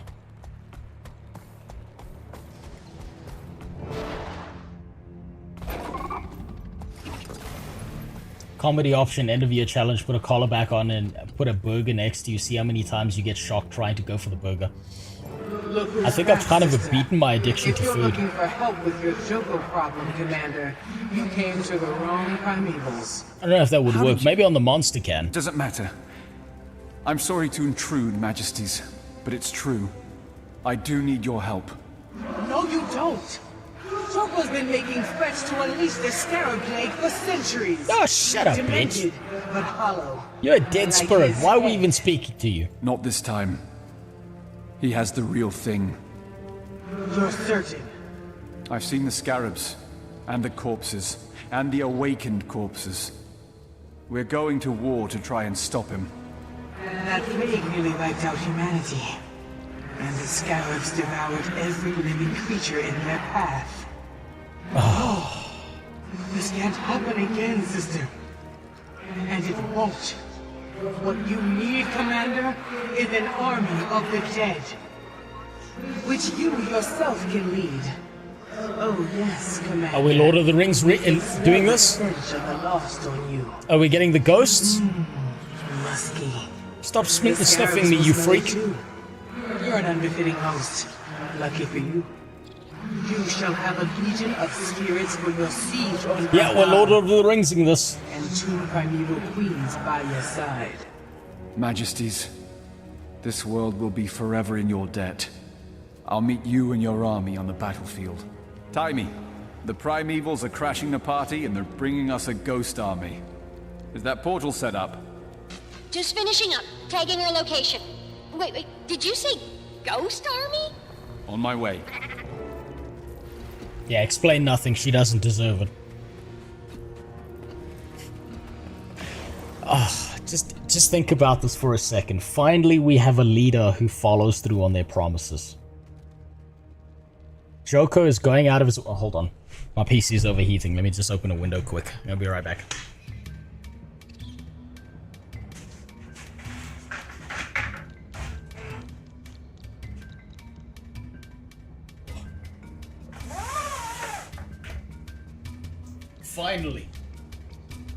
Finally, we have a leader who's willing to follow through on the promises he made a long time ago.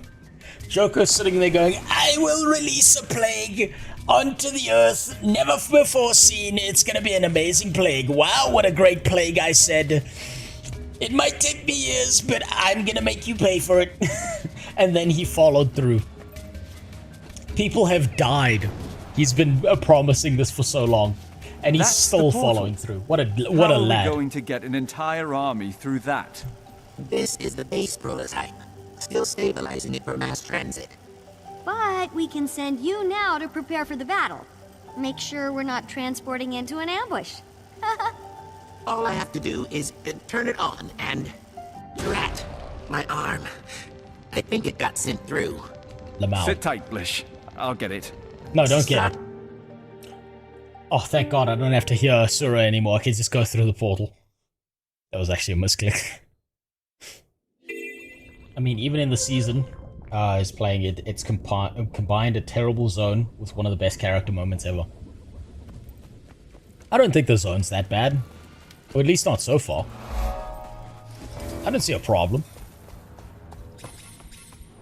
What am I looking for here? Okay, that's a commander. What am I... What? Convene at the unstable portal. Oh, I've got to stay here.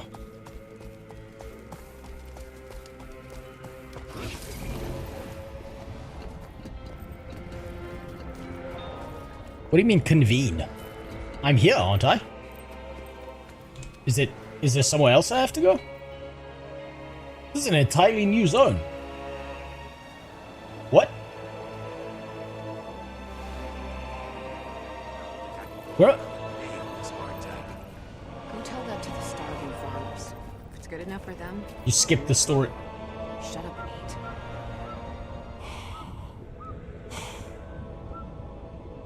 All I wanted was to not hear more rats speak.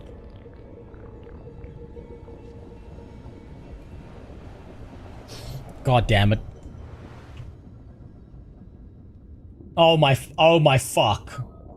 Oh, you're fucking kidding me.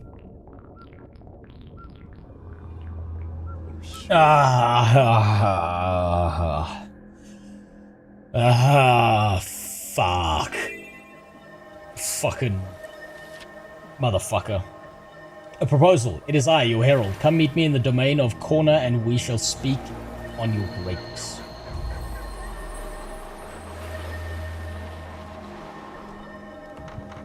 I needed to read the mail, didn't I?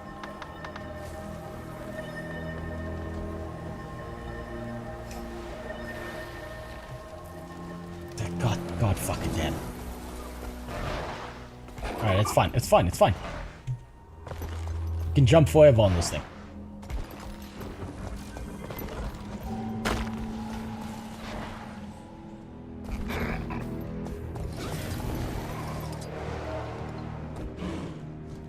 The mail is related to the zone, but no, you went to the portal too fast. Basically, by trying to have a higher quality experience, by not having to listen to a disabled rat speak to a retarded rat, I fucked myself over. God damn it.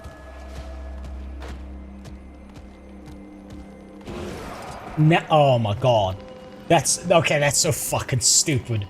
Oh, fuck you. That's so dumb.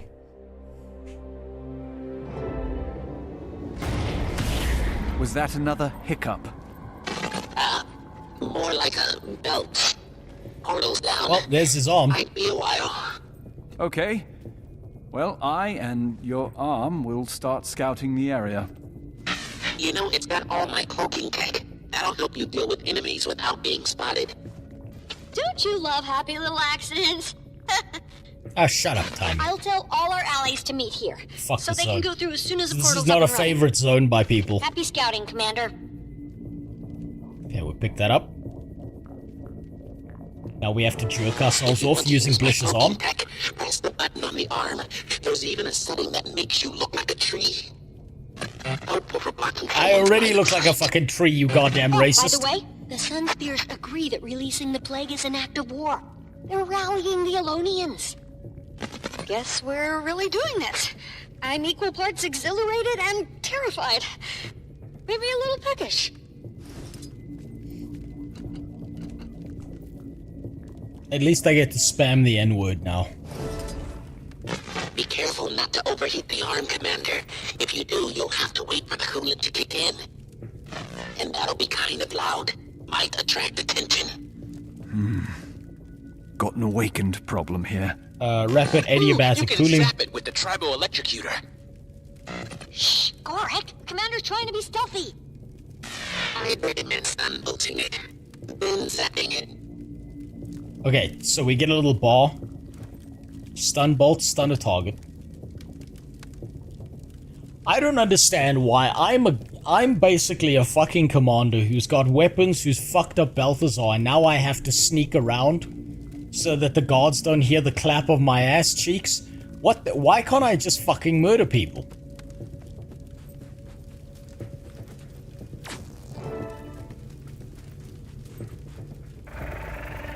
Why can't I just beat the shit out of people? Oop. Guess we sent you to the right spot. A lot of awakened. Got a small squad coming my way. What a useless fucking This should be a arm. good test of the cloaking tech.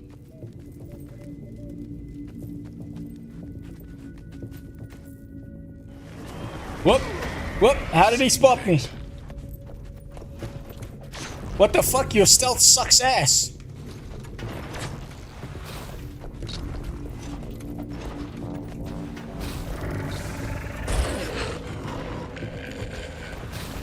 Your cloaking tech sucks dick. Especially when I've got a robot that spawns in right next to me. Let's see what happens if I overheat this thing.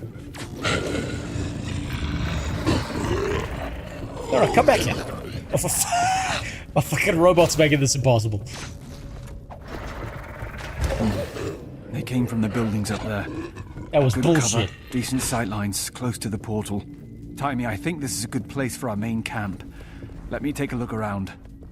I'll take notes. I think the stealth is optional. You could just N-word out. Yeah, but I want to see what the system looks like. It seems odd to me to put a system like this in the game when you've already proven that you can smash through a fucking god's face. Checking it out. Don't forget to tiptoe.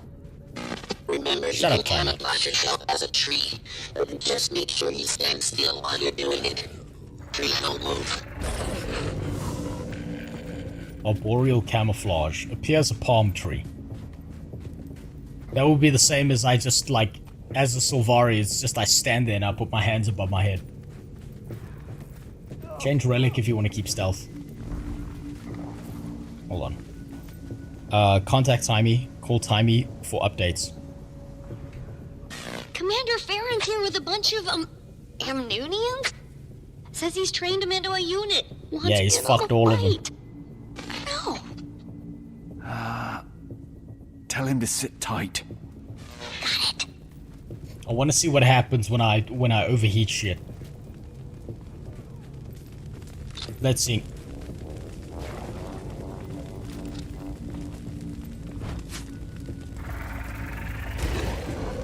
I really want to overheat this just to see what it does.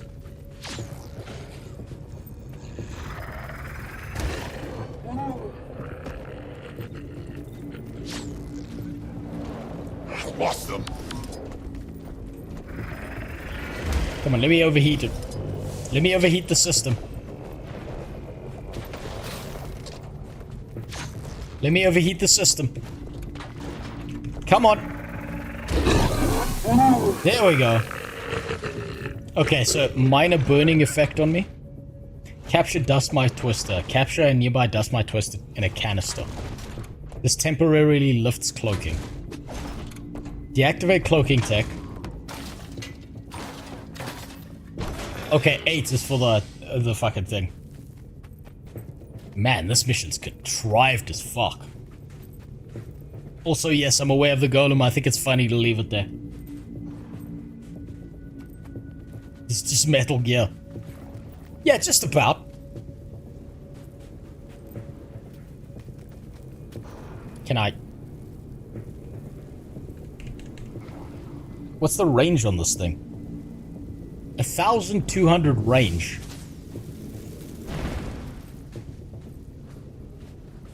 Do I have to stun it first? Hold on, just... Seeing things. Stop it.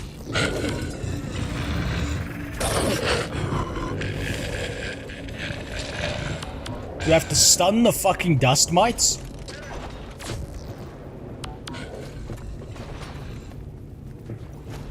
Why is this not working?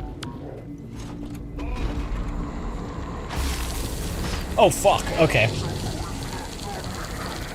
Okay, fuck the stealth shit. Fuck all of the stealth shit. I feel you take them out. What am I doing in stealth? This is bullshit. Just beat his ass. Oh fuck, okay. He's no joke. He is no joker. Ready, willing, and able. Mashallah, die. Yeah, drop me down. Oh, let me bomb you again. Holy fuck. Okay, he's dangerous. Okay, fight my robot. Damn it. Fuck. Jesus Christ. Okay, he's rough. That guy's rough.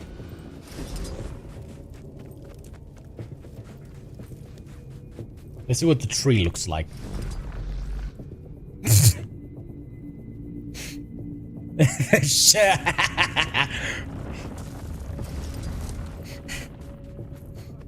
just walk around as a fucking tree. I hope there's an item that makes that permanent.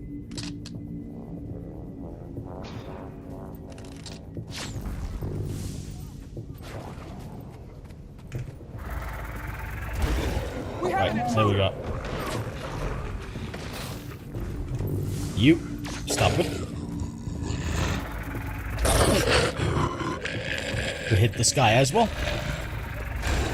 There seems to be no punishment for overheating. Oh fuck, okay. Yeah, that's the champion. Don't fuck with him. Don't try and fight him normally.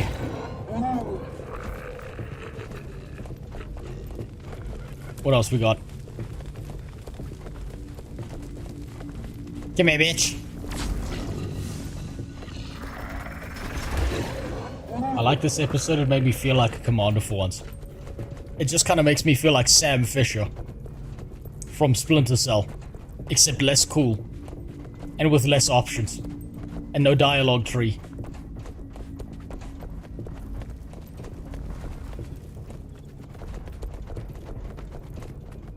Number 3 seems to be bugged for Sylvari, literally does nothing. Yeah, I don't get it. I don't know what's changed here, but, like, nothing's changed. Got away somehow. You can jump around the area more quickly with that teleporter I built into my arm. Blish, candid feedback. If you have a teleporter in your arm, that information should come out earlier. Come on, come on. Get rid of that guy. Get the fuck out of there. What's weird is because the mech is out, they're somehow managing to target me, which is even stranger.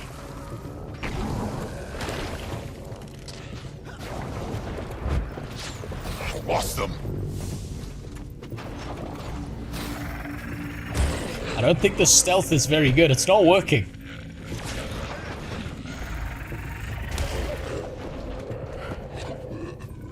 It's not doing what it's supposed to. Okay, quantum displacement. Teleport to targeted location. So is this just a blink?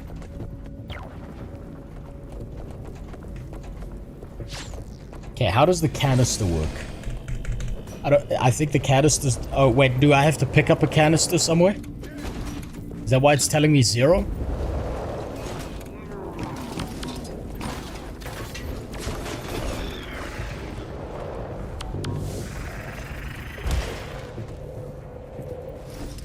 I just realized I don't actually have to stun these fuckers. I can just shock them. I can just give them the Hassan treatment without having to worry about stunning them.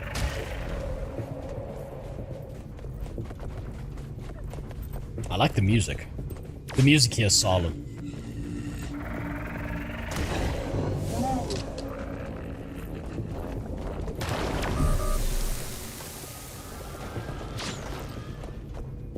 Come on. Come on. Let me get close. I'm stumbly. Over here! Intruder! Get me out of here. Let's try the cooling thing. Let's see what that does. What? I'll give it this. This is a very unique gameplay design mechanic.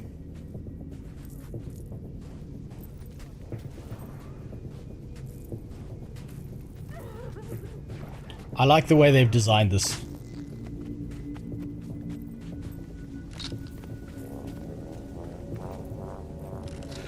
I think this is a nice change of pace overall.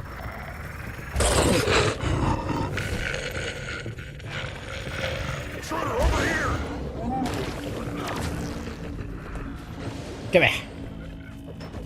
No, don't! For fuck's sakes.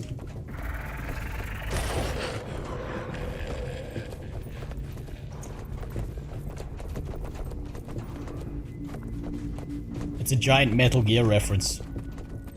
I want us to contact Timey and just say, ugh. The clap of my ass cheeks keeps alerting the guards. Where's the big box we get to hide in? Yeah, just a moving box. I need one of those. Area's clear. We can set up our base. Roger. Oh, and Blish says the portal's almost back online. Good. Keep me posted. Can't wage a war on my own. I never found one of the canisters for this dust mite thing. Oh, do we have a boss here? What's this? Oh, it's one of these guys. Yeah, fuck you for what you did to me earlier. What? He's just... Okay. I guess he's invincible now. I can just go fuck myself then. Survey the battlefield. Your N key sucks the mites. Listen, I've already had to suck off enough people. That's why my throat hurts. Jeff Bezos came and collected all his sub money. Back of my throat still hurts. You'd think a man with a schlong that short couldn't get back there, but you know. Turns out he prefers to watch and get someone else to do it for him.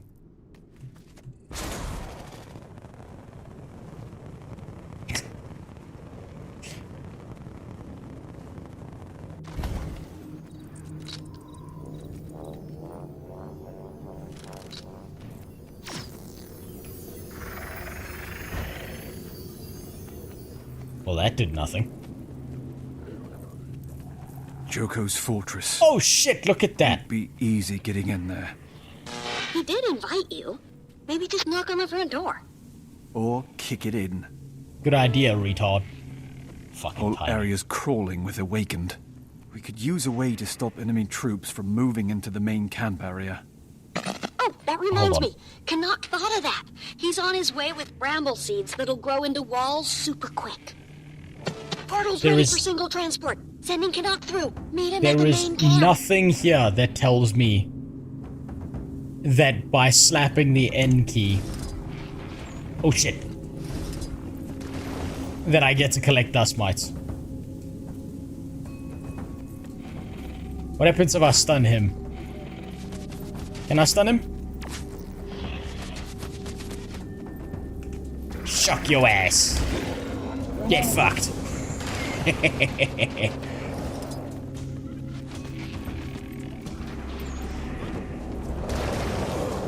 Ow.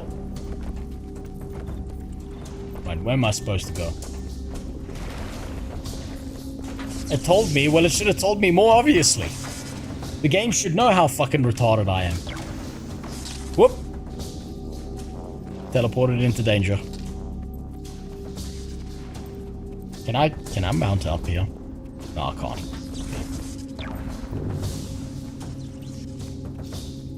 I can't, I can just go fuck myself.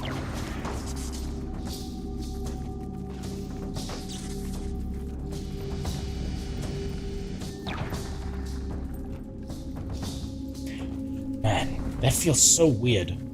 I'll be honest, this random 4 key that blinks me forward feels more responsive than the standard blink ability of a mage playing WoW.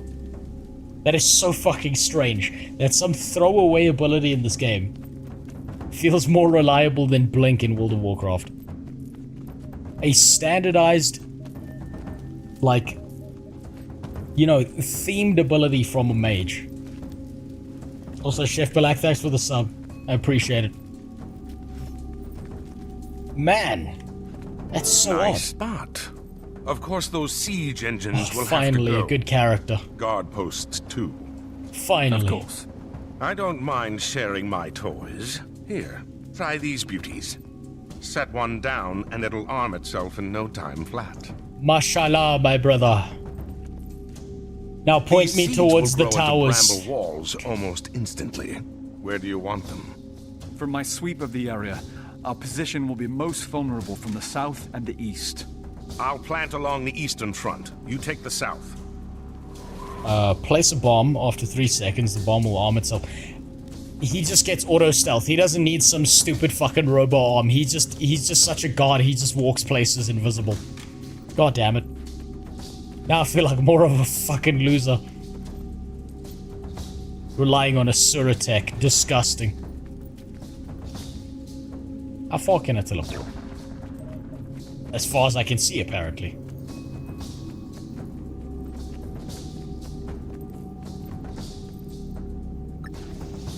Whoop.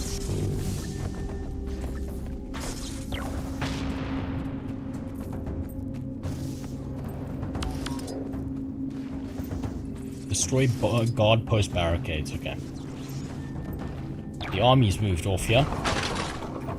Whoop, no. Fuck. That there.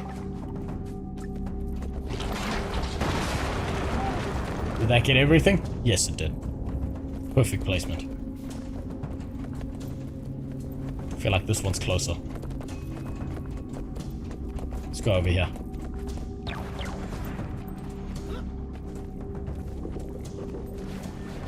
Wait, we should go in here, slap 7, and then leave. That's the right move.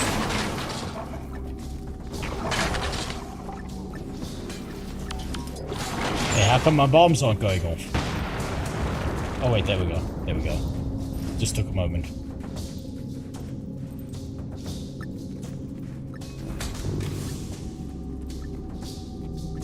Looks like the gym is working out for you. It's actually just not eating like a fat fucking pig, to be honest. I've got to get back in the gym. I haven't been gymming nearly as much as I should have. I know that my body's like started to atrophy a little bit, and I've lost a little bit of strength. But to be honest, my primary goal has just been cut weight as much as possible. But thank you. It does feel good not being a fat fuck. I will say that. There is nothing as devastating in life as trying to lean down and tie your fucking shoes and having to do it at a weird fat person angle. Because you're so goddamn fat. What the? That was fast. The power of Mordramoth. Wait, how do I get through here? There's another one here.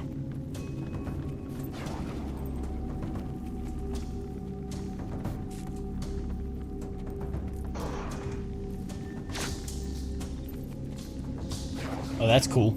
I can just completely miss him. There's one here somewhere. I think it might be on the other side of this wall. Let's just see what happens. Can I bomb these people? I can.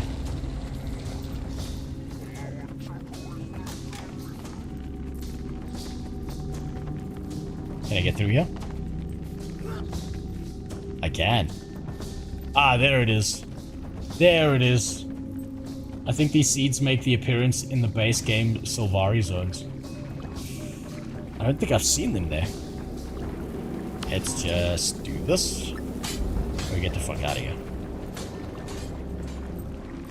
Cool guys don't look at explosions, so I'm just gonna keep on going. Oh, that's part of the collection shit. That's not even the main event.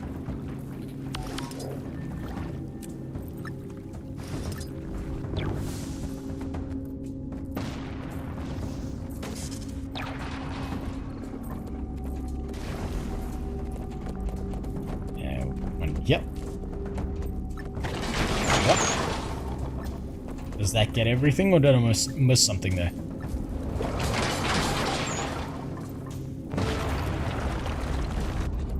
No, I missed something.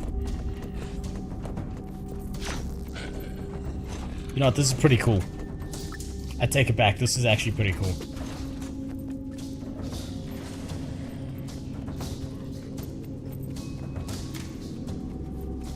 That blink is a typical blink on steroids. Yeah, it is pretty fucking amazing. Turrets. Surprising to ever see that. Blasted with micro golems. Reduces their power until you can take them. Whoop! Whoop! The fuck out of there.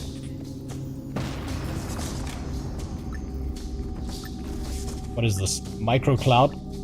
Fires a swarm of micro golems. Micro golems will dismantle turrets into spare parts and disorient other enemies. Okay, I gotta stop wasting bombs, basically.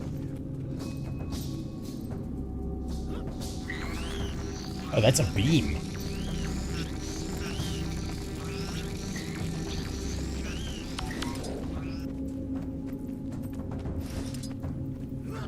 Where am I? No, I got... Okay, wait. I think I'm supposed to jizz in the ground over here, aren't I? I'm still annoyed that Blish's shitty golem gets free perma-stealth, meanwhile Thief needs to chain 6 different stealth skills and still can't reach perma. Fuck thieves. Fuck them. I've been killed by too many dead eyes. They deserve it. I hope they suffer. I hope they all get carpal tunnel. I'll never forgive them for what they do to me in PvP. Whoop. I think I'm on the wrong side of this wall, aren't I?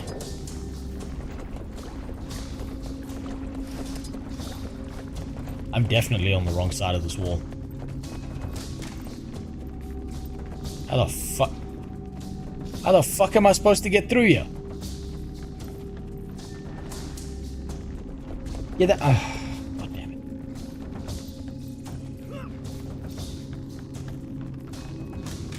Nope. Can't get through there. Where? There was a hole somewhere. There's the hole. There it is.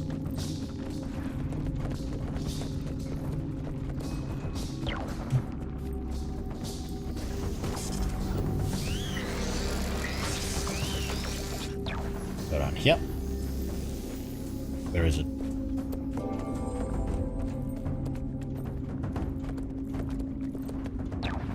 Over here. Oh, you're kidding me. One random fence in the middle of nowhere is exactly what has stopped me from doing everything. If we don't take down the neighbor's fucking fence so we can stand to his garden while he fucks his wife, the entire army loses. Amazing.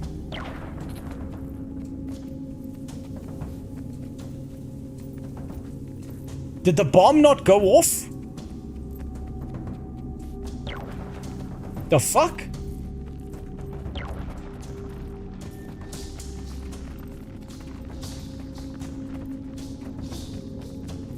What's the verdict on Blish? I was busy being confused by Discords. Well, I mean, I don't know enough about the guy. What? Hello?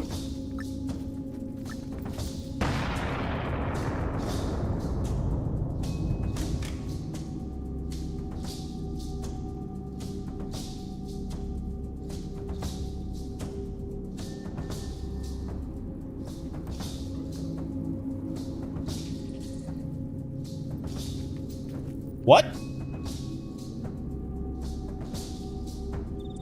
It's telling me I've got 7 out of 8 barricades. This seems bugged, because I'm not getting the selection over it. I think this is destroyed and it just didn't despawn. So I'm gonna try the other one.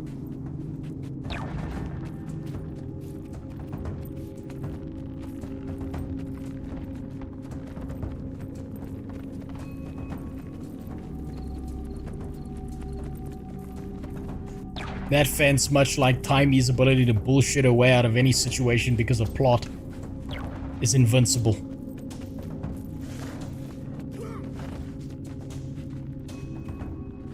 Oh Jesus, there's an entire army here. Alright, well. Whoop. Get the fuck away. And we turn into a tree. Commander, Canuck says the seeds have been planted along the eastern front. And Blish has an update. The portal's not really a portal anymore. More of a permanent rift. I thought I could make this portable portal possible. But I'm starting to think I can't. It's still not large or stable enough to send an entire army through at once. I'm going to have to send them in waves. Man, this guy's barely fucking understandable. Speak English. Rift. Robo-Rat. Timey, start sending troops through. Aye aye.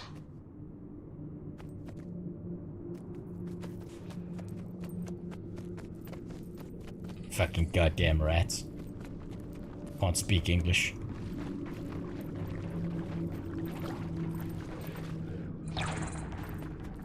Death claim you. Where the fuck am I supposed to go now? You can walk through the divine gates below. Okay, that was pretty cool. I didn't expect that.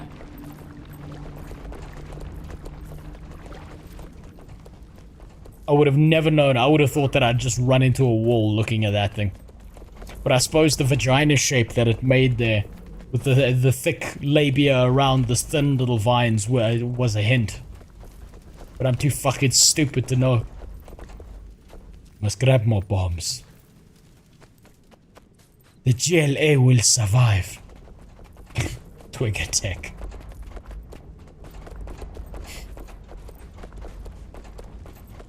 You think with all the robots and portals and laser cannons, the Asura could make tech that puts out some decent audio quality, but no.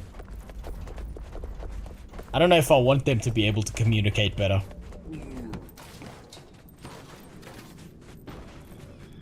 I think they deserve it. I think they like to pretend they know what they're doing and they just steal all the tech from everyone else.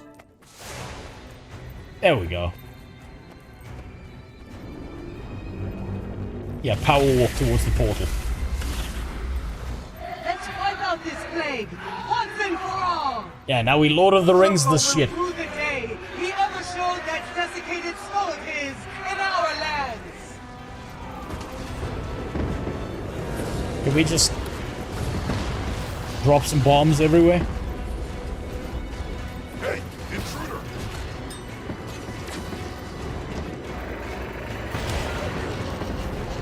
Do we have to do something, or do we just have to... Oh, this is... Okay.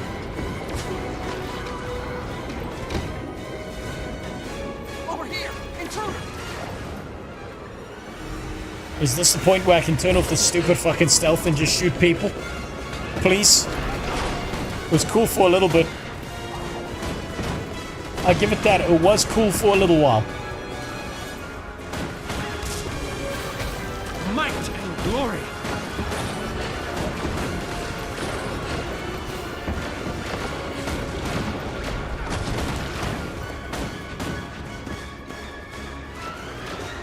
Let's just do that.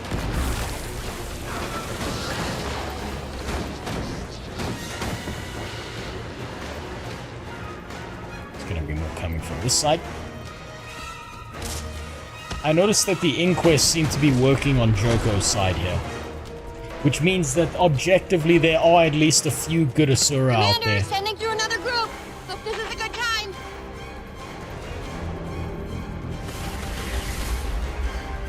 Okay, Char.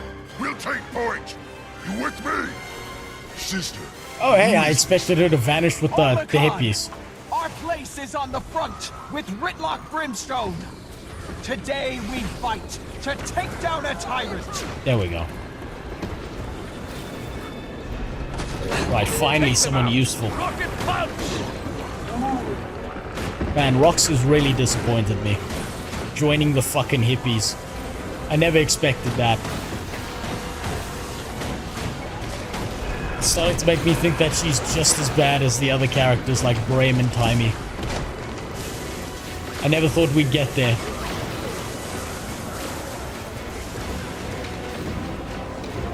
Whoop, okay, that's where the problem's coming from.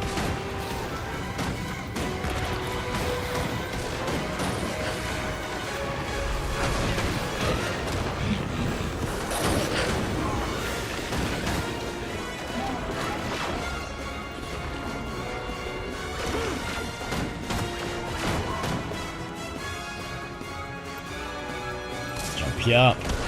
Use that. Get the fuck out of my circle.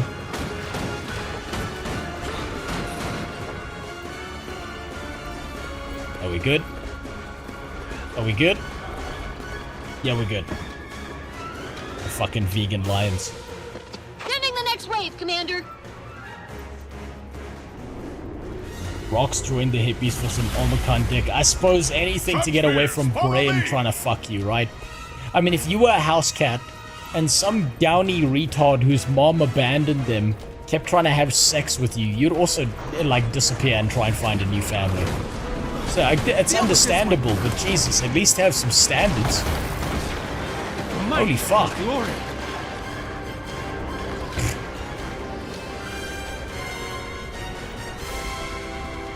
I feel like I can kind of just stand here and let my mech do the work. I don't know why I'm worrying about this.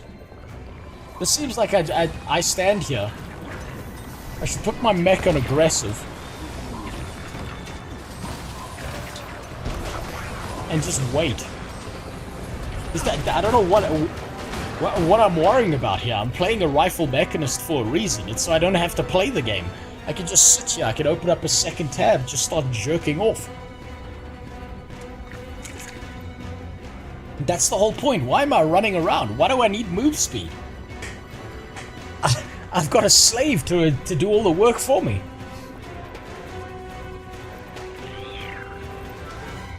More troops coming through!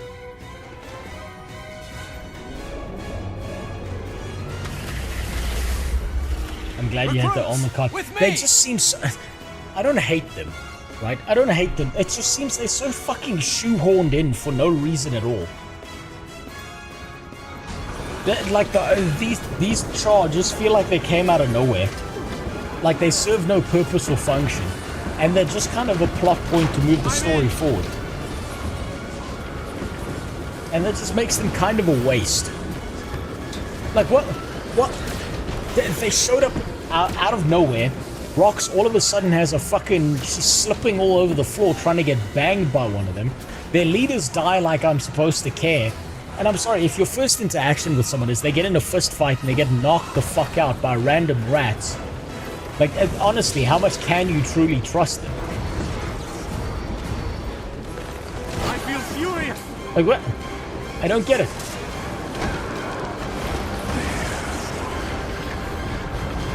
I actually like Rox up until she learned about the Omicron cats. Her character just completely faded into uninteresting nothing afterwards. I'm noticing that. She's got a lot less personality in this entire Living World season versus what she was previously. There's like nothing going on here. She just becomes like wallpaper.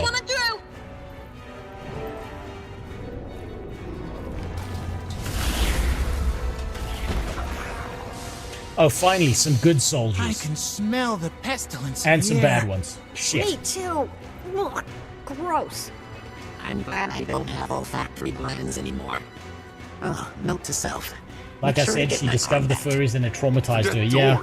Let's kick in some teeth. Yeah, but come on, you're a voice actor. You should get used to the idea that people are going to be fucking gooning their way through anything you do.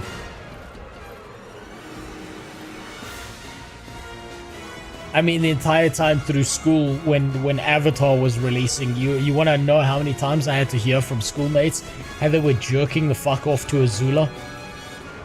Do you think that voice actor just all of a sudden quit because people were jacking off to her character and her voice? The more I think about it, I think it's a real pussy move to just give up like that. People love your character so much they want to fuck it, even though you're playing like a retarded Minotaur cat. And somehow that makes you so weak in the knees you have to run? Come on. I expect better.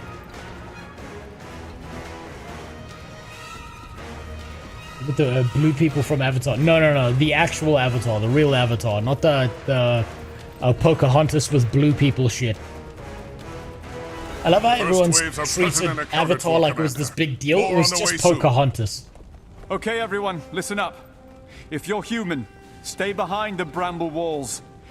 Your role is support only. Ritlock, Rox, Bram. Lead the Olmecon and Ghost Legions to the front lines. Oh cool, all the useless people all together except for Ritlock. Taimi, where are the Corsairs? Moving into position in the cove to the southwest. But they're human, and that is on the other side of the walls. Risky, but we need them to keep Joko from launching plague ships. Ritlock, make sure they get some support. Zain, command your sun spears from the main camp. Send them scouting north to protect our flank. Understood, Commander. My people won't become incubators for Joko's plague. Farron, my people since would you're not here, be slaves. The same goes for you and your recruits. Set my people Think you're up free. to protecting our supply lines. I have a dream. I've trained them myself. I think we're up to much more than that, Commander. I promise you, this isn't busy work. The war is lost if our supplies This break seems down. like a really small army, I gotta be need honest with you. To make Kryta proud. I assure you. Look at Farron's we will. drip. Where's Farron? Where is Farron? This is it, people. Oh shit! We've He managed looks to sick catch as Joko fuck. off guard. We have one He needs a bigger chance to cod stop piece him. though. The fate of 2 continents hangs in the balance. He needs the boner armor. Are you with me? You know what the Let's boner show armor that is? Sick lich. He's bitten off more than he can chew. Can I have my arm back now?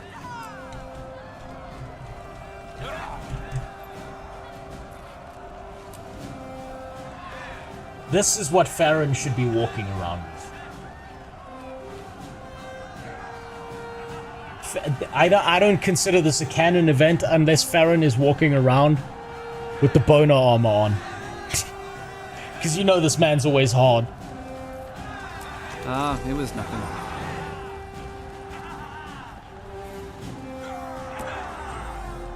That's all that matters. Right, so we're done with this. Now we just fuck off.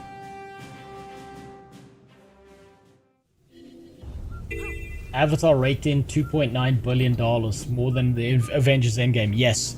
And then had zero cultural impact whatsoever on the entire world because it was just fucking blue Pocahontas. Think about the entire story. The entire movie of Avatar in its construction. It is quite literally the story of white guy shows up and fucks a local. That's all it is, with some contrived extra steps. The villain is the same as Pocahontas. The main character's the same. The blue bitch is the same as Pocahontas.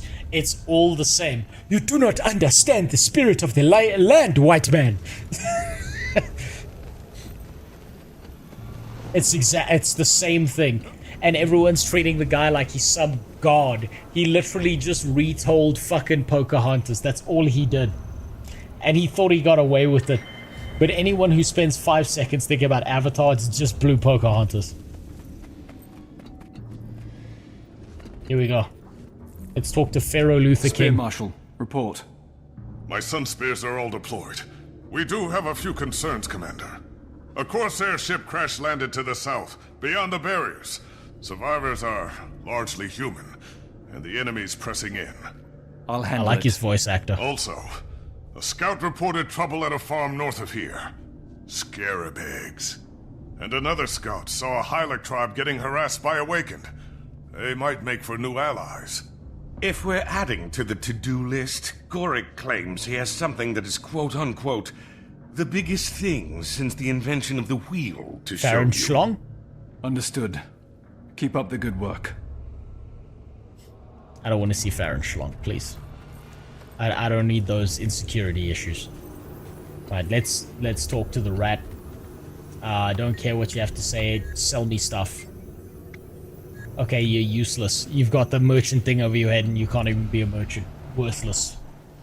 The cultural impact is living rent-free in your head to say it has no cultural impact. No, it has zero cultural impact.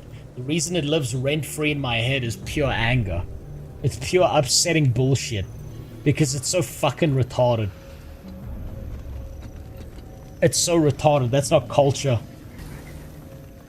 There's more culture in the bottom of a fucking empty yogurt cup. Wow, it's really you. It's just rage. Sorry, I'm just having a moment. You don't recognize me. Hey, baby! Why should Wait, you? hold on. We've never met. I was your herald back when. Hail, mighty hero! No, go back. Alright, well, I mean, you're not a Norn, but you do have some hot librarian vibes, I'll give you that. Those are some modern fucking glasses for Guild Wars 2. We can make an exception. What's life without a little bit of variety, huh? Avatar was so good I couldn't even be I'm on bothered the to verge of pirate the something sequel. incredible. I need your help. Oof. This could change everything. No. Listen to Gorik's wild plan. I hate listening to an Asura, but sure. Good, you're here. I just confirmed a suspicion I've had. Oh, this is big. Oh, Very that's big. the bug he was growing in his How ball big? sack. Well, you see, Petey, my beetle, the one living under my skin that I was talking... The commander knows who Petey is. He hasn't been eating. I was getting worried. All living things need nourishment. Petey jumped out from under Gorik's skin and ate all our plague samples, and then guess what? He grew bigger! I mean, not Krauk bigger, but a little. So now Gorik thinks he can grow Petey big enough to ride, plus eat scarabs. I don't think. I know. He'll be the best beetle steed ever. I just need a few items for the last mutation and incubation. If you say so. Tell me what you need. I thought you'd never ask. I have a list. So the first thing the Asura thinks to themselves is, how can I enslave this creature that I've taken care of? Completely unsurprising. Commander! I'm on the verge of something incredible. I need your help.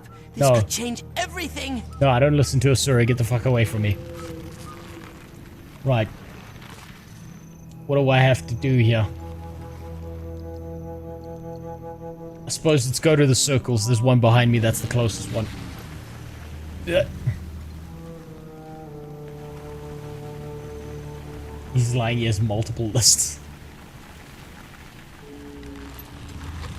She's the lady that gave you the letters about the dungeons in the base game. Couldn't remember if I tried.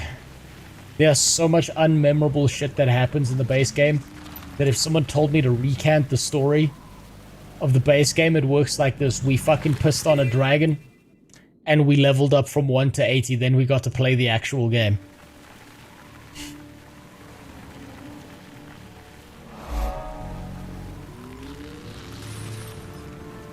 Why is she doing this? I can't get to my fields.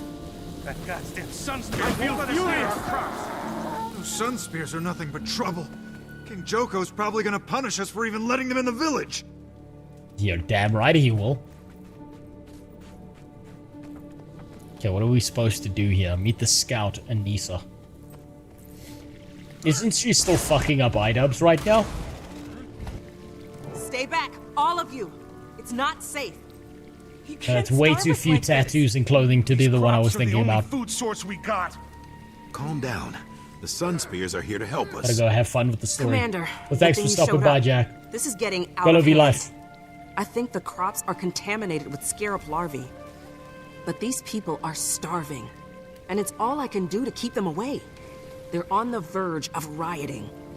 Timey, do you hear that? Have you seen the movie District 9? Yes. It's like, it was like a huge thing down here because it was really funny watching them do like a correct South African accent. Hours away from unleashing a third-generation epidemic. Understood. But the people here need to harvest their crops. Some of them haven't eaten for days. These fucking prawns need some cat food. You'll have to burn them. Good thing it's only second gen. Local problem, not global.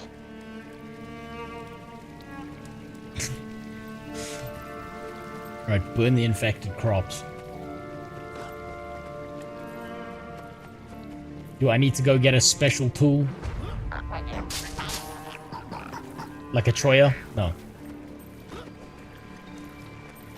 Probably the campfires. That's probably the hint here. Burn fire, campfire, light a torch. Yeah, there you go.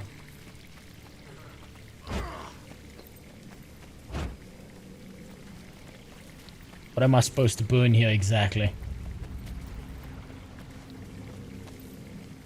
Is this the crop? Oh.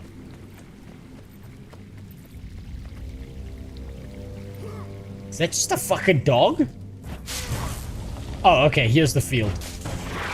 I got confused.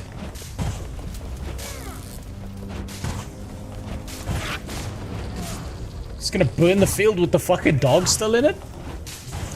Ah, damn, look at this. Coming out here like a goddamn government agent burning the weed fields for no reason. That way the CIA can take control and sell it back to you and put you all in prison.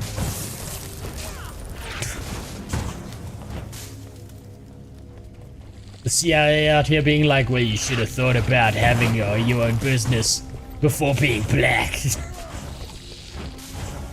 have to burn all of it? Jeez, can I get some help from a local, or are they too fucking stupid to figure out how sticks with fire work?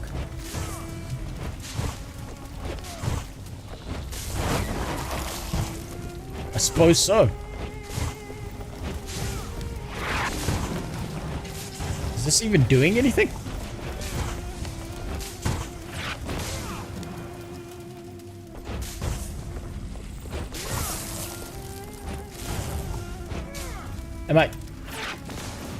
Am I just... What?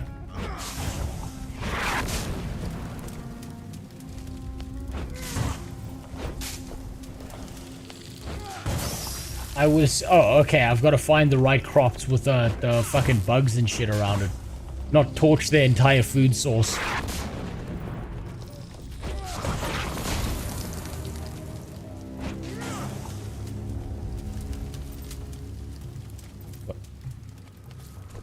They're the bugs.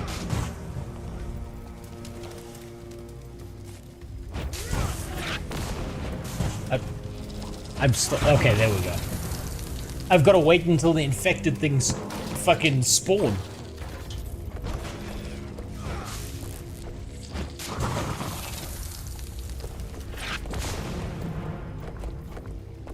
That's kind of shitty.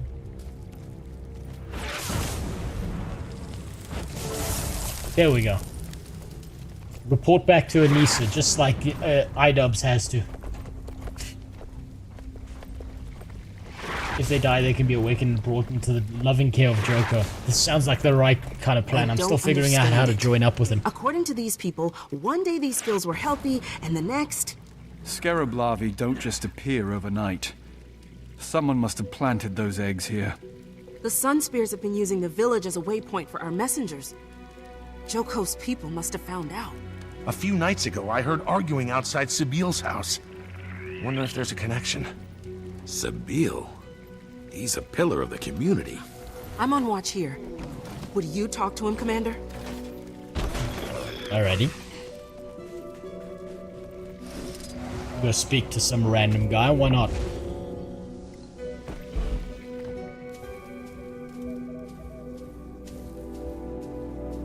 Where is he?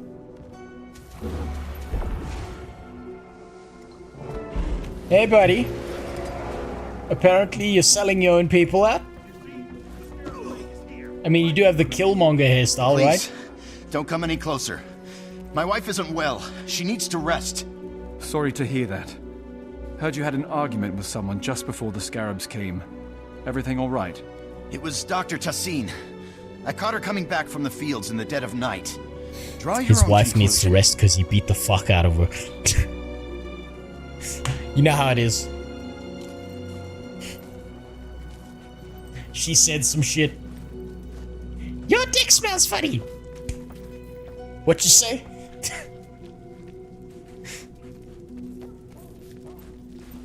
Your dad was bigger.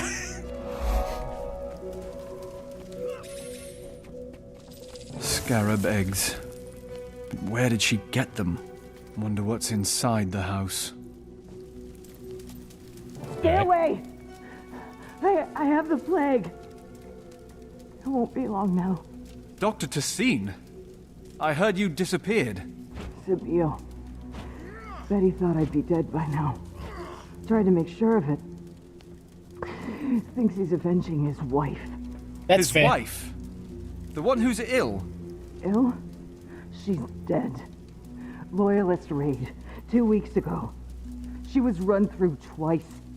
She was fucked twice? And now I'm dying of scarab plague. What do you know? Gotta hand it. You let them rail his wife twice? Don't know how he did it. I barricaded myself in here. Scarabs won't be able to get out. I can't hold on. It's...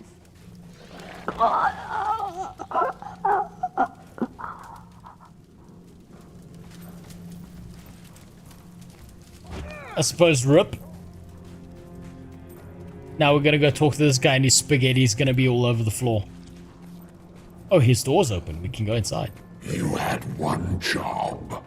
Bedeck your wretched little burg with scarab eggs.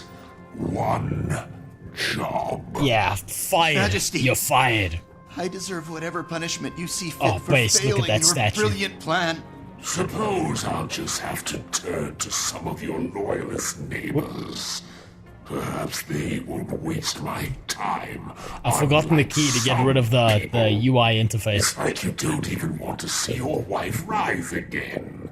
Why are you making me hurt you like this? You're right, sire. Kill me, please. Without her, my life is meaningless. Oh, my dear little cabbage. Your life was always Look at him. He's just telling the make truth. you crawl all the way Oh, there we go. Thank you. just so I can put you in my fun room. It's ever Oh, he's gonna fuck him too. cozy. Actually, maybe I will awaken your wife and then kill her again so you can watch. Based. Maybe I'll slice off little bits of you and awaken those. It's literally so easy for me. Let me run something by you. What if I gave you more mouths, you know, to scream with? I think I'll kill all the Loyalist wives, and then awaken them, and then we'll all have a party in your house. I should make the man's you Guna all the way here, just so I can put you in my fun room. It's ever so cozy. Actually, maybe I will. Why am I hearing the same dialogue twice here? And then kill her again. So break the project. Oh, we've got to shoot the statue, don't we? Slice off little bits of you. But the punishment fits the crime here. He was trying to genocide his own people. Hold on. Let me run something by you. Yo, homie, don't worry about it. Your wife's still looking okay. She looks a little bit warm. I know she's secondhand. Just hold on. Yeah, she's still good to go. Don't worry about it, bud.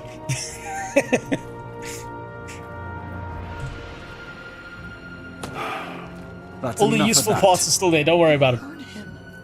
He's got more loyalists out there doing his bidding. I'll deal with it. Don't go anywhere. The Sun Spears will decide what to do with you. Where would I go? He left a poem behind. Sabeel, leave your wife. She's dead weight, and we have business.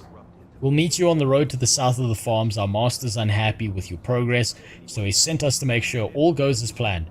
We have more of the special eggs he wants delivered. A few in each house should do the trick. Be swift. He expects much of you. Well, he's getting punished for not delivering. You know how it is. You know, the UPS guy shows up and your package is all fucked up. You kill his wife and you yell at him and you send him voice notes all the time telling him how fucking useless he is. Seems fair. Slightly mummified. I think what you mean to say is premium preserve. Usable multiple times. You don't even need to clean it because the moisture just kind of soaks in, you know? There's the Flex statue. Fuck, I love that statue.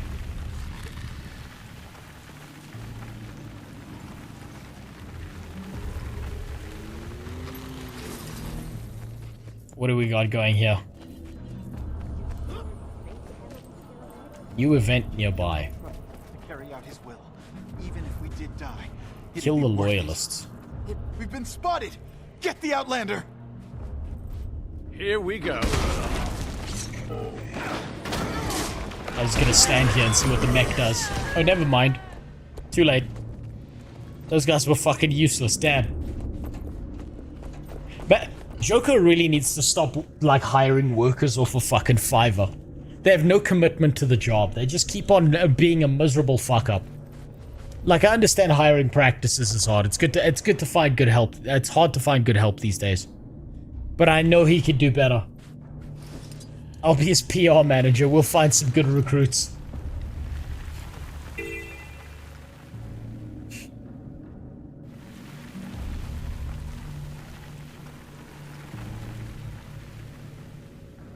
It's Alona, you only find 5-tier people here. Yeah, it's, you know how all these immigrants are. Claim unemployment and then go work for a delivery service. Fucking useless. I've gotten to the bottom of the situation. Dr. Tassine locked herself in her home after Sabeel infected her with the plague. She didn't make it, but she did seal the place up from the inside before she died, so the scarabs can't get out. You ask me, she's a hero. Oh no. Gods. Oh no. I'll have to set fire to the house just to be sure, and I'll send someone to arrest Sabeel. How's the food situation? I know the villagers have been through hard times, but losing their harvest really has to hurt. In the heart of Joko's empire, it's all hard times. Food stock will never last out this war of yours. You make him mad. We're the ones who suffer. You really want to help this village, Commander? Get rid of Joko. No, I want more Joko, not less Joko. If he turns you into undead, then you don't need to worry about food. It's that simple. Stop doing all this weird twisty-turny shit. Just let him do his job. Joker's trying to help you. Had the opportunity to do Mechanist again. First spec chosen for NG was Hollowsmith. Chose to make the Terminator spec with the next one. Eventually, I'm going to try that out. I'm saving another build for another expansion, right? But I've been quite enjoying Rifle Mechanist so far. Eventually, I will have to try out something else aside from the AFK build. But I have to say, Rifle Mechanist is so fucking different from just Core Engineer with a rifle. Because that mech just does so much more fucking damage. Like a ridiculous amount. It's so good.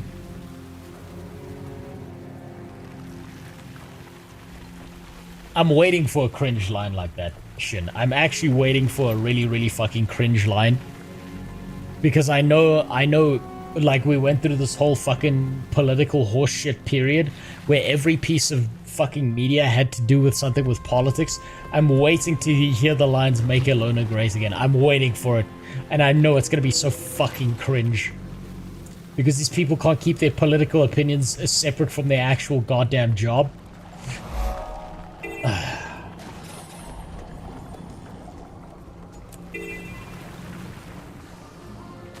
I know it's coming. Where everyone has to, it's not even like a thing done for like, haha, funny reasons. It's just because they have to fucking, you know, they have to promote their opinion and make sure that you know that they're on the right side of history.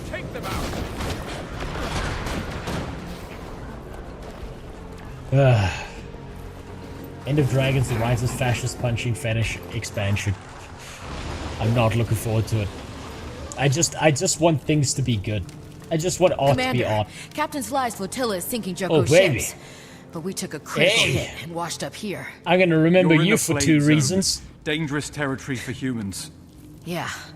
We'd already be dead or infected if not for the ghosts. But there are nasty dead things taking them out too.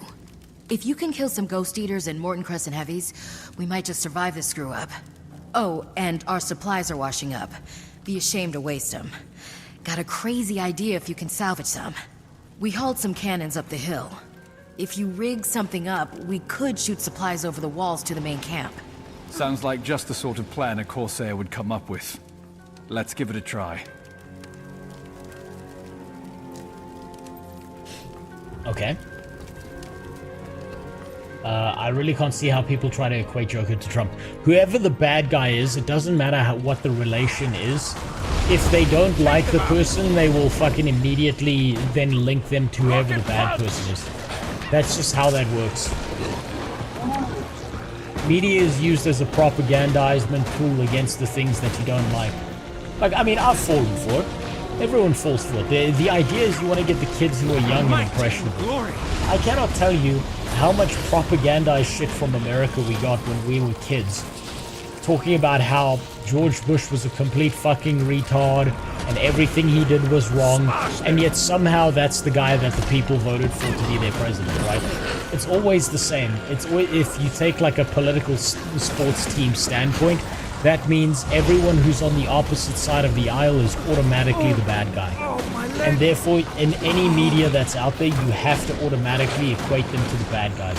It's like that one writer who took the recent Batman series for comics, where Batman's like a 7-foot-tall fucking mountain of a guy, and then he starts drawing art of Batman breaking the fucking necks of ICE officers because his political leanings is in the exact opposite direction of what the country voted for.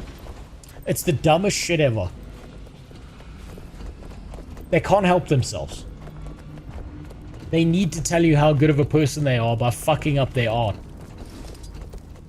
Right. What am I supposed to do here? Fire supplies from a cannon in the Allied encampment. Okay. Oh, there we go. There's the cannons. When am I going to play raids? When I'm through all of the expansions. Just hope this I'm is really helping. enjoying myself too much with the expansions currently. to want to divert to raids. But I think Fandral had a plan for raids that he wanted to do, where I lead one just to fuck it up. Because he thinks it would be really, really funny. And I agree with him. So ask Fandral. He knows more about the game than me. He probably always will. It was the artist, not the writer. It's probably both of them. Because you gotta remember, right? If you're a writer and you happen to disagree, congratulations, you just lost your job. Debbie, thanks. My mom said that you had to burn our crops to kill the bugs. That you saved us. My friends and I made cakes and tea to celebrate. And we say, yeah, sure. Burn through your food supply doing stupid shit. That's a great idea. It's kind of imaginary because we didn't have any flour. Never mind. I take it back. Eat your fucking mud cakes. But if you close your eyes, it tastes delicious. We're turning Eloda into Zimbabwe slowly.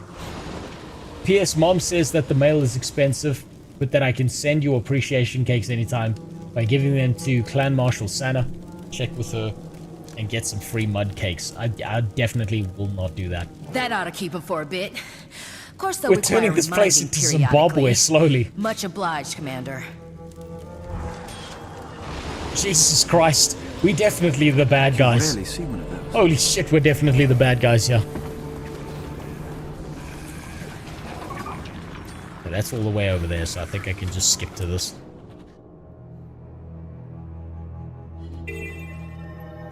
Back then... Hold on. I missed that message. Hold on. Back then, I'd agree, but then again, I didn't have US boom ships in my waters at that time, so I guess the perspective's changed.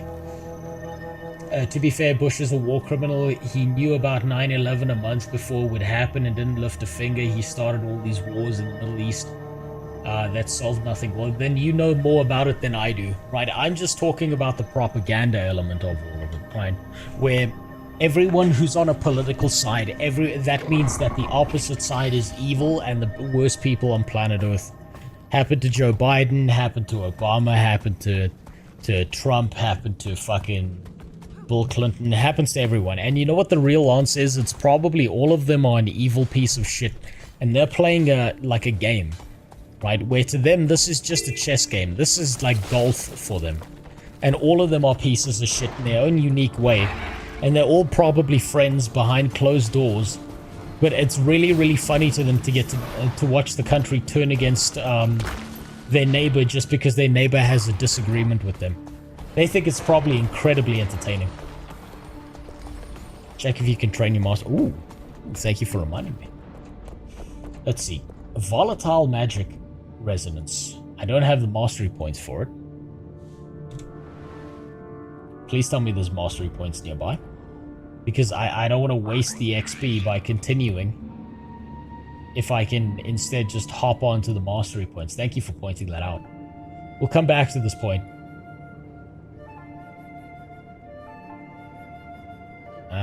Let's see. Do I have that one? Got that one. Got that one. I think there was one that I couldn't get a hold of. Oh, there's a few here. I'll go for those ones. I have the sand dog now, so I should be able to get away with it. And their friends list is called the Epstein list. Yes. Why do you think they don't want it coming out? Yeah, you know what would actually be like far more dangerous for those politicians than the Epstein list popping out and everyone realizing they're just a bunch of pedophiles? Is probably everyone realizing that they've been playing a gigantic political game and they're all just buddy-buddy behind the scenes. And it's all for PR and all of that horseshit. And the reality is that all of them are just fucking over like your regular-ass person.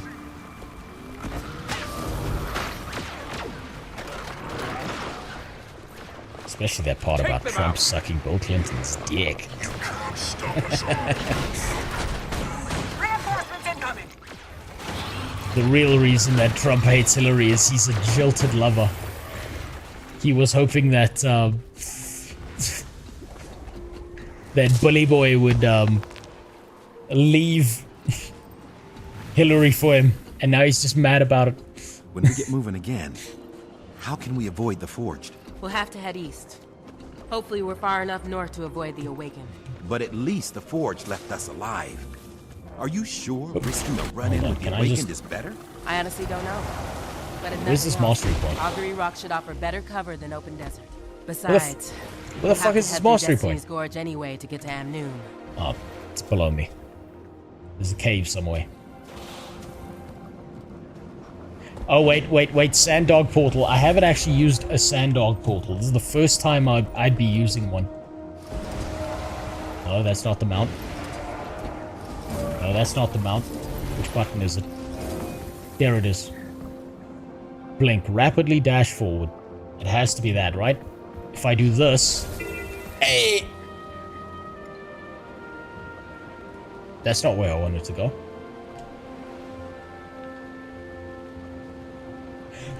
Fuck. I thought it was going to take me into a cave.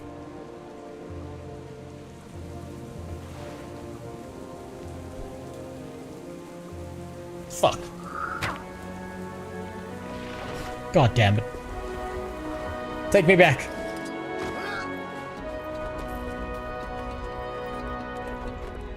There's a cave somewhere around here.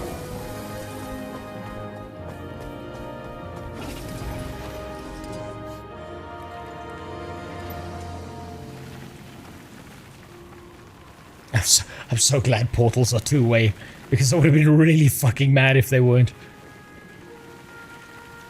Where's the hole? Where's the hole I'm supposed to enter? What the fuck?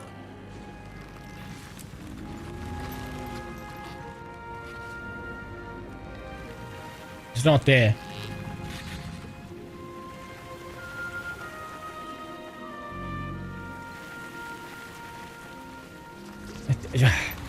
I feel like a guy dating a fat girl for the first time. He can't figure out which fold he is supposed to put it in.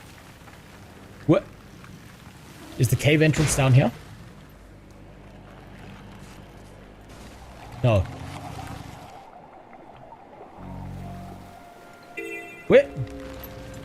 Where is it?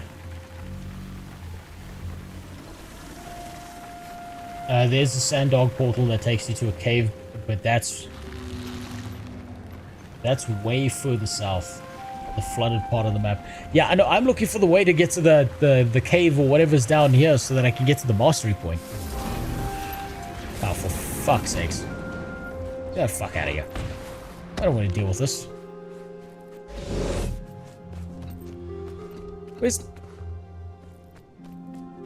Where the fuck is it?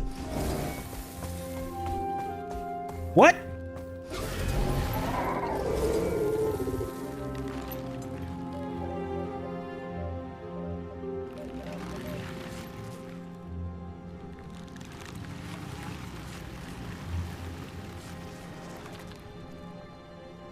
I don't remember where the story made me go.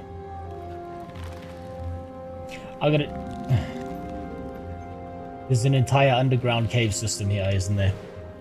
And both of these mastery points are somewhere underground and I'm never fucking finding them.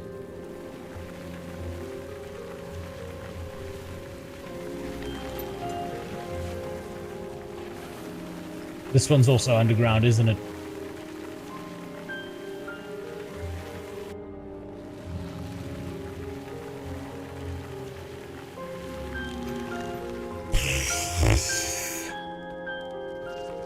Oh wait, no, it's on the same level as where I am. Oh, there it is. Jeez, I nearly just ran away from this. Greetings and salutations. This game's gonna make me talk to a fucking rat for a mastery point. This is just torture. What do you need? Data research reader. Simply move close to the unstable magic nodes. It'll send the data to me.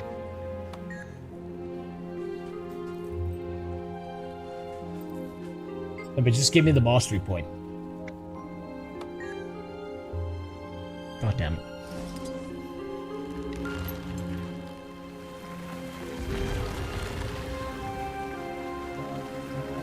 Is that the... I'm not quite sure what I'm supposed to fucking do here.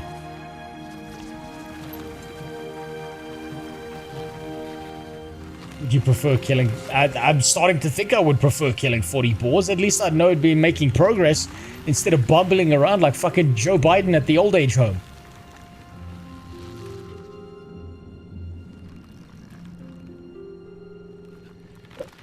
What am I supposed to do here?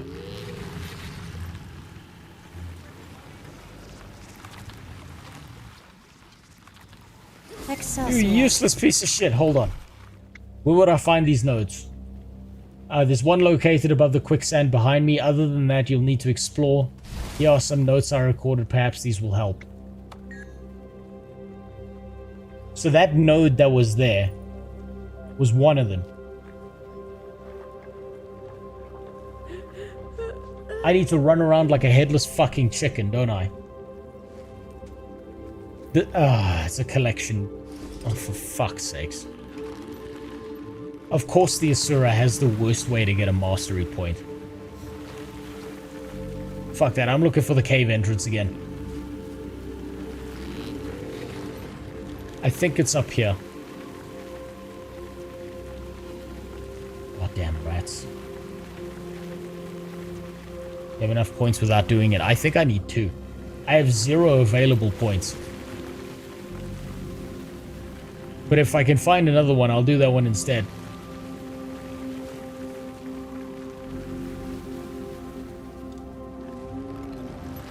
What the fuck is this cave system? Is it down here? No. What? Where the fuck am I supposed to go to get into that fucking cave?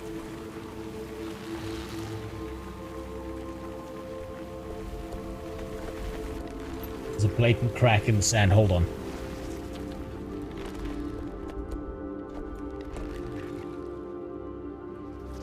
I see no sandy cracks here.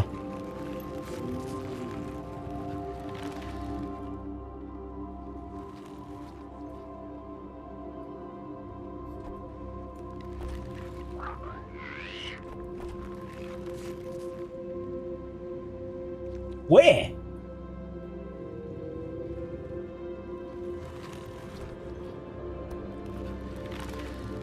To the right of the Skaven glands. Oh. That's bullshit. When you give the guy who does jumping puzzles a second to play with the maps. And he hides the sandy crack amongst everything else. What a dickhead.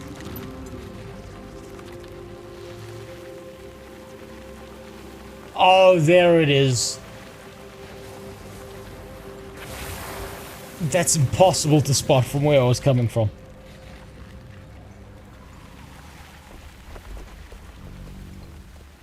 I never would have found that unless you told me.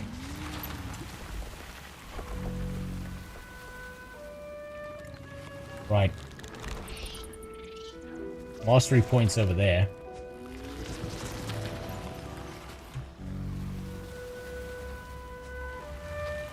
Where the... What? Oh, I still gotta go down the hole, don't I? Oh no, never mind. I don't have to go down the hole. That was a visual cue if you missed it. Telling you that's not where you're supposed to go, you fucking idiot.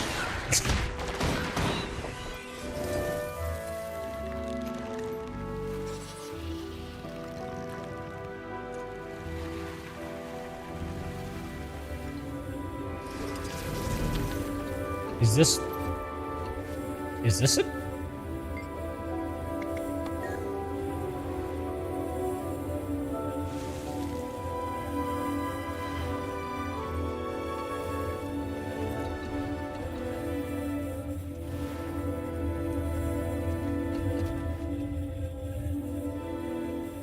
What? All of them lit up. Alright, hold on. Tablet seems writing on it, but it's too faint to make out. Maybe... oh, for fuck's sakes. Okay, I activated that, and 3 of these went down. Oh, god damn it. God fucking damn it. Okay, so now this one... and that one... okay. And now that one's off.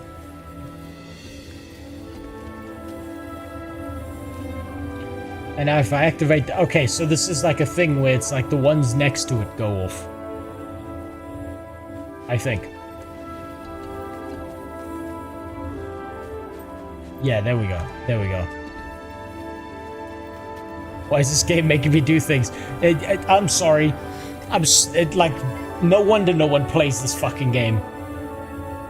There's too much interaction and too little TikTok dancing.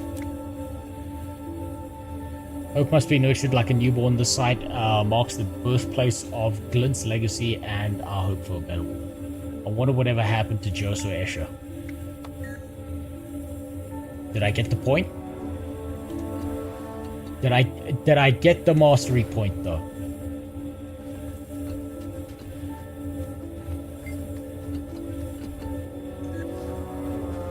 Yo, I solved the puzzle. So gold, so bright, you are big-brained. Bring over shinies, teach Scratch your secret.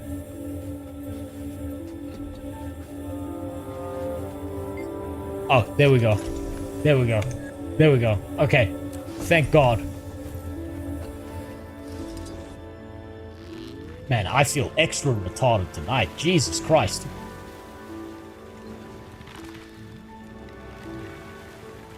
Okay, now I just need one more.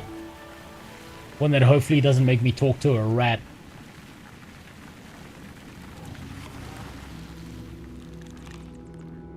Okay, we got that one. There's one over here.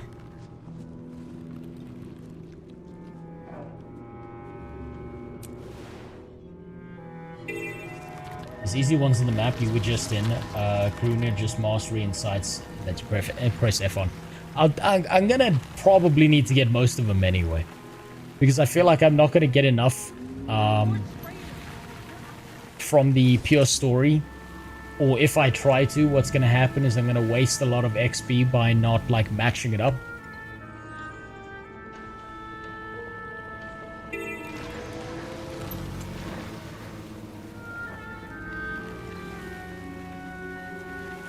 Okay, it's on the top of the rock. Is this a jumping one? I think it is. Jumping ones are my favorite.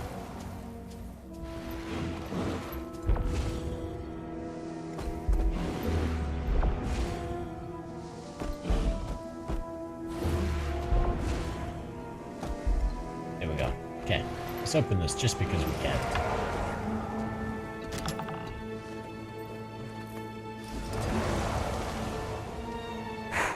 Plenty of space still in my bag. That's good. Ah, fuck. Jump? How okay, we can't get up there. That's not happening. That's not happening. There's a... fuck.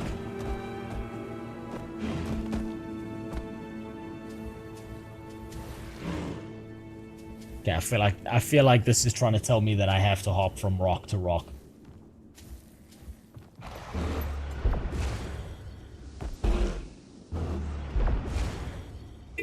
Please land, please land.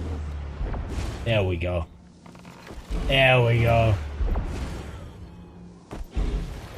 You are a leaf in the gale. Please don't knock me off. Please don't have movement abilities. Please just die.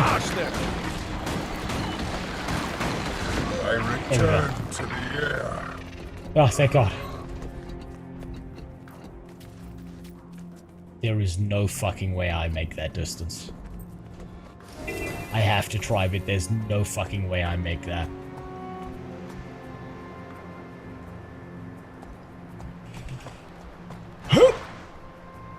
Oh, please, please, no, fuck. God damn it. Shit.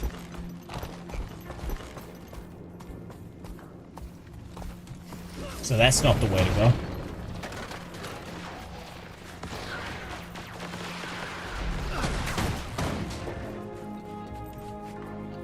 There has to be a way up here. It was nothing. Maybe I can just jump on this one. Maybe I'm overcomplicating things.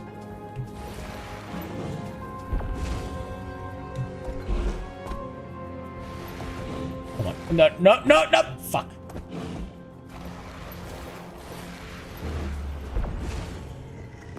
Okay. Stop, stop, stop. God damn it.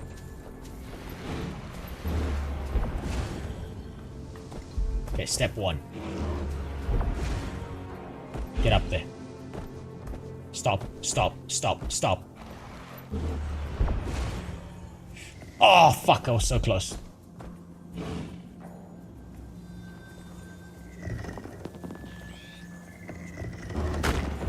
Come on, come on, come on. Fuck.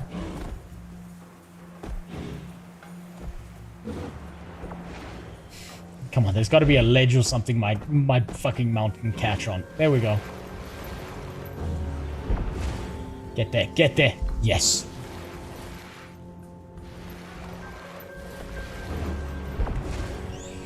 Please. There we go. There we go. There we go. Oh, get fucked. That's probably not the right way to get up there, but I don't care. It worked. By reaching this crystal desert, demonstrated mastery, blah, blah, blah. Give me the point. There it is. There it is. There it is. Master this ability. Oh, wait. Is this the right one? Crystal Champion. Aurene has gifted you the ability to harvest volatile magic, which would otherwise be hazardous to the touch. Yes. I accept. Bond of Life. Master your bond with Aurene so that she can let you share your health with your mount. Does this mean if I die while I'm on my mount despawns, or that my health personally and like collapses and I die? Because that seems like a debuff instead of a buff. You die. What? Why would you let me do that?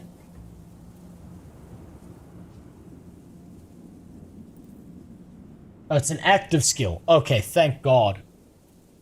Oh, thank you. Oh, I'm so used to playing other MMOs that I forget sometimes that the Guild Wars 2 devs every now and then think things through. Except for the story. Oh, that's a relief.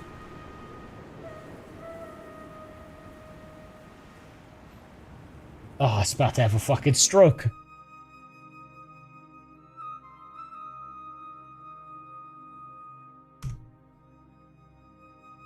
Right, let's continue. Now that I have the mastery point, now I can continue.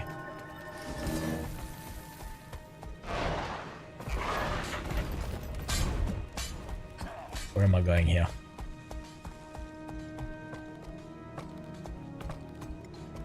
Wonder if I can make this.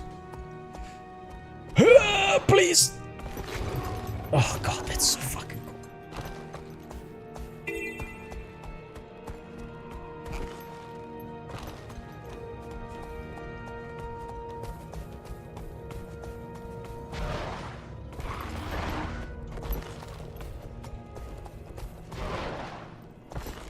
Right, now where's that stupid fucking quest point? The bayou has been discovered. I expected it to look more like Florida. Total mastery actually permanently boosts your mount's HP for 50%. That's great. I'd much prefer a second health bar than to have to share mine. Let me treat my mounts like they're fucking Yoshi and just sacrifice them at every point in time I can. That's the right thing to do. It's morally correct to do that. You ask for help, but you won't share food when my people are starving. Not with that I'm face. not a quartermaster. I'm a forward scout. Sunspear, as you were. Commander, this is Chieftain Shepeel. Her people are besieged by the Awakened, but she refuses to help us fight them. The Dead Ones took our best warriors, even Killick, my master at arms. We can't hunt for food or fight your war without them. Chieftain, I'll see what I can do about finding your warriors. Man, why aren't At the frogs last, playable? Someone who understands the art of negotiation. The mastery allows you to collect the most profitable resource in the game. But it's a good thing I don't care about money right now, and that's gonna come to bite me in the ass later. But that's future me's problems.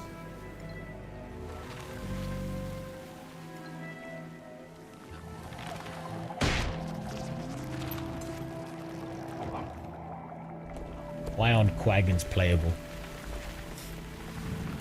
The poo bags don't deserve to be playable. Frogs, I can understand. I don't understand why the Asura are playable at all. Find the Heket warriors.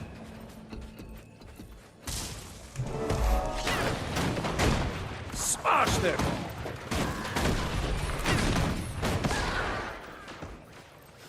Oh, here we go. Fucking rats, they'll experiment on anything. They took Killick up that way.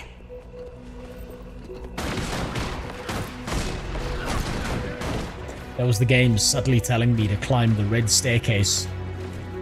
Giving real Dr. Disrespect vibes in here, but we'll do what we have to.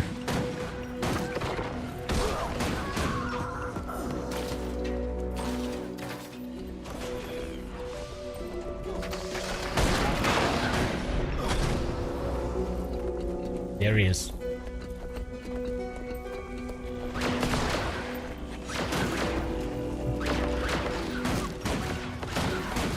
Oh, I'm sorry. He's already fucked. They're already dissecting him like a high school project.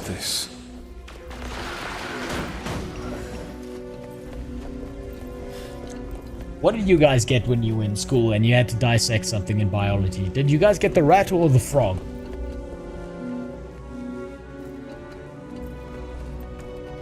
Frog. Lucky. You're very lucky if you got the frog instead of the rat. I'll tell you why. When I was in school, my class got the rat. That's valuable. And when you're dissecting a rat, it turns out there's a part of the rat that you do not want to puncture. It's called the cecum, right?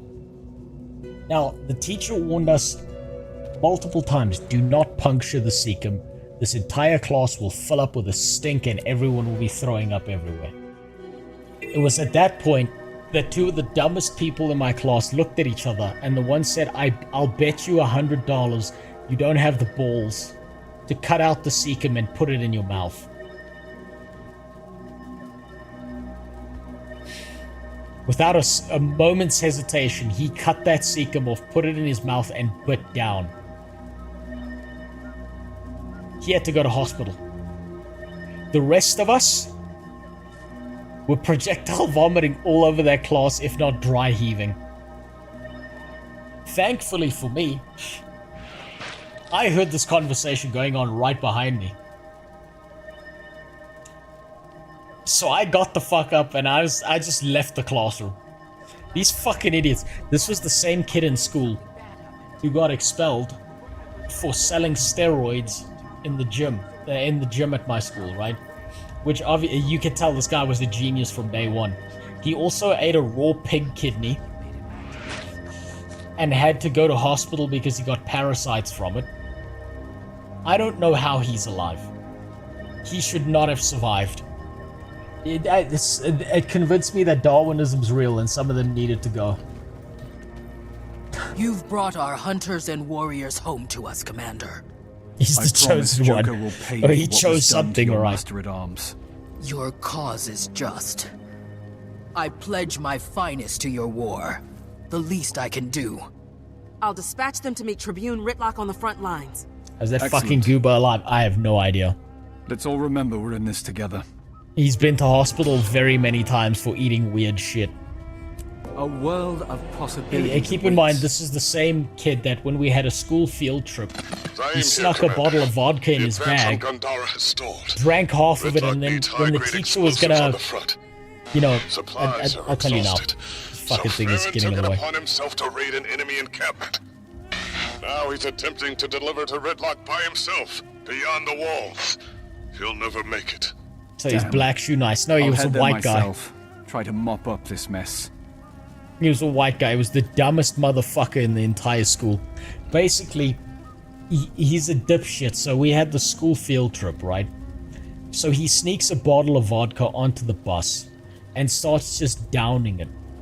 The teacher sees him getting pissed drunk on a fucking school bus as an underage kid.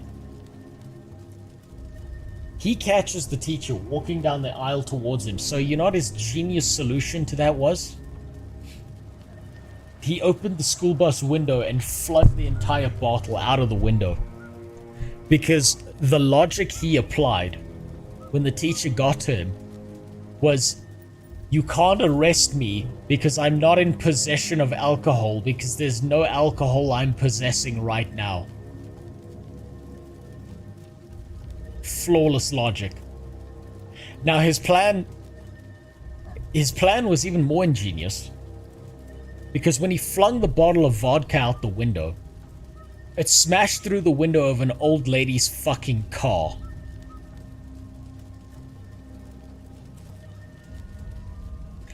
So he didn't just get rid of the evidence, he stored the evidence in a vehicle that nearly crashed on the fucking road.